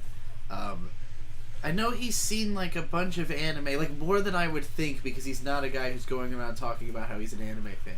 But he heard that Ash's journey was coming to an end and just simply started marathoning Pokemon nonstop while playing what's the game he's addicted to on the phone? Oh, it's like Pokemon League of Legends. I don't know. He keeps asking. Oh, me to Unite? install Is that what it is? Yeah, that's it. Pokemon Unite. This dude has just been playing Pokemon Unite and marathoning all of Pokemon for probably like a solid month and a half now, because he like injured himself and has been laid up. So yeah, he's just been doing that, and I can't wait for him to tell me literally everything that happened in like the first. I think he's probably done with Johto already, at least. So he mentioned something about like realizing how many episodes there were in it. But yeah, like the last time I was trying to watch all of Pokemon, I got like 35 episodes in, and there's a video now public again called Poke Thoughts, where I cover the first 30 episodes, and it was literally like I was pausing every couple of episodes and just like spewing thoughts about any time I had them, like randomly. So it's like 30 minutes of just random thoughts from the first 30 episodes, and that's the last time that I was watching it, and like I was having a really good time. I love Pokemon, love the first season. I know there are other seasons that I like. So I as a kid, was obsessed with it, you know, mostly through the TV show. Like, that was my main mode of engagement with Pokemon, was just, like, watching the tapes over and over again. And then I had the trading card game. You know, I went to Pokemon League a bunch as a kid at, like, Toys R Us and comic stores. And then, the games, of course. But, like, I was never, like, in deep into the games the way that people, like, eventually became, because I was much more fixated on the anime. But like, I made it up through Orange Islands, and then I think probably just through moving or, like, schedule changes in my life, like, wasn't able to keep up with it for a while when it got to Advanced. And I didn't really connect with May and her little brother as characters. So, like, I just remember feeling like there wasn't enough personality in the show for a while, and Team Rocket had, like, a really repetitive, enhanced presence for a while. There were a whole lot of episodes that would just be like, they show up in a town and there's like 40 million of the same Pokemon. Like, there's a Hoppip invasion, and then, like, the next episode it's like another grass Pokemon is invading, and you're like, oh, okay, they're all kind of the same. So that was where I sort of fell off when I was probably like 10 or 11. And then Black and White really got me back into the fold with Pokemon. I had also kind of been, like, I wasn't that into Ruby and Sapphire when it came out, because there's so much water at the start, and all those water Pokemon, man. I know Gen 3 fans hate when people complain about that, but that was legit how I felt at the time. And I was also really upset that there was only 8 gyms when there had been 16 in Gold and Silver, so it seemed like bullshit to me, like they downgraded, even though the graphics were, like, way better. But also the music was really fucking loud, and that was jarring to me as a kid. But I never played Diamond and Pearl, so, like, when Black and White came out, I also got back into the anime, because by then I was deep into watching anime subtitled, and it had Yuki Aoi and what's his name, the guy Mamoru Miyano as the two new teammates, who were both voice actors I was a big fan of at the time. So I was, like, really excited. Probably got like 40 episodes into that while it was being translated before, you know, the march of time goes on and I forget that I'm watching currently airing anime. Then it was Sun and Moon, and the anime for that was fucking lovely. I still only saw like 12 episodes maybe, but I was really into it. And then I totally missed out on the X and Y anime. Everybody said it was amazing because of all the fight scenes, and, like, Ash really was a contender. He was a contender, goddammit. And he had the fucking soul bonded, what's it called, the Greninja. Yeah. He has the special Greninja, he gets, like, that he's like he's like the stand of his Greninja or something. I don't know. And then Pokemon, I think it's Journeys, right? That's the longer one that just ended, where it's him with the other boy, that they have the really cute gay relationship, that they finally just made Ash gay, and it made so much sense. I actually have seen, like, probably like 30. It was us who watched it together, right? We marathoned a bunch of Pokemon Journeys at your aunt's house when we because it was on Netflix. Yeah, we were just, like, on the couch for a day.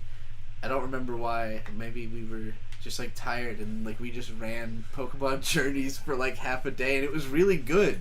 Because it incorporates everything. It's just, like, they brought back all the characters. He goes around the world all the time. It's not region locked. The bromance is fucking adorable, and yeah, I really like it. But again, the march of time goes on. You forget you're watching a currently airing anime that comes out every fucking week forever. So you're never going to. You have to watch it every week or binge it every once in a while, or you're never gonna watch Pokemon. And now it's over, so it's doable, or at least Ash's arc is over, so like you can at the very least set aside, as our friend Jojo has done, and just do it. Just go, fuck it, I'm gonna do the whole Ash arc. And it's very tempting because I think I'd enjoy all of it enough to watch it. I still barely know shit about Advance or X and Y. I saw some episodes. I forgot about Dawn. I've seen an amount of it because it was on TV when my brothers were kids. So it was all we played was Cartoon Network in our house for the entirety of my upbringing because it was my brother Shade, being 6 years younger, was still watching cartoons at a time when me and Victor were watching cartoons on the internet in Japanese. But that still means Pokemon's on. So I've seen like bits and pieces of all the generations, but I definitely connect the most with the original show, with Sun and Moon, with Journeys, and with Black and White. Yeah, those are my favorites. And also with the movies, 2000 and Over 21.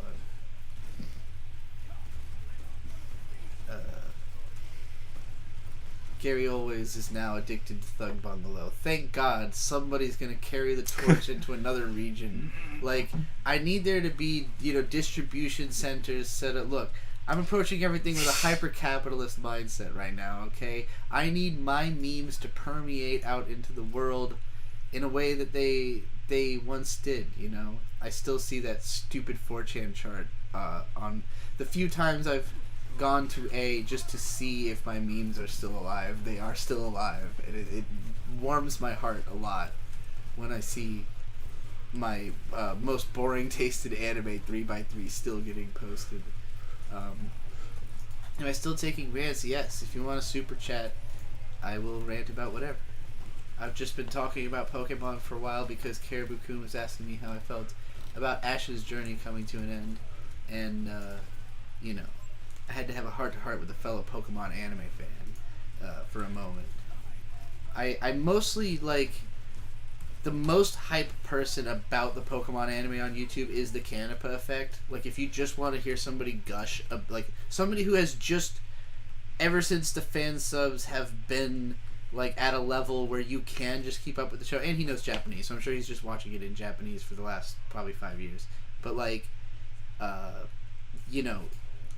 he's somebody who's kept up with Pokemon, clearly been watching it week by week since the start of Sun and Moon and talking about it on his channel and, defending it, breaking down the animation, just explaining why the character designs are the way they are in each season. So, if only you had any reach, Gary, all you have to do is say Thug Bungalow to someone enough times, and they're not going to be able to not say it also.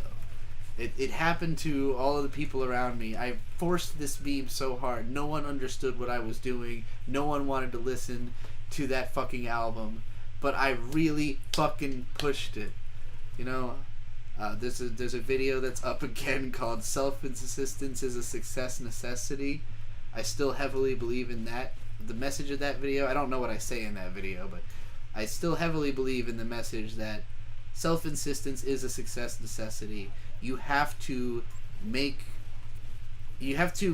people want what you got. And if what you got is Thug Bungalow, it's going to take a lot of work to make people want what you got. But once they want it, they're never going to put it down. They're going to have it forever. They're going to be stuck with Thug Bungalow for the rest of their life like I am. And then everybody will be like Thug Bungalow. And I won't feel alone. I'll feel at home in the Thug Bungalow. Thug Bungalow. I'm doing sermons now. I'm up on my Thug Bungalow high horse. I'm reaching a psychotic mania from being up for psychotic mania. Probably 35 hours or something now. 35 hours. When did I find that album? Probably a decade ago. I don't think I found it on 4chan, but maybe I did. I probably found it on A, having been reposted from Moo, and it was if I had to bet, somebody just going, "Oh man, I remember this one. It was hilarious." it might have even just been like a meme collection thread or something like that. I definitely didn't catch it happening raw. I just caught somebody sharing the story as it had originally been presented, and you can find the album on YouTube pretty easily, but you know, it was just in a collection of memes. Thug Bungalow is the religion for the new age. Yeah, just, you know, you just gotta remember that wherever you are, you're in a thug bungalow, and everything will make a lot more sense. Just look around and think, these are thugs, and this is a bungalow. And you'll be like, alright, I can deal with that. I can live in a thug bungalow. Because you're always in one. Inside of the bungalow is just another bungalow.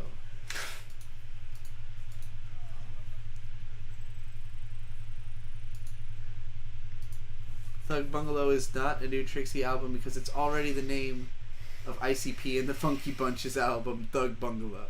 Do you think you could ever get him on a song? I can steal the meme. I cannot steal the album title that the meme is based on. Steal the album title that the meme is based on. Hey, 420. But I will definitely make a song where I reference Thug Bungalow. Oh yeah, we've been going for 4 hours and 20 minutes on this iteration of this stream.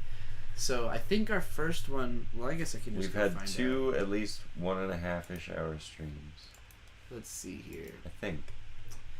Live. We started with a... No, wait, where's the first one? That's the first one. Okay, they're just fucking put up out of order for some reason. So the first one was an hour and a half. Then we were only up for 3 minutes. Oh, I see, yeah. Then we were up for 20 minutes. Are we only on our 4th? I thought we had 5. I thought there was like another... we had gotten another hour one, but I guess not. So I guess we went for about 2.5 hours and then another 4.5 hours. So it's been close to 7 hours. Woo! Woo! He's streaming. Trixie, will you ever, in the next minute or so, spit a verse off the dome? It could happen. You never know.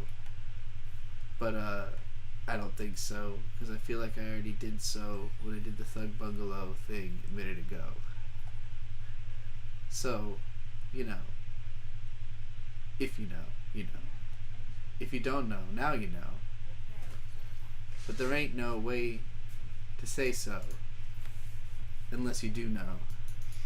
So you must. That's as close as I think I can get right now.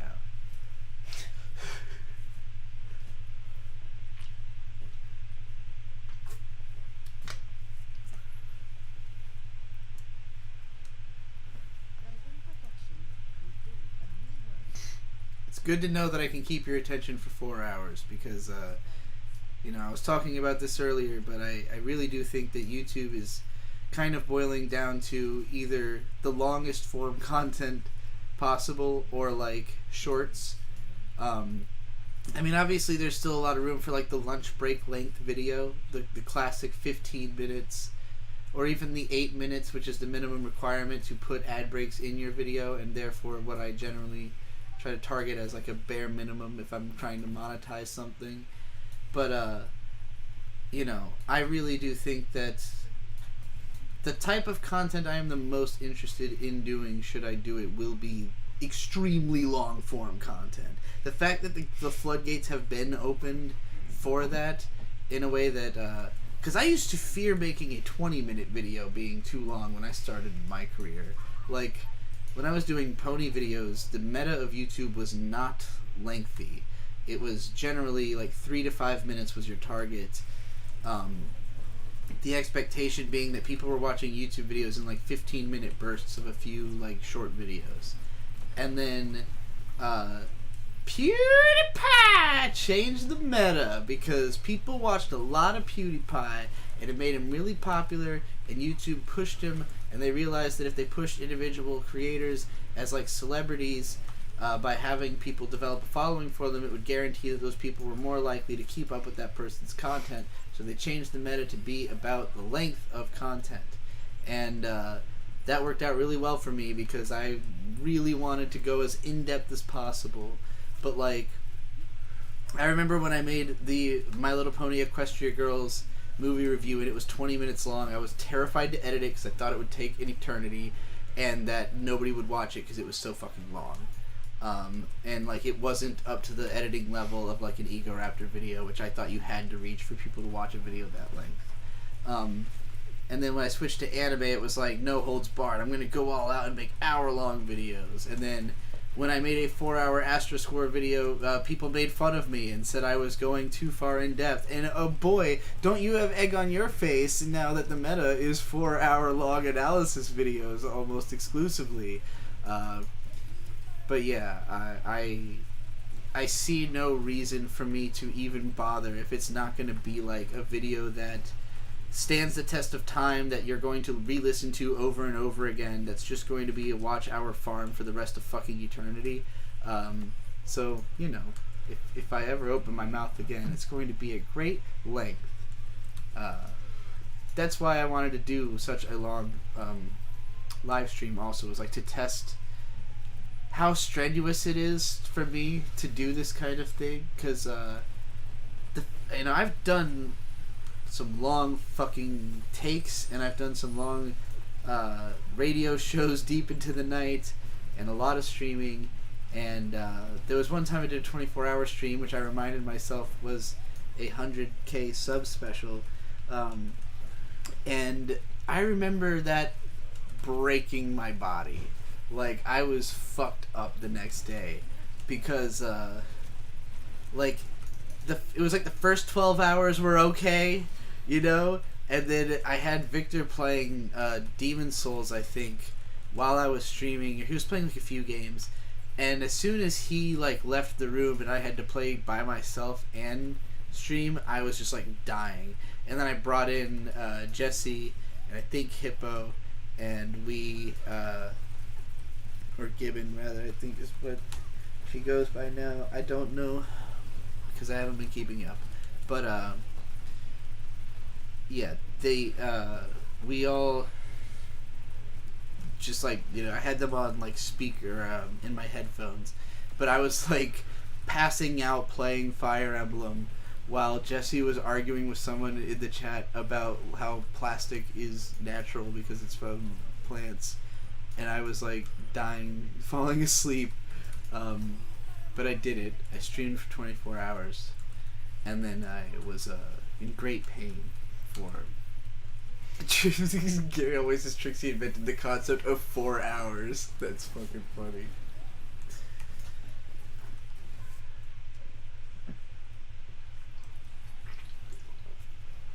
We'll call them quarter-day videos. Or even half-a-day videos.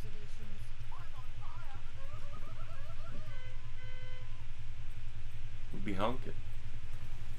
I don't know. But, yeah, half a day. I think I'm going to target, like, half a day as the length of a video. Something that you could literally put on, and it could be all you listen to all day, and then you go to bed. Or you break it up across a week, listen to it for the couple hours you have to listen to a podcast each day, or, you know, listen to it at work. I've come to realize that a lot of people just listen to my videos while they're at work, and they, you know, are doing something completely mind-numbing. I've come to listen to long-form content with Bird when we're camping, because we'll listen to podcasts and stuff while, like, just cooking and setting up tents and stuff like that. So, you know, I get it. You're doing something, but you want to listen to something. But you don't want to have to get up and change the fucking thing every 5 seconds. It's bad enough you gotta hit the skip ad button. Having to hit that skip ad button makes me have a hernia. I don't know why I'm using this weird voice.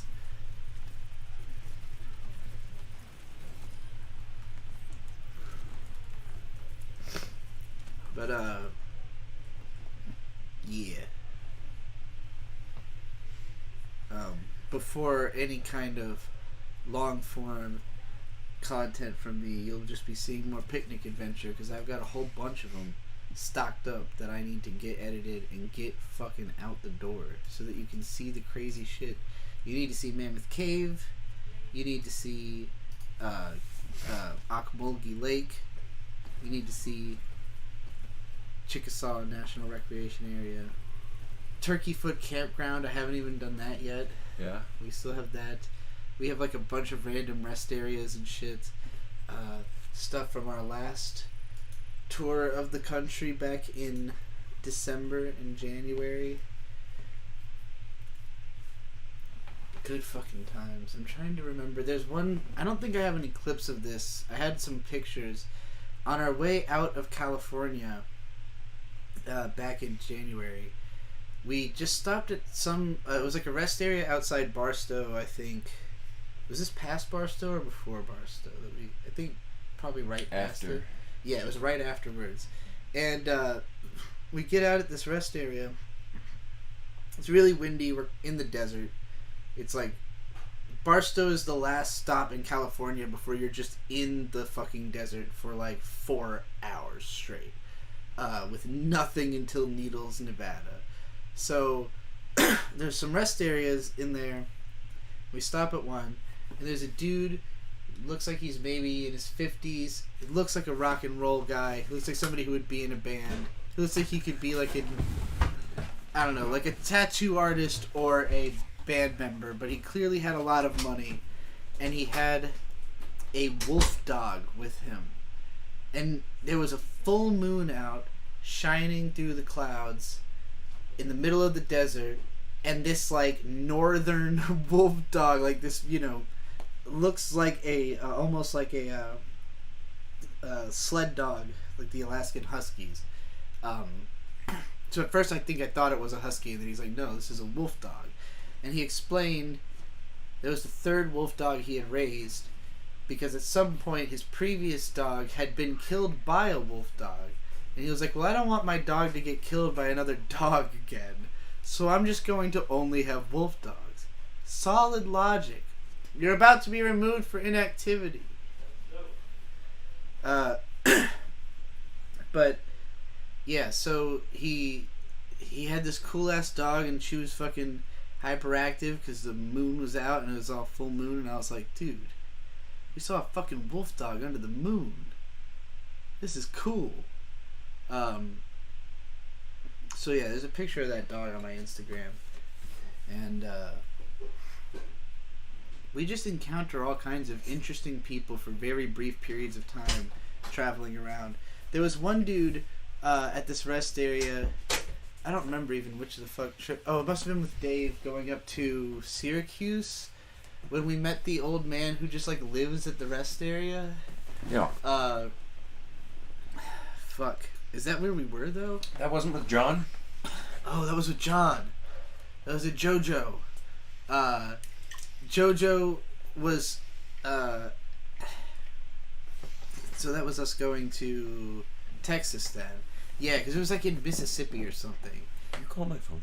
It was definitely on the way south that we ran into like an old dude who I guess he lives in a van. He lives in a van, and he had just basically gambled too much at the the nearest casino, and so he was waiting on like a check, but he didn't have any money until then, so he's just in his van at this rest area, and I think he'd been there for like 3 weeks, like just waiting to be able to afford to move on. But the dude was like in his 60s and like skinny fit, I guess I would say. He ate a lot of garlic. He was like, yeah, health, eat an onion and eat a lot of garlic all the time type thing, and like very pearly fake teeth. He couldn't stop like kind of flexing his teeth out because they're clearly fake. But he gave us some solid advice about that you can stay at rest areas for apparently as long as you fucking want, because he had been there for 3 weeks. Yeah, as long as you're not like fucking it up. But that's the first time we have ever met somebody who's just been like continually at a rest area. If you travel a lot, you get very familiar with rest areas. You will remember the ones you've been to. You'll go there and you'll go, oh shit, we've been to this one before. And you'll remember how shitty or good it was. Most rest areas are fine. Just like most disputes end and no one shoots. but then sometimes you die, or sometimes it's like, whoa, this rest area fucking rules. Bemis Point, New York. That was a great rest area. Later, Caribou Coon. I don't know if you're still there, but shout out. But yeah, if you haven't seen on the Picnic Adventure channel, there's multiple videos where it shows up, but one of them is sunrise over Bemis Point, and it's because we had stopped at that rest area, I believe just incidentally, or did you just think it looked cool from the map, or like... We just stopped there. Well, we stopped there once, just on the way. Yeah, but like, was that just like not even knowing what it was at all? We just went, like, it was a rest area. Pulled off, and it's like, whoa, what the fuck? It's like overlooking this lake, and it's all beautiful, and it was covered in snow at the time. It's like right on the border of New York and Pennsylvania, and we showed up, and we're just like blown away by the way the place looked, but we didn't really want to hang out there. And we basically had stopped because Bird's car was having trouble. This was when the car began its descent into no longer being usable and being replaced. But R.I.P. R.I.P. old Prius. It was a trooper. You've seen it in the videos, but that car is dead now. Well, it's not dead. It's with somebody else. But yeah, the car became unusable. But it was starting its decline. It was usable, and we had a video of because one of the videos is like figuring out what's wrong with the car on our way through the north, like on our way north through New York, and then on our way out of New York, we remembered that spot, and we wanted to visit Erie, Pennsylvania, in the morning, but we had left at night, so we were like, let's just stay at Bemis Point until sunrise and get a cool sunrise video. Then we'll go to Erie. And we did that, and it's really cool. You should watch it.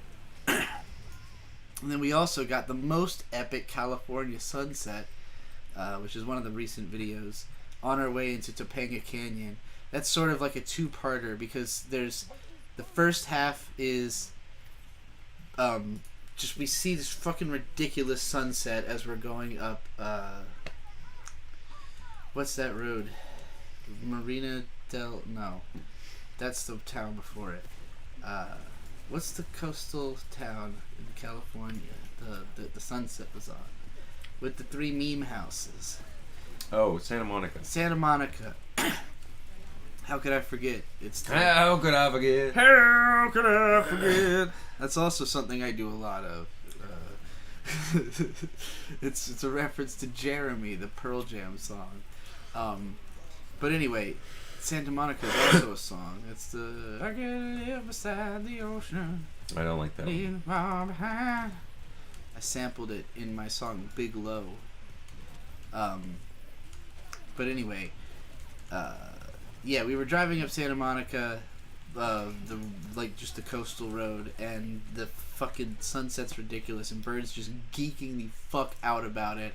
And that's the first part of like one video, and then I threw in some like other clips of that trip. But the next video is us going up Topanga Canyon, which is where we were headed to when we saw the sunset. And so it's the night falling over this incredibly beautiful place that you can't really make out that much of the video because night's falling, but you know, we have like a whole ass podcast basically of the two of us just talking as we drive through Topanga Canyon.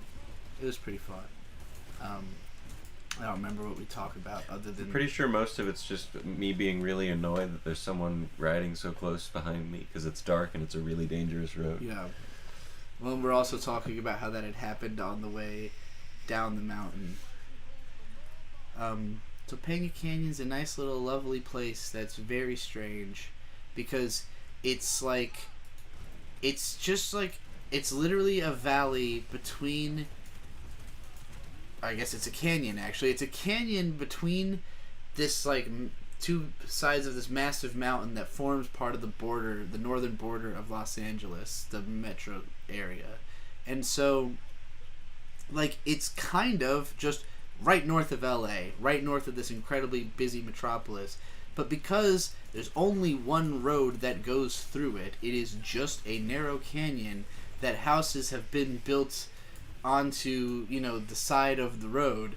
Like, it feels like you're in the middle of fucking nowhere, rural, bumfuck, like, what is going on. There's like all kinds of stuff in people's yards, and like nothing is managed because they're so used to it not raining that people just keep all their shit outside, and like, you know, tons and tons of unique trees and foliage and cliff sides, and like the houses are either beautiful or like a ramshackle or spray painted debris, and it's just everything in a stretch of about a 20-minute drive through the middle of a mountain that separates, you know, two different strips of this megaplex, and it's gorgeous. And there's a cute little cafe in there where there's like poetry book from a lady who just like lived there and wrote about living there in poetry form. They have a lot of self-celebrated history in Topanga Canyon for being such a weird little place that it seems like nothing. I'm hungry. You're hungry? What Do you have we want to got? stop streaming? And got food. We could do that. Do you want to come back and do more streaming after? We could certainly do that. I just think we should stream all day. I am all for that, but also Okay. I'm hungry. Yeah, we'll take like an hour or two long break and we'll eat, get our energy back up. I know you want to play more Overwatch, so... I'll make a Doom account. That's actually another thing I want to, because I can't do it on stream. I see. I need to Oh make- yeah, to play Doom. I thought you were saying a Doomfist account. I was like, why do you need a separate account to play No. Doomfist? What are you talking about? No, I don't need to keep playing Overwatch. I do want to play Doom Eternal though. Alright, so yeah, we're gonna make an account for Doom. We're going to Food. get some food. Rotisserie And assuming chickens. I don't just completely fucking fall over and pass out, we'll be back with more streaming to close out this day of celebration for all my videos being back up, and The rants being completed. the rants being caught up on, and basically, you know, making as much money as possible in February, because the way YouTube pays me is fucking weird, and if I don't make somebody before the month is over, I won't get paid until the month after next month. That would suck. If I streamed on April 1st, you don't get I the money mean- for that until May 22nd. Are you sure it's Why not do a they prank? pay you like that? No, that's just how it works. Okay. You Because get paid April for the Fool's whole Day. month of April on May 22nd. Feed long hair man. Hey, I agree with that. Feed long hair man. Alright, you gotta Feed close out long the stream. hair, You gotta man. make it end. You gotta make it die. You gotta kill it in its grave. You gotta kill it in its